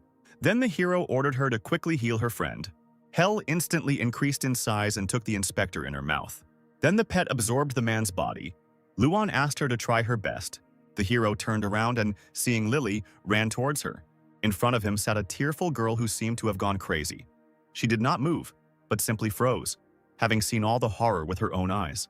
Luan asked the girl if she was okay, but Lily did not respond to his words.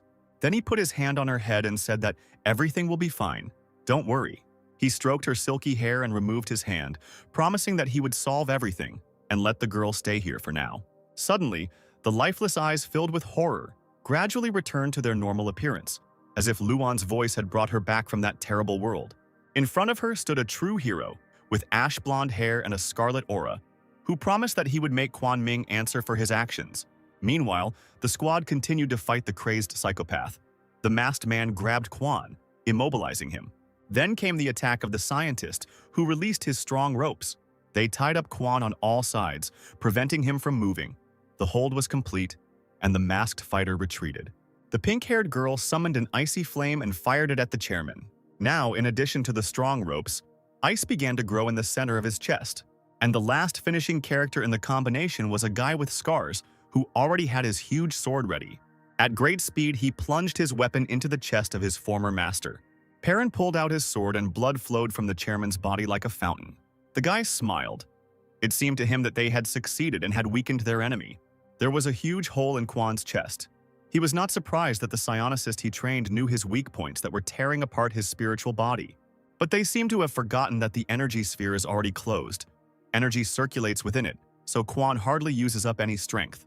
That is why no attacks are scary to the chairman. You cannot kill me. The madman began to laugh feverishly, and scarlet energy, which came to him from the sphere, entered his body. He then transformed into his purple space form. Within the sphere, he is invincible.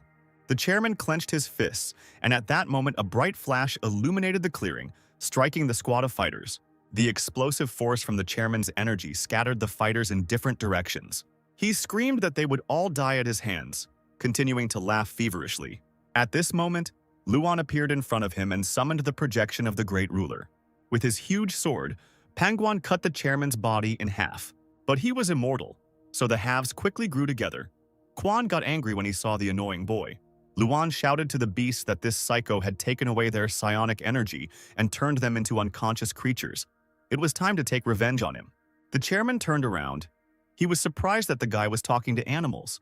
At that moment, he realized that he was surrounded by unconscious animals, all of them wanting revenge. Each of them remembered what the chairman had taken from them. Some remembered their carefree life, and some remembered their offspring. Quan screamed furiously, so much so that snot flew out of his nose. He did not understand what was happening here.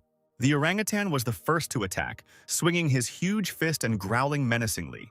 The chairman easily dodged it by moving his head to the side, but just at that moment, a foot flew at his head from the other side of the muscular guy. Everyone rushed to attack. Everyone beat the chairman. He did not have time to dodge all the attacks of the attackers. The beasts cut his body with sharp fangs and claws. The fighters used their abilities and their strength. Eventually, the chairman's body fell towards the ground at great speed. No human could have withstood that amount of damage. The beasts and fighters had been inflicting damage on him for too long. Everyone was pretty exhausted. The animals, the fighters, and Luan could hardly stand on their feet. The guy knew they were running out of strength to fight, but maybe they could kill him in this attack? But then he saw red energy. The sphere's barrier was not destroyed and the psionic energy was not dissipated. Laughter was heard from the crater. I told you that within the energy sphere I cannot be defeated, no matter how many of you there are and how hard you hit. Within the sphere, these are only pitiful attempts. As long as the energy flows to me, I am invulnerable. You will all die. It's impossible to kill him. What is he anyway? He's accumulated so much strength that a whole brigade can't defeat him. At that moment, scarlet sparkling circles began to appear under the dome of the sphere, which seemed about to explode. The mad chairman shouted that these spheres are called the limitless explosion. Luan realized what was about to happen and ordered all his subordinates to quickly run away and hide in cover. Each sphere began to explode, the blast wave throwing the fighters and beasts in different directions. The guy turned around and saw one of these spheres flying at him. At this moment, he saw She-Lily, who jumped towards the guy. The girl knocked him down and saved him. The sphere landed a couple of meters from the guys. A colossal explosion covered the area. It seemed that there was no escape from these explosions. The girl lay on the guy and held back the heat of the explosions, protecting Luan, who was screaming her name. Tears appeared in his eyes. The guy realized that if nothing was changed now, Lily would die. He raised his watch and shouted, "We must destroy the barrier together. This is the only way we can save ourselves. Quan Ming has gone crazy. Let's destroy the barrier." The soldiers didn't understand who was talking to them. "What do you mean, crazy? This guy says we have to fight the chairman." Luan saw Lily's face. She was barely smiling. She was exhausted and injured, but she still continued to protect him. Seeing the girl's suffering, Luan burst into tears and shouted at the top of his lungs, "Please save us. Save Lily." At that moment, a clap of thunder was heard, and a powerful bolt of lightning struck the impenetrable dome. "Why are you frozen?" the man shouted to the surprised soldiers. "I, the Thunder Tiger, am not going to die here because of a psychopath," the man said, and gathered energy into his hand for the next attack. The commander's words inspired the soldiers, and they opened fire with machine guns at the barrier. Under the barrage of attacks, the barrier began to crack. But each time cracks appeared, it was restored. Then Wang Man used Lion's thunderclap, and a powerful discharge of electricity punched a hole in the dome. The man ordered the soldiers not to stop. They needed to wear out the chairman. A barrage of attacks hit the dome, the ground shaking from the number of explosions. At this moment, Quan felt that his strength was starting to fade away little by little. Looking up at the sky, he saw how its dome was beginning to crack, but he did not understand why this was happening. Quan Ming's explosions are not so powerful now. Those soldiers, they help us. We are saved by Lily. It's too early to rejoice. Quan Ming is quickly restoring the barrier of his sphere. We need to strengthen the attack. The exhausted girl looked into the guy's eyes and asked if he had enough strength for this. The hero looked at Lily, her tears dripping onto his cheeks. The sweet girl approached the hero and asked Luan to help her. The chairman's rage boiled. He could not believe that some bunch of scum dared to attack him and start a mutiny. The mad chairman laughed and the dome tightened again. There was not enough strength. Suddenly, he saw a scarlet fire that flared up nearby. It was Lord Pangwan who was summoned by Luan to stop the chairman. The mighty warrior looked at the dome. It was time to deal with this villain. Luan promised the girl that he would help her. Pangwan grabbed his sword tightly. The hero shouted that he would definitely defeat this bastard. At that moment, the chairman realized that this attack would be fatal for him. But he did not have time to stop the ruler of the underworld, who jumped up and rushed towards his goal. A moment later, the strong, impenetrable dome was pierced by a sword, and all the energy rushed into this hole from the sword. The chairman felt a strong pain, as if the sword had pierced not the dome, but his heart. The dome burst like glass, more and more energy leaving it. The chairman couldn't believe that he had been defeated by some lousy kid. After a few seconds, his body began to dissolve until it completely disappeared. Lord Pangwan's projection disappeared and Luan fell to his knees. Finally, it's all over. How strong the chairman turned out to be. How complicated everything is. The guy fell to the ground. He had no more strength left. Now he could finally rest. Suddenly, he heard a dark figure approaching him. The guy lowered his head to see who was approaching him. At that moment, he saw a menacing thunder tiger standing above him. The guy got scared and started to quickly get up to escape the reprisal. "You again, you naughty boy," said the thunder tiger to Luan. The hero began to beg him to stop, because all this was just a mistake and a misunderstanding.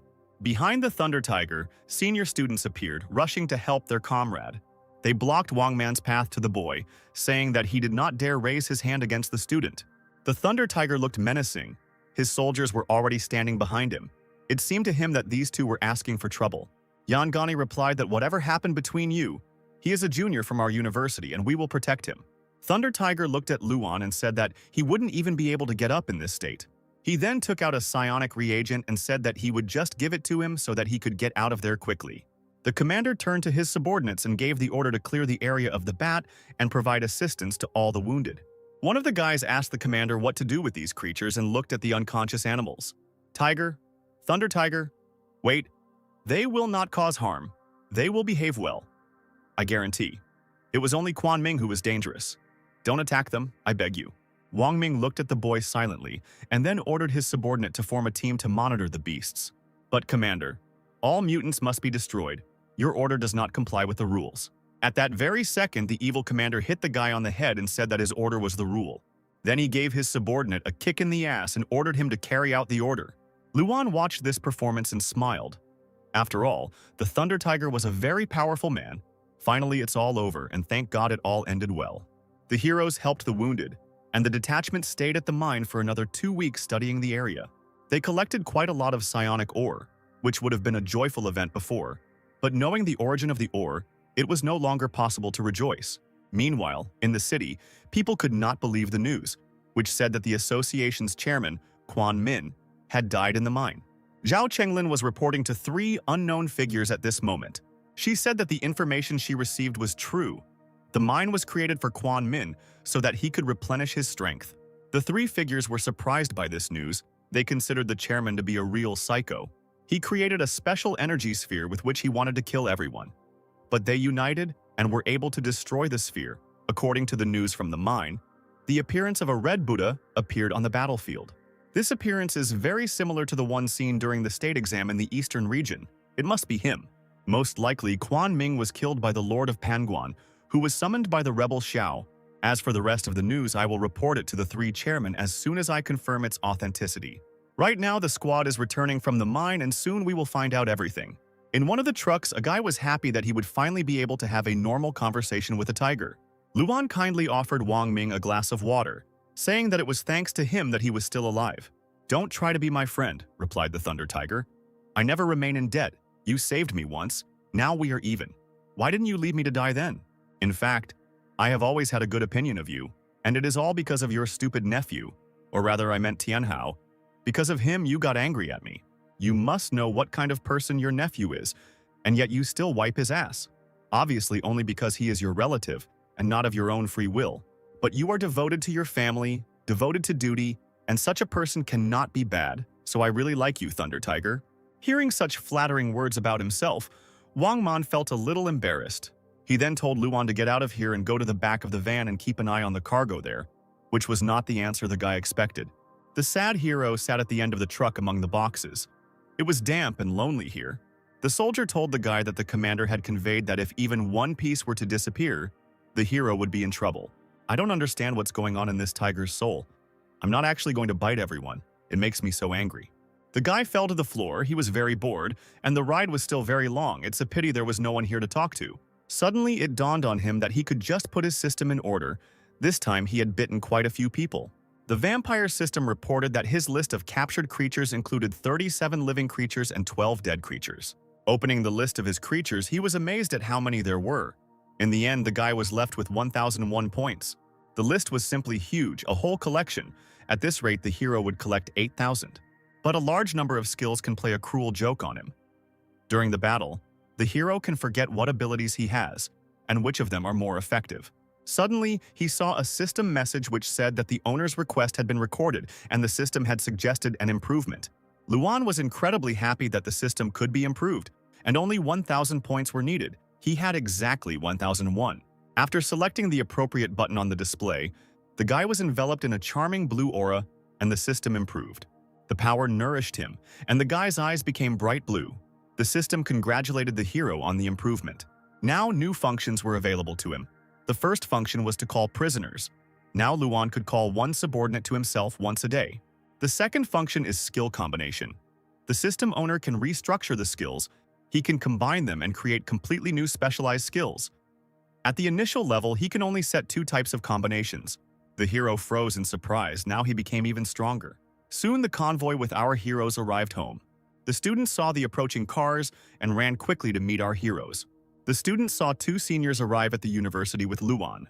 The guys were delighted that the students returned safe and sound and successfully explored the mine. Luan was a little embarrassed and said that he was not as cool as the guys thought. Then he opened his eyes and saw that no one was admiring him. Everyone was surrounding the seniors. He tried to call his classmates by saying that he was also a mine survivor. The guys told him that he was shameless, that he had gotten into the mine by deception, and who knows what he had done to survive there. Everything was completely wrong. Wait, I'll tell you everything. Suddenly, the hero felt like someone was watching him, and at that moment, someone rushed at him. In the air above, the hero was the shadow of an unknown guy who raised his sword in an attack on the hero. Luan reacted in time and was able to avoid the attack. However, not everything was so simple. He had an accomplice who came to his comrade's aid. The unknown man held 2 pistols in his hands and immediately opened fire on the enemy. Luan tried to dodge, but the swordsman was already in front of his face, clutching his sword tightly. Then the guy decided to seriously enter the fight.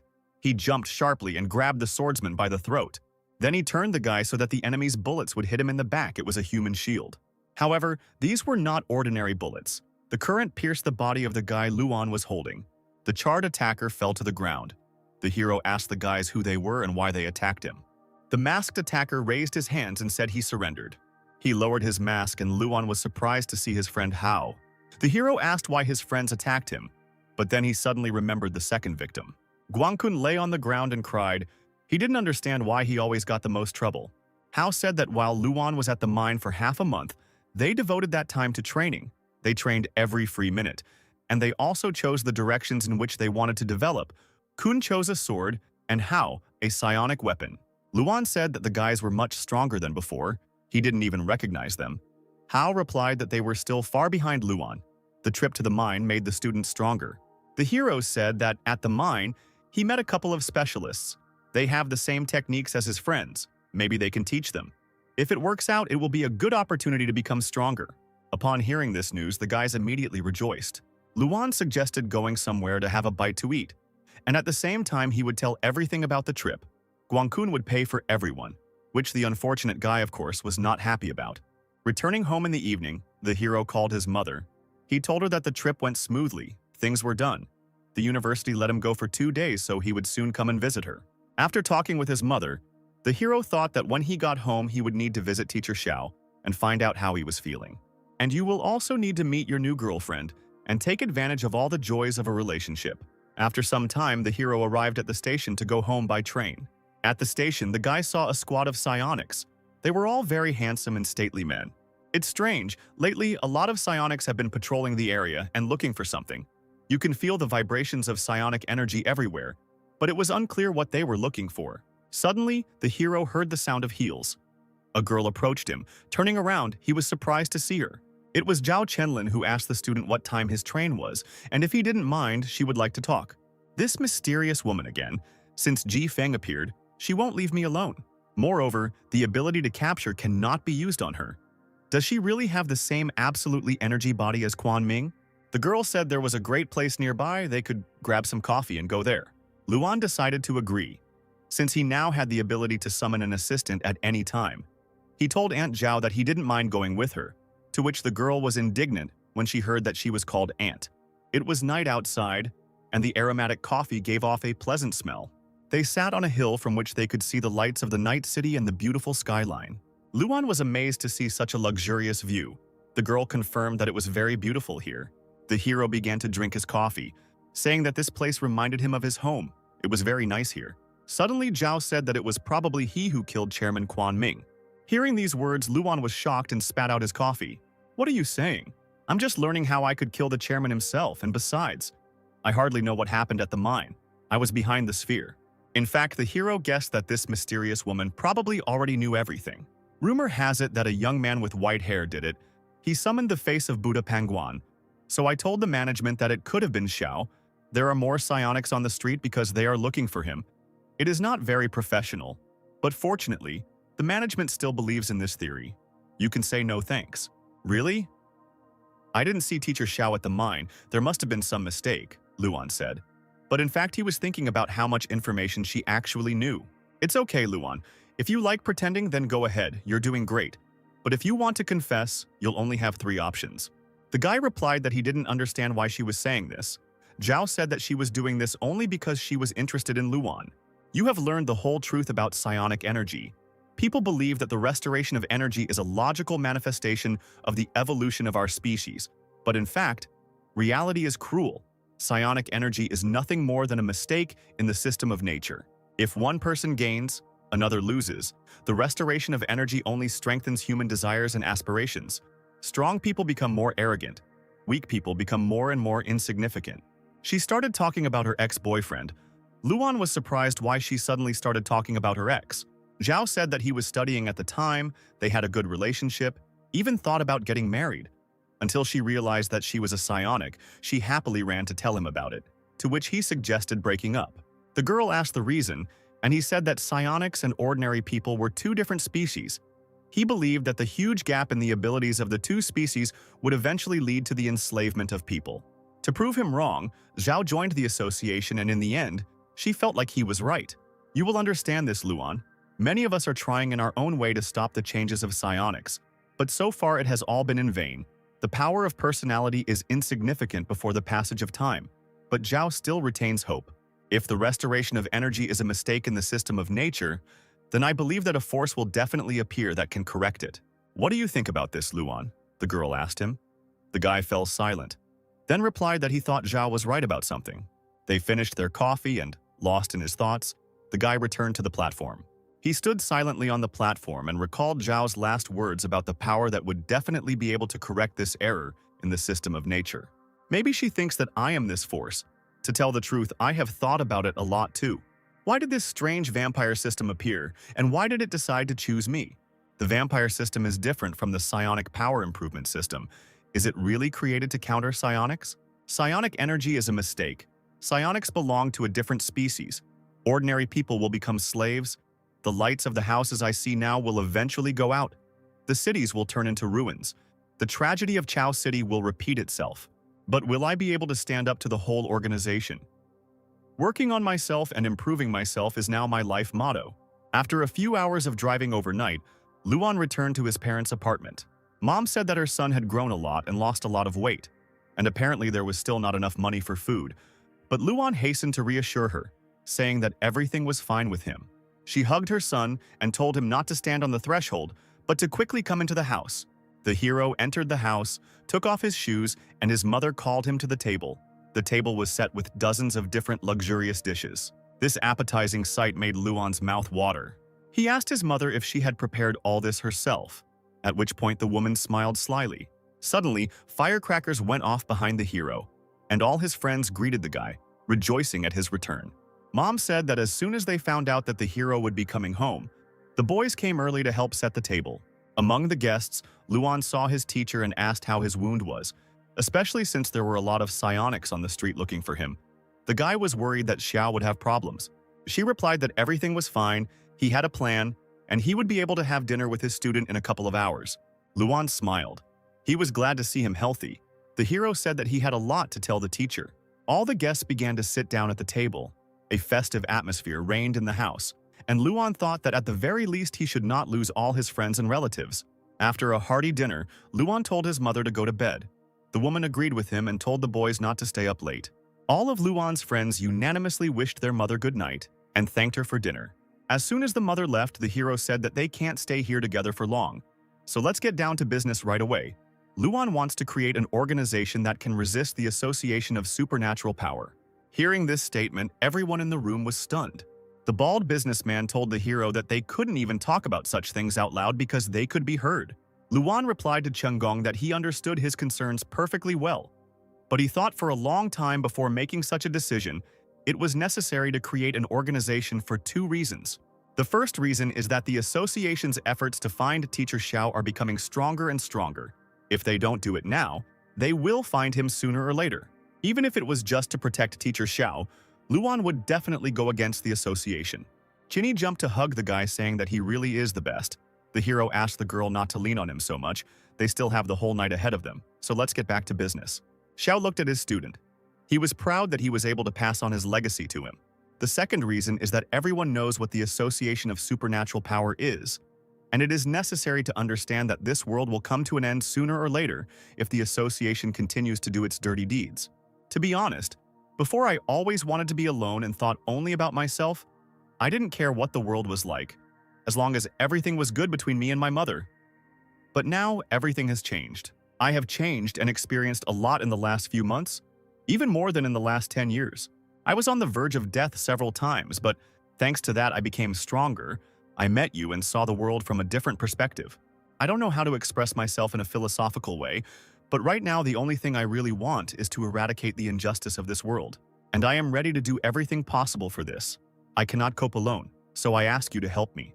All the guys supported the hero's decision, shouting that they would always be with him and fight the association.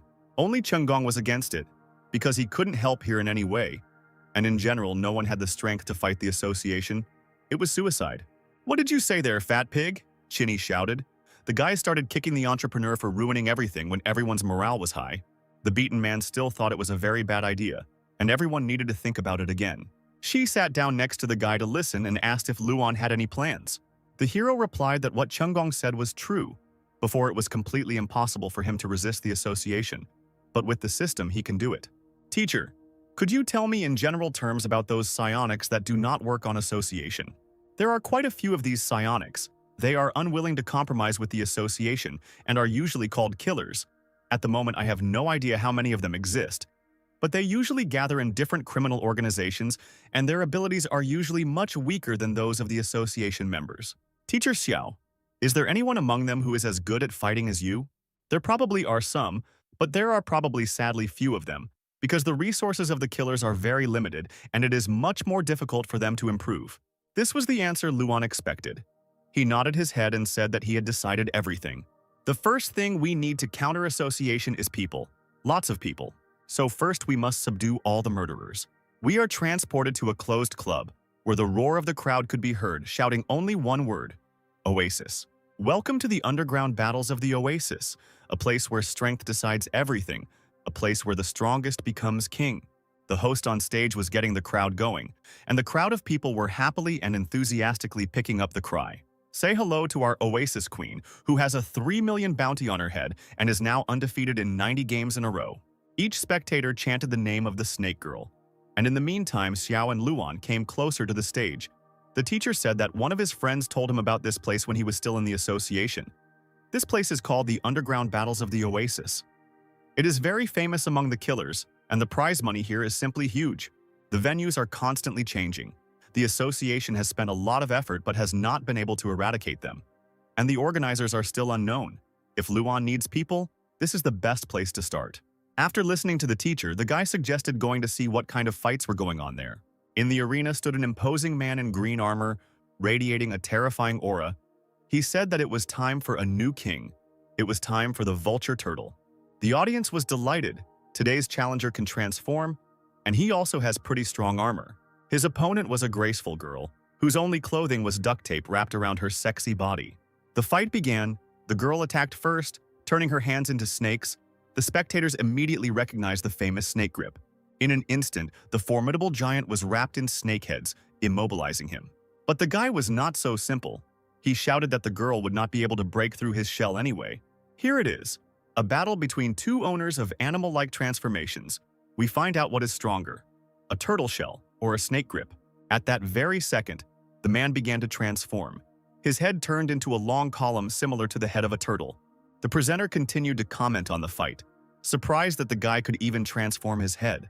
The girl did not waste time and also transformed her head into a huge snake. Then, like a bloodthirsty python, she swallowed the guy's head. Clenching her powerful jaws, she bit off his head. Even his impenetrable shell could not help the man. The fight ended too quickly. The girl returned to her previous form, asking who wanted to fight her next. The crowd chanted her name and she won again without any effort. Now her winning streak stands at 91 matches. Luan turned to his teacher, wondering if he could defeat her. "I think there would be no problem if I used all my strength. The main thing is to be careful with her. Maybe you could try to fight her?" Luan happily agreed. It would be a sin to refuse such a prize, But first he needed to earn a few points because the guy already had few of them. The host climbed onto the rope and asked the audience who was ready to fight the invincible snake next. "Is this the legendary battle in the oasis?" Xiao said. "This is a disgrace. What's the point of coming here at all?" The audience fell for the provocation. They tried to find the one who said this nonsense, who dared to just insult the oasis. Xiao continued to mock, saying that this entertainment was just for such worthless people. The host recognized the guy who was bragging. He was the Lord of Pangguan, the famous Gong Xiao. Xiao smiled. It turns out that someone here even knows him. The audience recognized Xiao, saying that he was the same guy who was the association's errand dog, but was later expelled and put on the wanted list. They laughed and called him a beaten dog.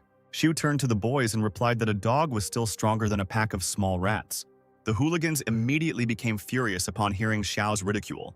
Meanwhile, Luan's system was filled with numerous notifications about receiving points for crowd dislike. The crowd became increasingly angry, and Luan told the teacher that he had teased them enough, but he found it difficult to stop. "Stop acting tough, Lord Pangguan. Aren't you afraid to challenge our snake?" She slowly turned around, looked at the host, and replied that she wasn't even worthy of his punch. But this is a great opportunity for his student to show himself. The host heard the answer and began to announce the start of the next competition. The challenge was issued by the disciple of Lord Penguin, a former psionic from the association. As they say, teenagers need to grow up, and growing up always comes at a price. And in the underground battles of the Oasis, the price of growing up is death. So guys, to my left is the queen of our battles, who is currently on a 91 battle-winning streak, the well-known snake for whom this child will be a snack. The presenter didn't know the name of the candidate on the right, so he held out the microphone and asked the guy what his name was. Luan took the microphone and said that it is very popular now to come up with all sorts of pseudonyms for yourself. And there are still a lot of people here, you need to somehow impress everyone, so he told them to call him the King of Darkness. The host abruptly snatched the microphone as if he was not impressed, and said that it was a great nickname. The furious spectators cursed the guy with all sorts of words. They wanted the snake to kill the upstart as soon as possible. So the battle between the King of Darkness and the snake begins. The host hit the gong and ran off the stage. The girl rushed into the attack saying that she would bite the guy's head off in one fell swoop. She was interested in what he tasted like. The snake immediately used full transformation. It seems that it wants to deal with the King of Darkness as quickly as possible. The snake slammed its head into the arena, but Luan quickly reacted and dodged the attack. The Dark King jumped into the air. But didn't he watch Dragon Ball? It's a bad idea to dodge by jumping into the air, because the huge snake immediately attacks the defenseless guy again. To Luan's surprise, dozens of snakes began to crawl out of the snake's mouth, blocking his view. Finally, the ability of 10,000 snakes. I hope none of us will get sick from such a number of snakes. The spectators were happy with the outcome of the battle. They wanted the girl to crush the guy like a small bug. Xiao watched calmly. He knew that the guy was not as simple as he seemed. He recalled Luan saying that after he improved his system, he could combine multiple abilities at once, but he hadn't practiced it yet. The snake is a great opponent, so give me some time. I want to try out new abilities on it. The presenter shouted that this was the end for the guy after seeing how many snakes were tying up his body. The system reported that the hero combined the ice flame and electric shock. The freezing effect of the ice flame is supplemented by an electric shock wave without the effect of ignition. The wave is emitted by the entire body, attacking and defending at the same time, while maintaining the effect of an electric shock on the opponents. Luan called this ability Freezing Stream. The guy freed himself from the trap, and the snake saw how the ice began to bind her snake and move towards her mouth. She reacted quickly and immediately bit the snakes so that the icy stream would not freeze her head. Luan landed on the arena. It seemed like the ability worked perfectly, but the snake did not give up and immediately hit the guy with its tail, who did not have time to react. The presenter was amazed by such fast movements. With one blow, she sent the King of Darkness straight to the floor. Suddenly, Xiao grabbed his phone and said that all the spectators were completely glued to the ring, asking the guys how their task was going. Unknown figures stood at the entrance. A tied-up guard lay in front of them, and the door was securely sealed with a chain. Cine reported that they were doing fine. They closed their exit, with the other exits most likely the same. They used locks that were forged with psionic power, and even psionics will not be able to open them for some time. Xiao thanked the guys for their work, and in the meantime, Luan combined the ability of the Shadow Cats and the ability to summon a sword, and cats with swords appeared on the battlefield. Luan decided to name this ability Battle Cats and ordered his pets to attack the target. But the cute cats were still cats and therefore could not hold swords. While they were moving towards the target, they cut themselves and exploded. The hero realized that it was still too dangerous to let cats play with swords. This combination of abilities did not work as it should. The snake, watching the unusual attack, became angry. She thought that the guy was making fun of her. So she hit him sharply in the stomach. The host said that this time the King of Darkness apparently would not be able to get back on his feet. The blow was so powerful that Luan was thrown several meters away from his opponent. Beautiful, although the King of Darkness tried to dodge. Before the snake, all his movements were simply insignificant, and the outcome was already known to everyone in advance. Start counting. Luan felt a pain in his chest. The boy realized that if he continued fooling around like this, he could die. The hero looked up and saw Xiao making a hand signal to him, indicating that they were ready to move on to the next step. The guy got to his feet and said it was time to stop experimenting and start fighting seriously. The girl hissed, surprised that the guy still had the strength to stand on his feet. The hero shook his feet. He said that now everything would be different, and by the way, he called himself the King of Darkness for a reason. But before I tell you about it, all the people here are criminals with a criminal past who need to be well controlled. And since I am the King of Darkness, I think everything is becoming obvious. I will become the king for all of you. The girl laughed when she heard the guy's fiery speech. For her, he was just an ordinary fool. However, she still didn't know what the hero was capable of. Luan's eyes filled with red energy, his hair turned ashen, and the guy said that apparently a wonderful dinner awaited him. The audience supported the girl and loudly booed the guy. But Luan prepared his trump card for the attack. This time, he combined the Shadow Cats and Panguan's Buddha face.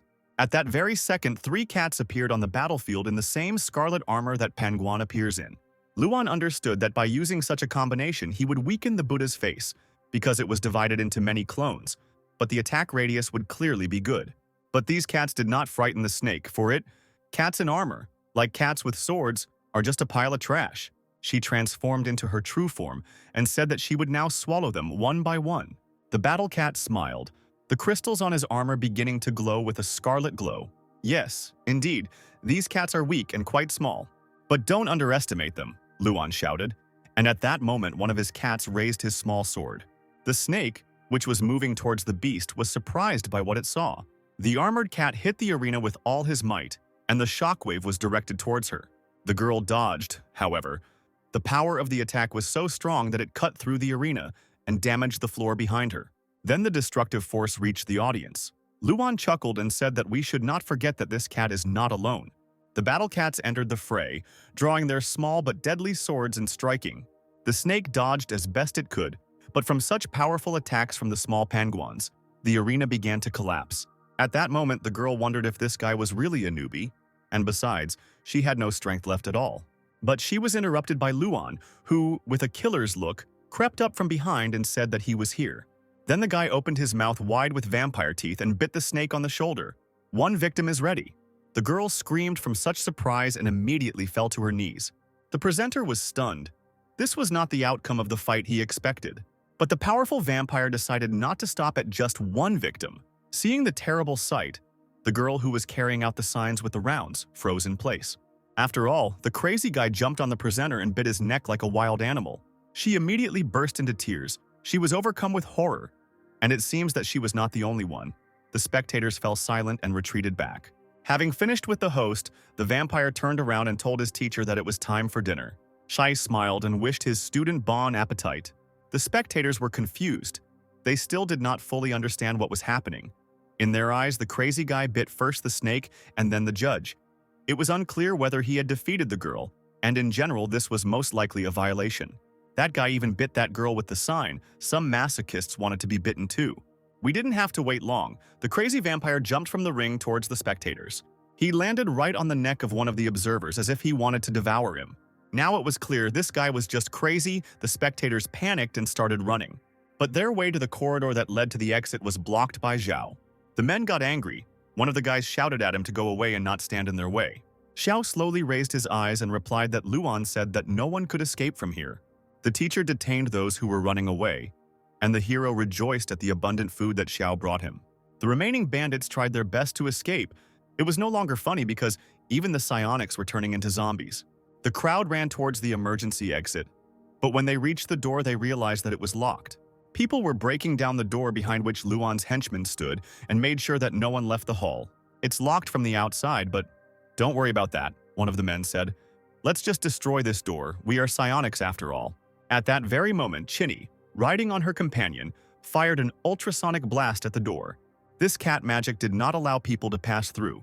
There was no door where there were no friends of Luan. She informed the East Gate on the phone to be ready. The guys clearly took the information. Everyone must hold the doors for about half an hour. This is an important step to form their group against the association. And most importantly, no one should know about it. If even one escapes, the association can find out what happened tonight, and then all their efforts will be in vain. Thank God for our King Luan, Xiao thought. Long live chaos. Enough time had passed. The crazy vampire continued to bite everyone who was in the building, which frightened those around him. The rest continued to try to escape. One of the bandits remembered that somewhere in this room there should be a secret door. Chinny and Xiao immediately realized that they had to stop them. Walking along the square slabs of the wall, the guy was still able to find the one that was pressed into the wall.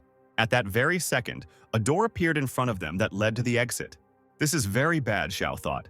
If they get out now, our whole plan will fail. But then Luan told the guys not to worry because he still had people. The hero stood up and used his new ability, lightning surrounding his body. The call was over, and Jeremy's new comrade, who had been standing in the bathroom shaving his beard a few seconds ago, appeared in the doorway. He looked at his razor and thought that it had somehow magically moved him through space. Luan shouted at the man not to let all those people out but not to kill them. Throwing down his razor, Jeremy said he understood the order. The audience recognized this guy. It was Jeremy, the hero who was in the association under the chairman Quan Min. They immediately began to beg him to help because there were zombies and a mad vampire around here. But he did not listen to the audience because the vampire is his master. He called his weapon to tie everyone up. Finally, he apologized for the fact that the hero changed his mind and decided to become a robber. The exhausted people were shocked why even the all-powerful heroes from the association were on the vampire's side. Why is everyone helping him? Who is this guy anyway? Is he really the king of darkness? Soon, Luan had bitten everyone. No one could escape from the mad vampire. The hero stood in the ring, and in front of him was a crowd of people greeting their king. Luan was serious at first, but then he started to feel shy. He felt that feeling when you perform in front of a large group of people on stage. He was nervous. It's not easy to be a star. People from the crowd supported the guy and told him not to be shy because everyone here would follow him and do what he said. Hearing the words of support from his people, the king began his speech. Soon we will all fight shoulder to shoulder, but while there are too few of us, we will continue to expand. Everyone will have their own tasks, and in order to cope with them more easily, you will all be divided into several teams. In the first team, the captain will be Xiao. In the second team, Chinny and the cat Lala. In the third team, the captain will be Lady Snake. In short, we will become the greatest villains who will take over the whole world. After successfully completing the mission, the guy and the teacher headed home. Xiao supported the hero by saying that it is always difficult at the beginning, and they have already done the hardest part. Now Luan can calmly return to the university. Is this necessary? Luan asked. I also want to participate in everything with you. Don't worry, we'll manage just fine without you. And you're our last trump card. You're our leader, you shouldn't get hurt, and leave the rest to us. However, we will have to face the entire association, the boy replied. I remember how strong Quan Ming was, and they have at least 3 more people equal to him in strength, not to mention the countless number of psionics. The hero was worried about the teacher, but Xiao told him that revolutions are only bloody, and they are ready for anything. The guys fell silent, and a few minutes later a car pulled up to them. Xiao told the student to get in and go home. He had been absent from the university for several days. If he did not return, they might start to suspect something. Luan asked Xiao to be sure to let him know if anything happened to them. After these words, the hero went home, and the teacher remained on the street with their small resistance group. We need to start soon. There is at least another week to prepare. Their next destination will be Mount Qian. At the outpost near the mountain, one of the soldiers said that it was already safe here. All the dangerous alien beasts had been killed long ago. Now they could use as much psionic ore as they wanted. The soldiers were grilling a fragrant barbecue. The soldier's comrade did not understand why there was any security there at all if, in essence, there was nothing else to guard. Moreover, this mine is under the association. No one would even dare to come here. At that moment, they heard footsteps approaching them. The 2 guards were stunned. It seemed they would not be able to enjoy the pleasant barbecue. After all, Xiao stood before them, supported by his comrades and beasts. A few hours later, Headquarters reported that Mount Cheon had been attacked by assassins and they had suffered heavy losses. This was already the third mine in the last 2 months that had been attacked. Chenlin reported in the chairman's office that the leader of this new group of assassins, which was growing at an incredible speed, was called the King of Darkness. The unknown man listened to the girl and silently continued to look out the window. Most of the association members were sent to protect the looted mines, Zhao continued. We can certainly recover some of the losses, but the situation is not optimistic. This group of killers clearly intends to fight against the association. In fact, they don't even hide their intentions and say that their leader is the King of Darkness.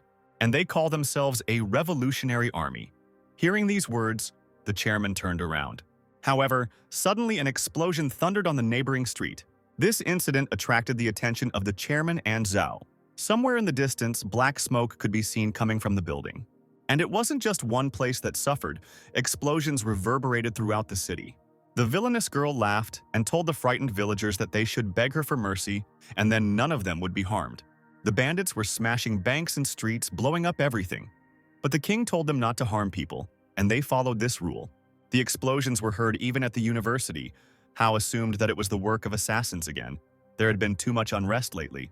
The guys were curious why this was happening, but Luan pretended that he didn't know what was going on. An employee burst into the chairman's office and shouted that explosions had occurred in many places and that it had been confirmed that they were the work of murderers. "I see they have believed in themselves," said the chairman, "since they decided to arrange something like this at the doors of the association. It's time to settle things myself." After these words, the powerful stranger flew out of the building and headed towards the killers. The villains continued to destroy everything around them. The snake said that she loved darkness more than light. The fact is that the villain can do whatever he wants, and the righteous hypocrite always has a lot of worries. The bandits supported the leader. Destroying and blowing up is definitely more fun than building. But their squad's time had already run out. The association definitely noticed this, which meant their mission was accomplished. The snake commanded a retreat.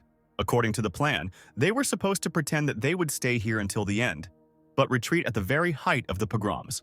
At that moment, the chairman appeared in front of them, breaking through the ceiling and landing surrounded by a terrifying aura. The snake was surprised to see the guy. The chairman only briefly asked one question. He asked the bandits if they were the same revolutionary army of the King of Darkness. The killers recognized him. He is one of the chairmen of the association named Khan. She remembered the moment when Xiao explained the plan to them. He said that the raids on the association's mines and other disturbances were just bait. The real goal is to disperse the main forces of the association. Only then will they be able to achieve the goal. However, this plan has a drawback. When the association has no free members left to use, the chairman himself will appear in person. They all have unfathomable strength, and the comrades he encounters will be in danger and will probably die. The snake then laughed, saying that death was nothing compared to participating in such an event, and that anyone who encountered the chairman would only be considered an unlucky idiot. But in the end, it turned out to be she who was the idiot. The powerful guy with blue horns waited for his answer. The snake bared its teeth and told its soldiers not to hesitate to attack. If they can kill the chairman, they will become famous. Meanwhile, the 4 Quan psionics who were in the association building realized that the chairman was no longer here, which meant that their time had come. She said that they all had to buy time for Jeremy and draw the association members away from the association itself, since that was usually where the mid to high-level members were and had a lot of advantages since they were on their own territory. Jeremy and his group will go to the association's archive to get records of the actions of the past years. Although the atrocities of the association have probably been erased, the records should still contain the miscalculations. If they can get them and make them public, then the glorious image of the association will simply collapse, and their goal will be achieved. The archive room is on the 12th floor of the association. Usually it is heavily guarded, but today they will have only one chance. Khan can return at any moment, so they have little time and need to act extremely quickly. A few seconds later, the squad arrived on the 12th floor, where only weak employees remained. Jeremy said that Chairman Quan Min needed to find some information urgently. The guard would be happy to let them in, but entering the archives requires permission, which he requested from the squad. The masked big man showed him another pass, a powerful blow to the stomach that allowed him to pass. Jeremy took out a flash drive and said that the 3 of them needed to quickly copy all sorts of documents and reports. One of the guys asked how much time they had. Jeremy replied that the snake was a fairly well-known killer, and the others were also good. According to conservative estimates, it should definitely last 10 minutes.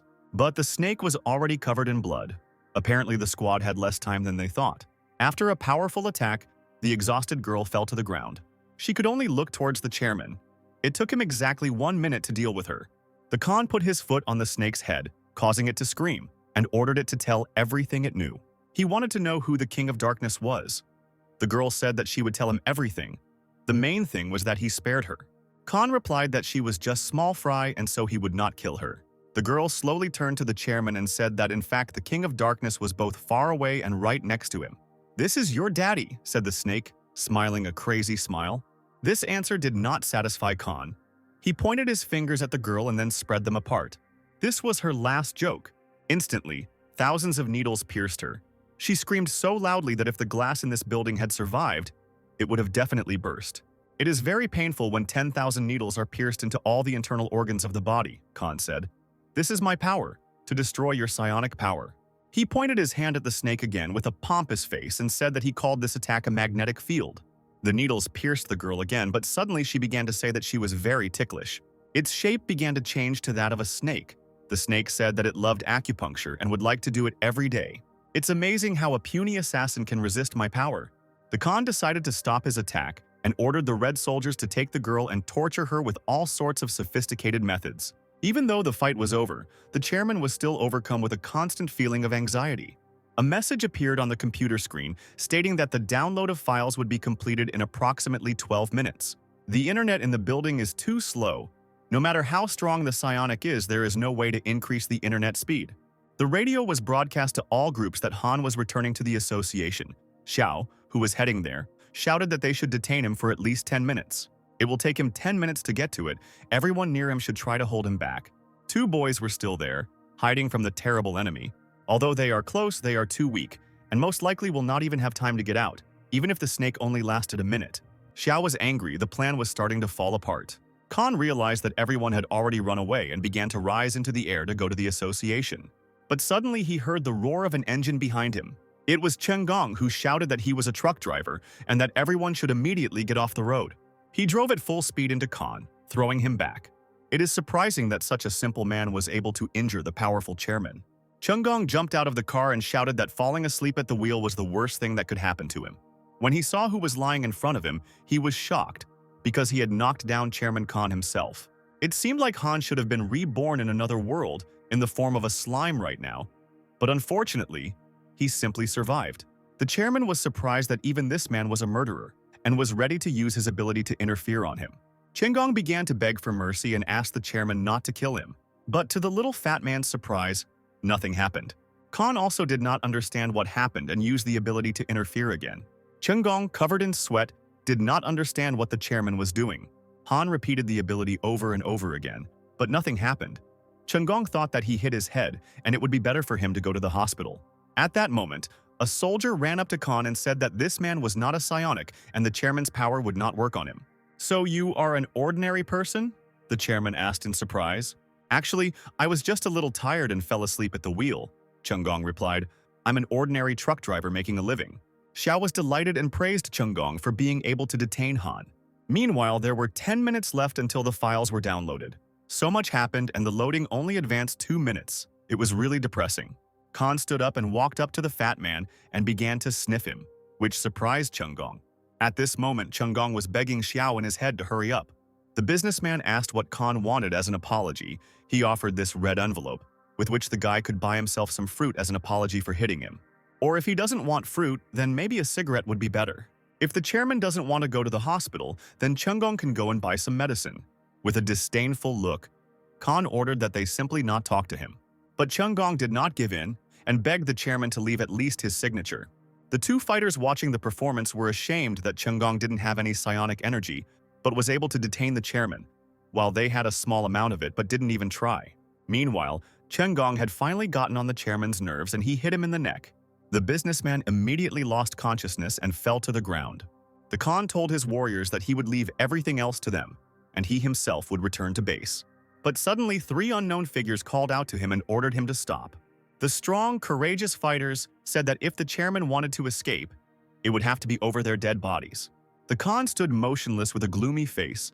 Now he began to guess. He realized that these people were really trying to prevent him from returning to the association. The guys expected that the chairman would quickly guess and reveal their plan, but it was too late.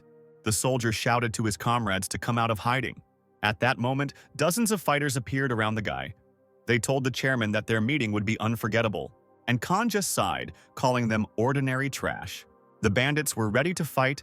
They wanted to kill the chairman, and if not kill him, then at least detain him.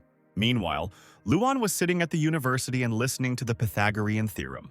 He remembered how Xiao told him that he was their only hope and that the guy couldn't take risks without good reason. Meanwhile, the security realized that someone had broken into the room with the data. The duty officer's phone was not answering. The situation was observed by a masked thug who noticed the approaching fighters. He turned around and informed his group that there were already plenty of patrols here. Jeremy and the swordsman decided that they would go and deal with the guards, and the fox girl would stay and watch the loading. The patrol was trying to figure out why there was no one there, when suddenly tentacles ropes headed their way. Along with them, the rest of the team's fighters appeared from behind the wall and attacked the unsuspecting patrol.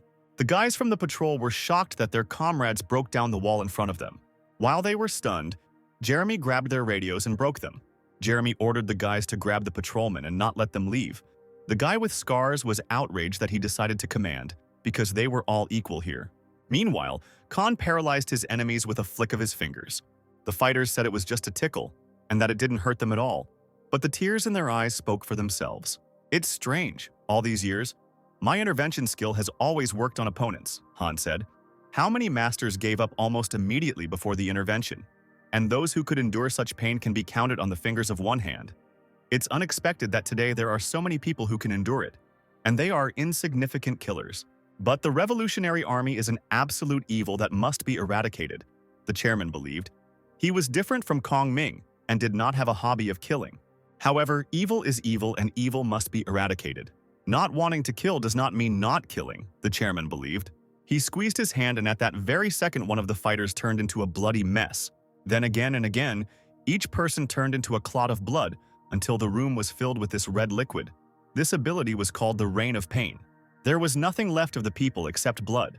But suddenly Khan heard someone approaching him, stepping through pools of blood. It was Xiao, whose arrival made Chengong very happy. He was the only one who remained alive because he did not possess psionic energy. The chairman recognized Lord Pangguan. He was not surprised that he was also a member of this revolutionary army. Now he really was forced to stay a little longer. Meanwhile, the computer reported that the download was successfully completed. They made it in time. The fox girl was delighted by this and hurried to tell Luan about it. But she only heard beeps on her line, there was no signal, and she couldn't get in touch with the guy. Anyway, they did everything, so the girl said it was time to leave. But suddenly, leaving the room, she felt some kind of ominous bloody aura. The unknown shadow of a man next to them said that there were actually 4 chairmen. The revolutionary detachment was surprised to hear the voice of the mysterious enemy. Quan Ming died while digging a mine, the unknown person said. The report says that it was done by Lord Penguin, but it is hard to believe. Who are you and what is your purpose? It was one of the chairmen named Koshtar. The man asked the squad to tell him who the King of Darkness was, and then maybe the one who tells will leave here alive. Meanwhile, the Scarlet Soldiers were surprised by Xiao's appearance. They still remember that fight during the exams and wanted to avenge their comrades. But Khan stopped them, saying that it would be better for them to take the prisoners, and the chairman wanted to be left alone with Lord Pangguan. The soldiers did not dare to disobey the order and left, and now the powerful fighters were left alone. Han immediately assumed that Xiao was the very same King of Darkness. The white-haired man replied that it was just a fictitious name given by the brothers. But Han was unclear about one thing, what Xiao was really trying to achieve, because Quang Ming, the culprit of the incident in Xiao's hometown, was dead. Do you really want to destroy the association and really become a king? Do you think you can make the world a better place if you become one? Of course, we are superior to ordinary people because of our strength, Han said. But there is no essential difference between spiritual energy and energy, money and power. There is no difference between good and evil. It is all human creation. Where there are people, there will be exploitation and hierarchy. This is the essence of man. If you now deprive your body of spiritual energy, I will truly respect you. Otherwise, your self-proclaimed justice is just a laughingstock. Thank you for the advice, but unfortunately, first I need to defeat the evil in front of me with my power, Xiao replied. And everything in the world can be changed if you want to. The teacher gathered his psionic energy and summoned a black brush. A smear of his weapon sent a lightning attack towards the enemy. But Han didn't even move. He spread his fingers as if he was controlling space, and Xiao's paints flew in different directions.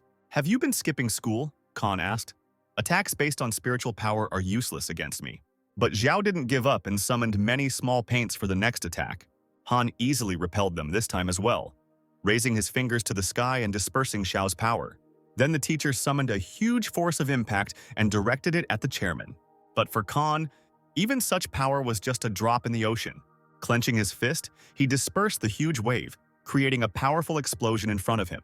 After the explosion cleared, Han said that Xiao, who had the distinction of being the youngest leader of the association's investigation team, was one of the association's former geniuses.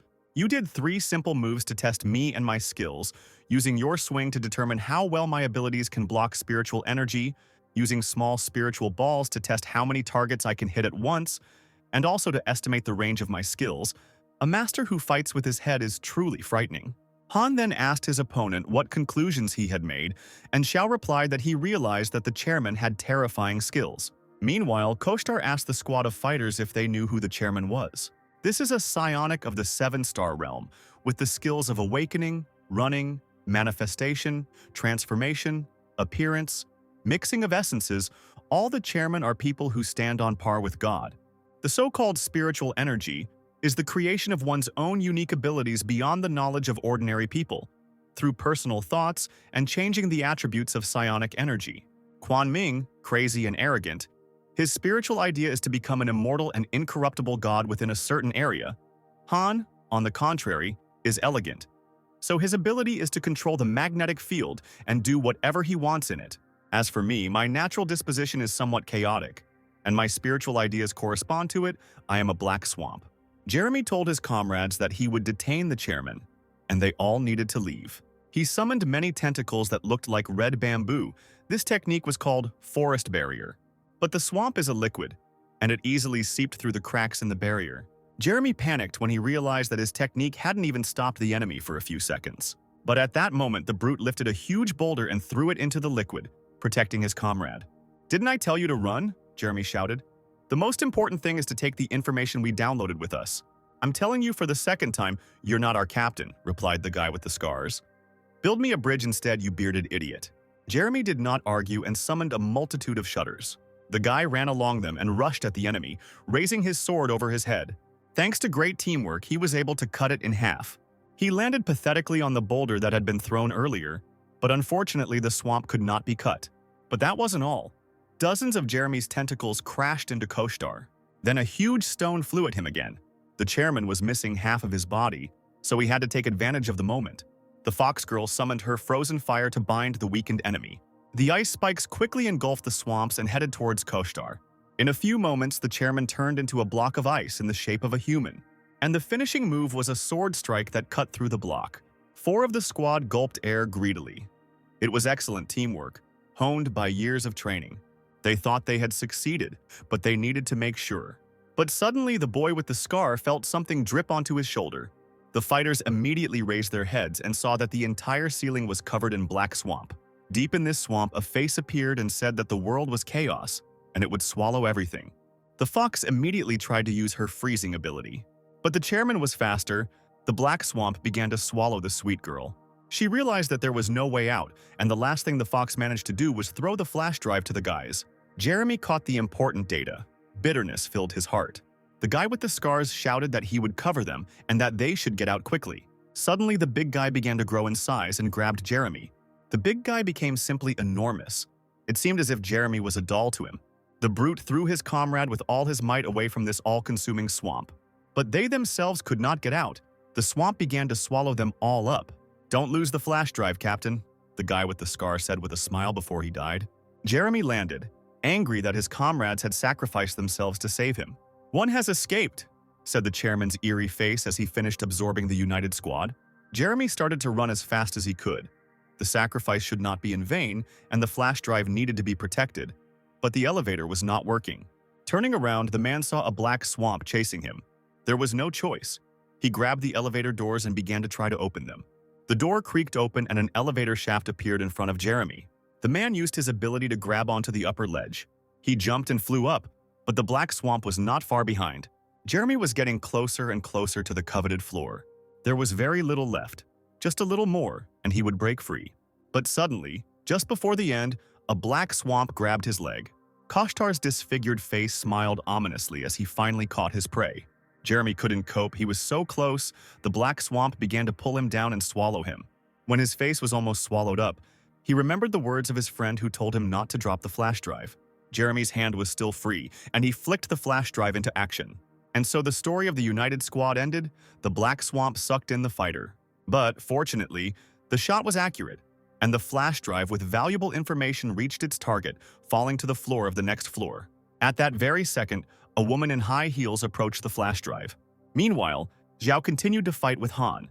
The chairman fired 2 magnetic fields at the teacher, but Xiao managed to react and jumped away from the attack.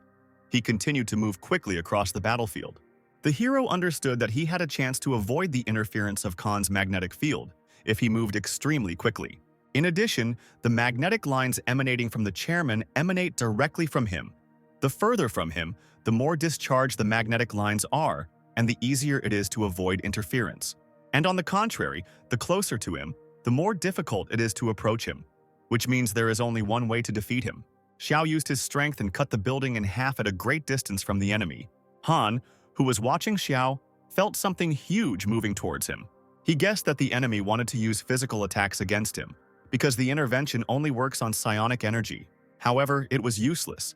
It didn't mean that he couldn't use psionic energy as he wanted, so Khan easily destroyed the building that was falling on his head. At that moment, Xiao realized that this was the best moment to attack. The Khan turned towards the enemy and was surprised. Unexpectedly for him, Xiao instantly got closer and struck the chairman with psionic energy.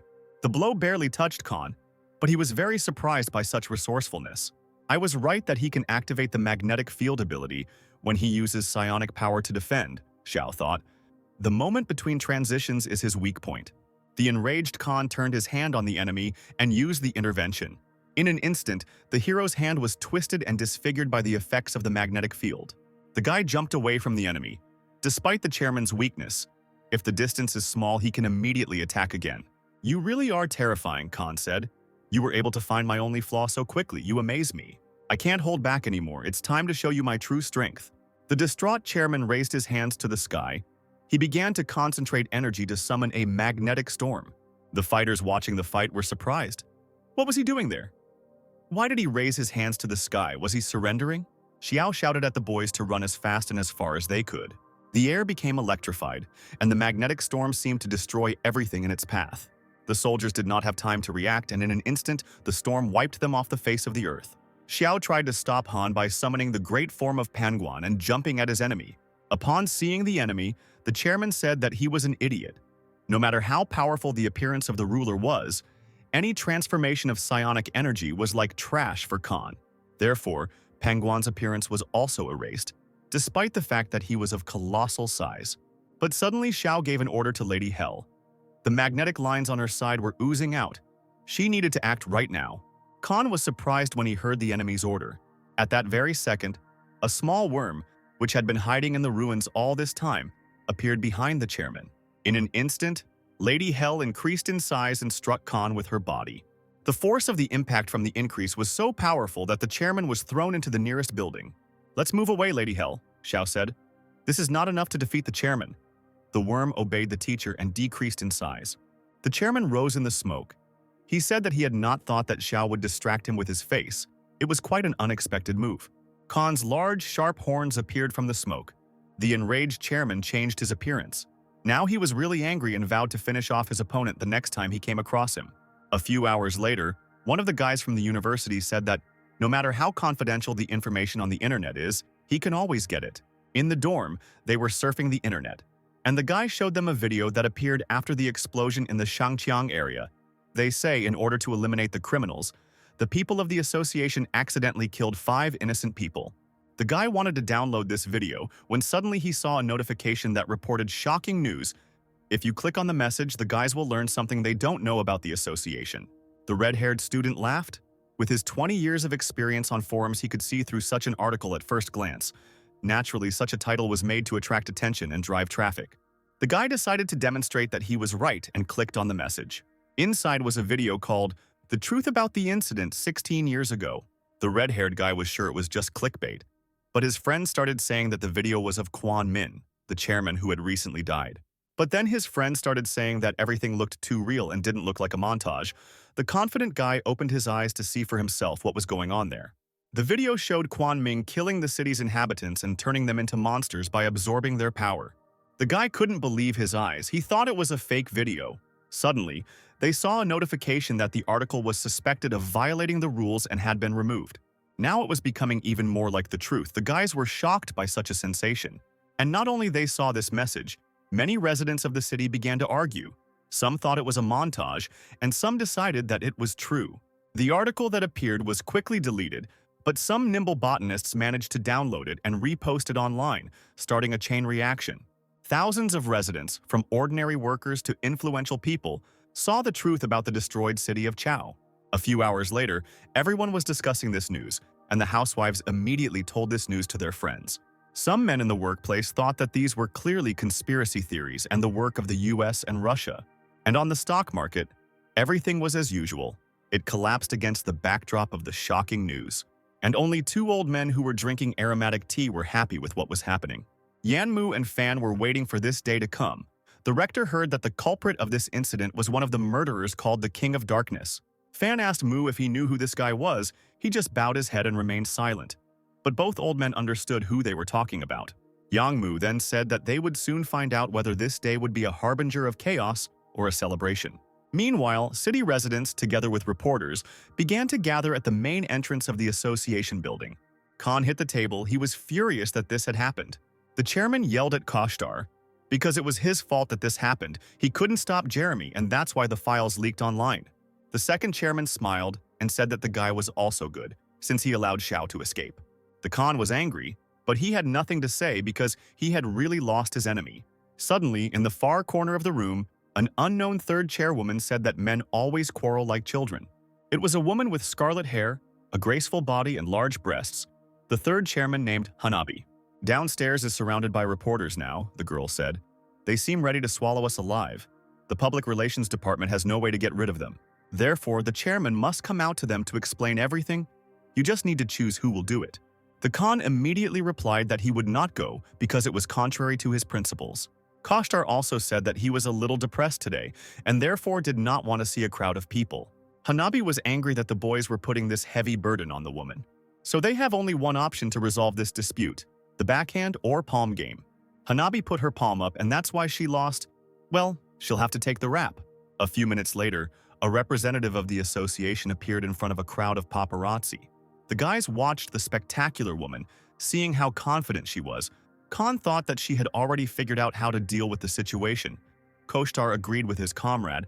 Hanabi was always good at press conferences. One of the journalists asked the chairman if the popular video on the internet was true, whether what Chairman Kwon Min did was true, how the chairman actually died. All the paparazzi demanded an explanation. Hanabi took the microphone in her hands and calmly replied that it was all the work of the association. Hearing this answer, everyone became silent. Khan and Koshtar were surprised to hear this answer. But the paparazzi were even more surprised. This was literally a confession of all sins. "What are you talking about? Who do you think we are?" the crowd shouted. "We are people, not monsters." One of the staff members ran up to Hanabi in a panic and said that she couldn't say that. He grabbed the microphone and said that specific details would be released after they conducted further investigation. The girl turned around and started to leave the stage when suddenly an egg flew at her head. She stopped. The egg broke and continued to flow down her hair. Khan realized that things were bad. The crowd started throwing eggs. They cursed the association for not valuing human lives. The association is just a gathering of murderers. The eggs were flying at Hanabi.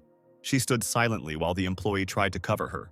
Han shouted at Hanabi to calm down and not to do anything foolish under any circumstances.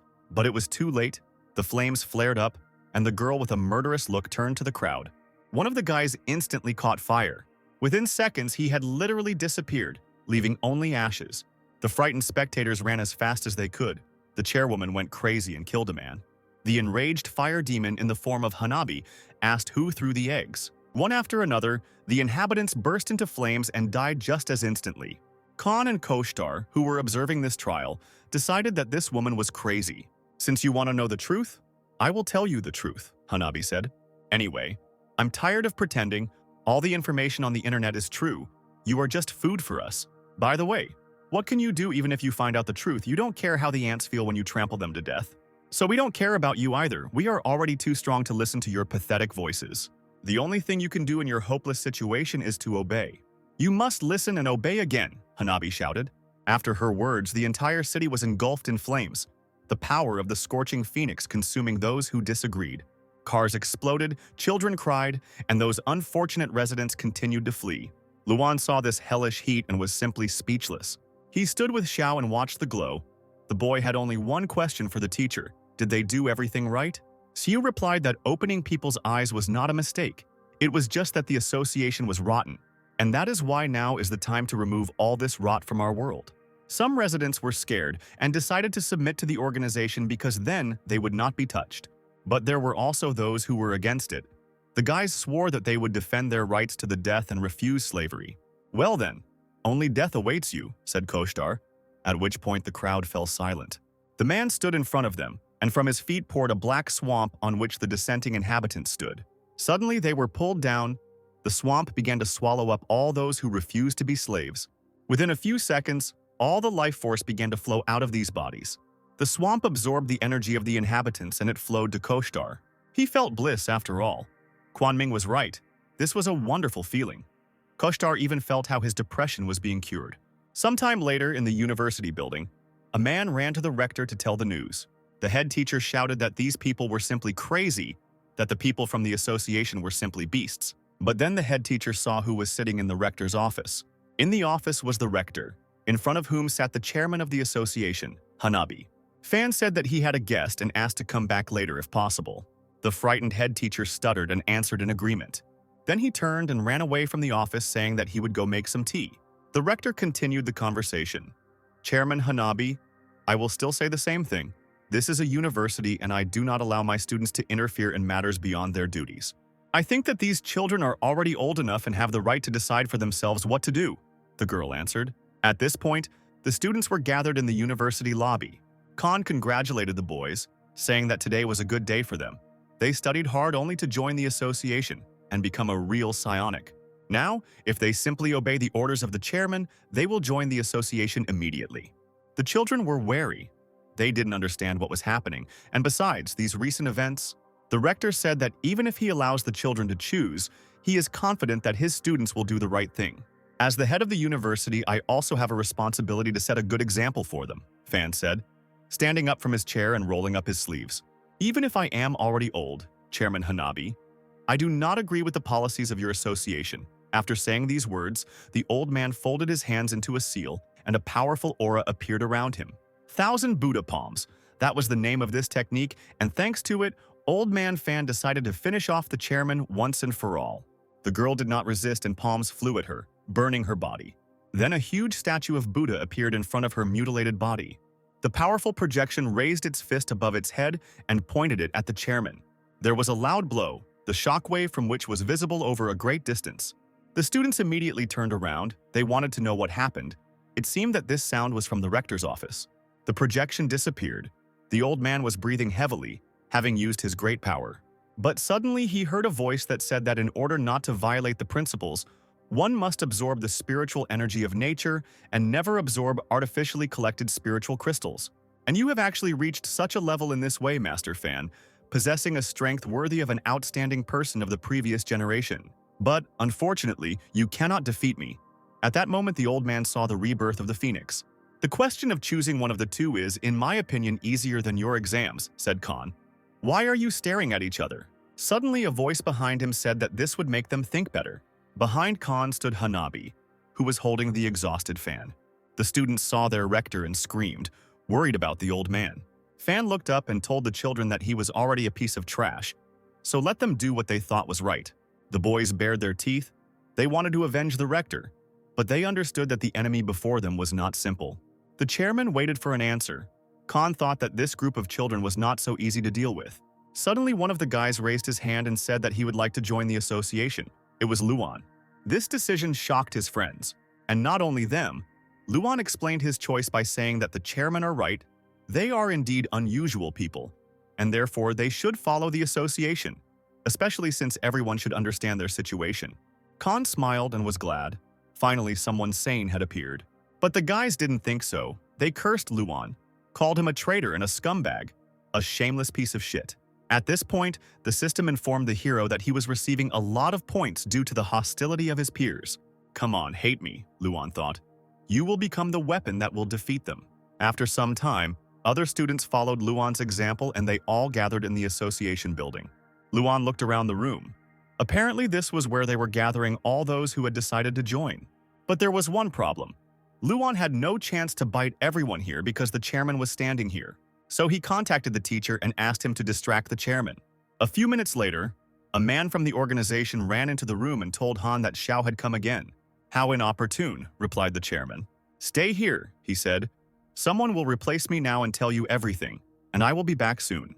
Luan asked the chairman if he would personally deal with a villain like Xiao. Then he started supporting Khan, telling him that he was the best, and how everyone loved the chairman. Khan didn't like this very much and quickly left amidst Luan's cries. The other guys thought Luan was a suck-up and wanted to know what kind of guy he was. At that moment, the vampire smiled and closed the door tightly. The guys didn't understand what was happening. Why did he close the door? Didn't the chairman say that someone would replace him now? Luan said. He turned to the guys and said that he was that very man. And his next message will be like this. Luan wants them all to serve him. Meanwhile, Xiu stood on the street surrounded by scarlet warriors. Khan appeared quite quickly and told the enemy that this time he would not be able to escape. Xiao just laughed, which surprised Han, because the fugitive situation was not very funny. The guy told the chairman that he actually had a trick up his sleeve just for this occasion. This trick is called teleportation. At that very second, Xiao disappeared into thin air. Han was shocked. He could no longer feel Xiao's energy nearby. Meanwhile, the teacher moved behind Luan. Xiao himself was also surprised that it worked. Now they were inside the villain's lair. He leaned over to his student and asked how things were going. Luan replied that everything was ready, and that the newly minted fighters stood before him, ready to serve. Now the three chairmen are left alone without any support. Khan returned to the association building to continue recruiting. They brought him a glass of water, which he immediately dropped after drinking. As blood began to flow from his mouth, the chairman realized that the water was poisoned with the poison of psionic power. But how could this happen when he has people who are responsible for his food? He asked the people he recruited to quickly get a spirit stone that could eliminate the poison in his body. But not a single one of the people moved. They only watched with glee. Khan got angry. He just realized that they poisoned the water. But suddenly, someone pierced him with a blade from behind. The chairman threw the attacker away from himself, barely maintaining his balance. One of the recruited people said that now they are all a revolutionary army except for only 3 chairmen. On other floors, Hanabi and Koshtar were also attacked in this way. Hanabi couldn't understand how it was possible for everyone to betray them at once. Koshtar stood silently and waited for his former psionic comrades to attack. The plan was to deal with each chairperson one by one, preventing them from uniting. No matter how strong the chairmen are, they cannot conquer the whole world together. A fight began, and explosions were heard in 3 different places in the association building. On the 103rd floor, Khan was throwing his opponents around, knocking down walls. His rage knew no bounds. There was no way this trash could defeat such a powerful psionic. I expected nothing less from the chairman, said a voice behind Han. You can easily defeat them without using your full strength, even though they are all famous members of the association. It was Xiao, who said that those psionics who joined were also traitors. It was time to start the real battle. On the 92nd floor, Hanabi saw the guy and recognized him. She remembered that student from the Psionics University. In front of her stood Luan, who replied that the girl had a good memory. However, judging by her gasping appearance, the Phoenix's powers were not endless. He wanted to know how long this granny could hold out. On the 72nd floor, Koshtar also easily defeated the first group of fighters. Seeing those standing in front of him, he assumed that their strategy was to take him with numbers. In front of him stood the second group of fighters, and it was led by a very beautiful lady. "Are you afraid already?" said Chinny. "It's too late to give up. Now you'll see the fury of the cat and her friends." All 3 teams were in place. The time has come to begin the final battle for peace. Xiao summoned the great projection of Panguan. The great blue warrior appeared before Khan, but he only laughed, because this projection does not work on him. Xiao replied that the chairman's magnetic field could no longer cover everything around him, and he did not intend to get close to the enemy. The projection shifted and all the fragments of the walls flew in all directions. Now the battlefield is littered with stones and they will all fly straight at Khan. But suddenly Xiao saw an electric field, which alarmed him.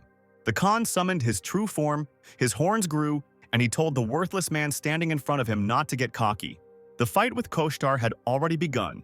The chairman was directing his swamp towards the enemies. But after a few minutes of grueling battle, the swamp began to move more slowly. Chinny mocked him by saying that no matter how strong he was, his powers were not infinite and sooner or later they would win. Idiot! Do you still think that strength lies in the number of people? It's all useless. The truth is much harsher than you imagine. History has always been written by only a few people.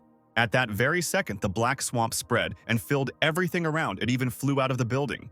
Then a huge forest began to cover the entire building. Koshtar said that they asked for it themselves. Seeing the black swamp outside the window, Luan and Xiao were frightened. Then the swamp took Khan and began to swallow him. He laughed and said that they would all regret their disobedience. The black swamp also swallowed up the immortal phoenix Hanabi. Luan and Xiao were horrified. The three chairmen were going to unite. Luan summoned a projection of Panguan and tried to stop them by striking. The impact cut through much of the building and the swamp, but it was impossible to completely destroy it. It was already too late. A huge dark mass of three faces rose above the association building. "Since you did not want to accept our kindness and refuse slavery," the monster said, "all that remains is to wipe you all off the face of the earth and create a new world in which they, the all-powerful chairman, will be revered as gods." The electrified cloud began to spread throughout the city. Residents raised their heads and did not understand what was happening. They did not understand why the sky was getting dark. After a few seconds, the Koshtar cloud covered the sky and the sun completely. The residents were horrified when they saw the monster, and suddenly all their energy began to flow out of them. The chairman began to absorb every inhabitant of the city. They killed everyone indiscriminately. Chinny told Luan that she had a bad feeling. Lala also cowered in fear. Then they fell, and all the life energy began to flow out of them too. Xiao, realizing where this was going, told his student that it looked like they had failed. Then the energy left his body, and the teacher also died, as did Chinny. Luan watched what was happening. He froze in horror, and tears flowed from his eyes. He was overcome by a storm of emotions, fear, pain, hatred. The guy sobbed and screamed from helplessness. The entire city was dying, and a black and white dome began to spread out around the association building. He will no longer be able to rejoice with his friend Hao, nor will he see Chinny and Lily smile. Absolutely everyone died. Friends, enemies, acquaintances, old people, children, comrades. And only Luan continued to watch this horror, realizing how it all ended. In the black and white city, he saw the dead bodies of his teacher, his new girlfriend, whom he never kissed. Before him stood only one terrible creature, a powerful clot of energy that had absorbed everything into itself. The only thing the chairman didn't understand was why this guy was still alive. For some reason, Han couldn't sense the guy's aura. The system issued an alarm. It reported that the owner's life was in danger and therefore emergency measures were taken. And then Luan realized that he didn't survive. His aura was sucked out too. This is his system. The system somehow keeps him alive. The monsters' heads decided to come closer to look at the last surviving ant. "We were wrong to think that the leader of the revolutionary army, the self-proclaimed king of darkness, was Xiao," Koshtar said. "How Xiao made so many people bow their heads in such a short period of time has always remained a mystery. It turns out that the real leader of the revolutionary army is not Xiao, but this guy. He is the king of darkness. Create a revolutionary army to replace us?" said the monster. "It is because of you that they all died, and yet they could have lived happily ever after as slaves." These words pierced the boy's heart. And indeed, if it weren't for him, his comrades wouldn't be lying dead now. Horror gripped him. Tears no longer flowed from his eyes, only despair remained. But then his brain was pierced by the memories of the smiles of all those who were with him. His mother, his friend Hao, his teacher, Chinny. All those who helped him on this difficult path. And Luan realized that this was not so. They all knew perfectly well what they were getting into. They would never kneel before the chairman. Even if the hero is left alone, he still will not give up. Luan will not let them down and will fight to the end. Activate Shadow Walk, full power. The hero rushed into the city at the speed of sound, escaping from the monster. Koshtar laughed. The guy's words were alarming, and he just took off and ran away. What a weakling. "It's a shame, but he won't even be able to escape," Hanabi said. "The psionic power of the entire city now belongs to us. The sinister town that was once a sweet home has turned into one big trap. Now everyone is dead, the glasses are useless, and it turns out that this is where the real power of the system lies. Capture, capture, capture. This word kept appearing before Luan's eyes. Like lightning, he ran through every block of the city. But suddenly he stumbled and fell because the shadowy tread was not endless. The monster laughed. Apparently the guy ran out of strength. Khan congratulated the hero. He extended his life by 10 minutes. Luan had difficulty breathing. He had always wondered why this system existed and what its purpose was. Now he finally understood. If the revival of spiritual energy was the imbalance of natural energy that led to the birth of monsters like the Association Chairman, the emergence of the system was meant to eliminate this imbalance. Behind the guy, corpses of people began to slowly rise. The King of Darkness has commanded all people to rise, and now the true final battle will begin. As Luan ran through the city, he bit the inhabitants, bringing them back to life as zombies for a short time. The chairmen were surprised. They could not believe what they were seeing. The all-powerful vampire ordered his subordinates to devour the monster. The crowd roared, each person heading towards the monster. The crowd was hungry. Like little ants, they crawled towards their huge victim. The chairman did not understand why all these people suddenly came back to life and began to listen to this child. Because these are innocent souls, Luan replied, who want to live, they will never die. The zombies grew larger and larger, all of them continuing to absorb the huge chairman, who began to panic. The creature couldn't believe it. He fought off all this trash, but the zombies continued to attack. The all-powerful chairman could not believe that they would lose to a bunch of walking corpses. There were too many zombies and they couldn't be killed. Suddenly, a blue light appeared from the eaten part of the monster's body. Then this light, similar to someone's soul, flew up to Luan, surprising the guy.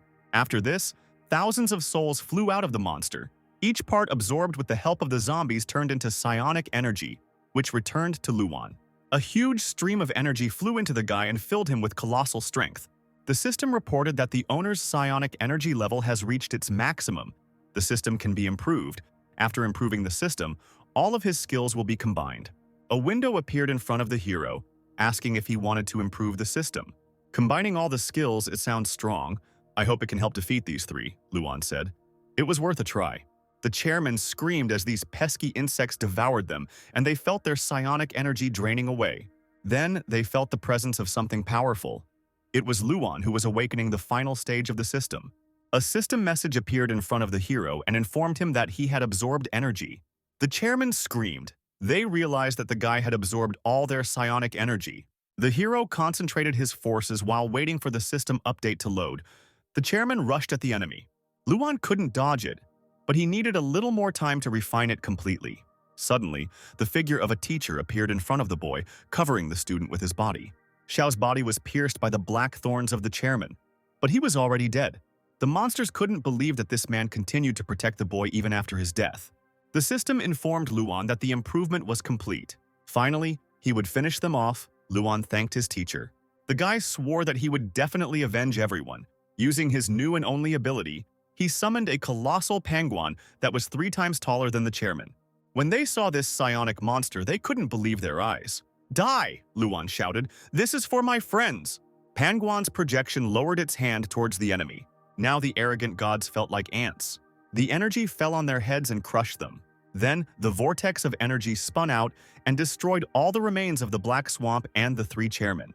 An electrical vortex rushed into the sky and the dark clouds began to disperse. A ray of light appeared through the impenetrable darkness. Then it began to snow, and the snow looked like ashes after a hard battle. Luan looked up with a tired expression and realized that it was finally over. The dead inhabitants also raised their heads and watched the falling ash. Luan looked around and fell to his knees, surrounded by only the dead. Even though he won, nothing makes sense now. The city is destroyed and his friends remain dead. Suddenly, a system message appeared in front of him, notifying him that the guy had collected all the psionic energy. But he was not happy with this information because now all this energy was meaningless. The system reported that now the guy can become the god of the new world because he has collected all the psionic energy. If he refuses, the psionic energy will be completely destroyed, and natural energy will return and restore the balance of the world. The system asked to make a choice, to become a god or to destroy energy. This choice stunned the guy, to become a god or to restore the balance of the world. A year later, the sun rose on the peaceful city. The little boy said that he was a 4-star psionic and now his opponent was going to die. The children were playing in the street. The boy said that he was calling upon the face of Buddha and ran after his friend. Luan smiled as he looked at the children and went out for a jog. The hero was met by his friends, Hao and Guangkun. "It's annoying," one of the residents said. "I used to be awake and could easily lift a car, but now I'm suffocating, barely carrying a bucket of water. Why did my psionic energy disappear? The other guy used to spew fire and lightning, and now I have to pay the electricity bill every month." In the past, it was enough to become awakened to gain superpowers, but now, with natural energy, everything has become much more complicated. It feels like we've returned to the last century. Fireworks thundered in the city park. An important event was beginning. Chunggong announced the start of the first Natural Energy Marathon. This marathon is held in honor of the first anniversary of the destruction of psionic energy. Everyone needs to register and stand at the starting line to participate.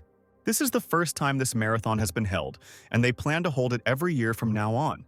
Luan was absolutely confident that he would win. There was no way he could lose to his friends. Hao was also confident of victory. He needed to get around his eternal opponent. Yinny said that whoever dared to overtake Luan would immediately die at her hands. "Now you won't be able to kill anyone so easily," Lily answered her. "What did you say?" "I can take them down with one hand," Cindy shouted to her rival. "But no one is afraid of you," Lily replied. Yanmu was happy about the event. It was so lively here that he himself would like to run.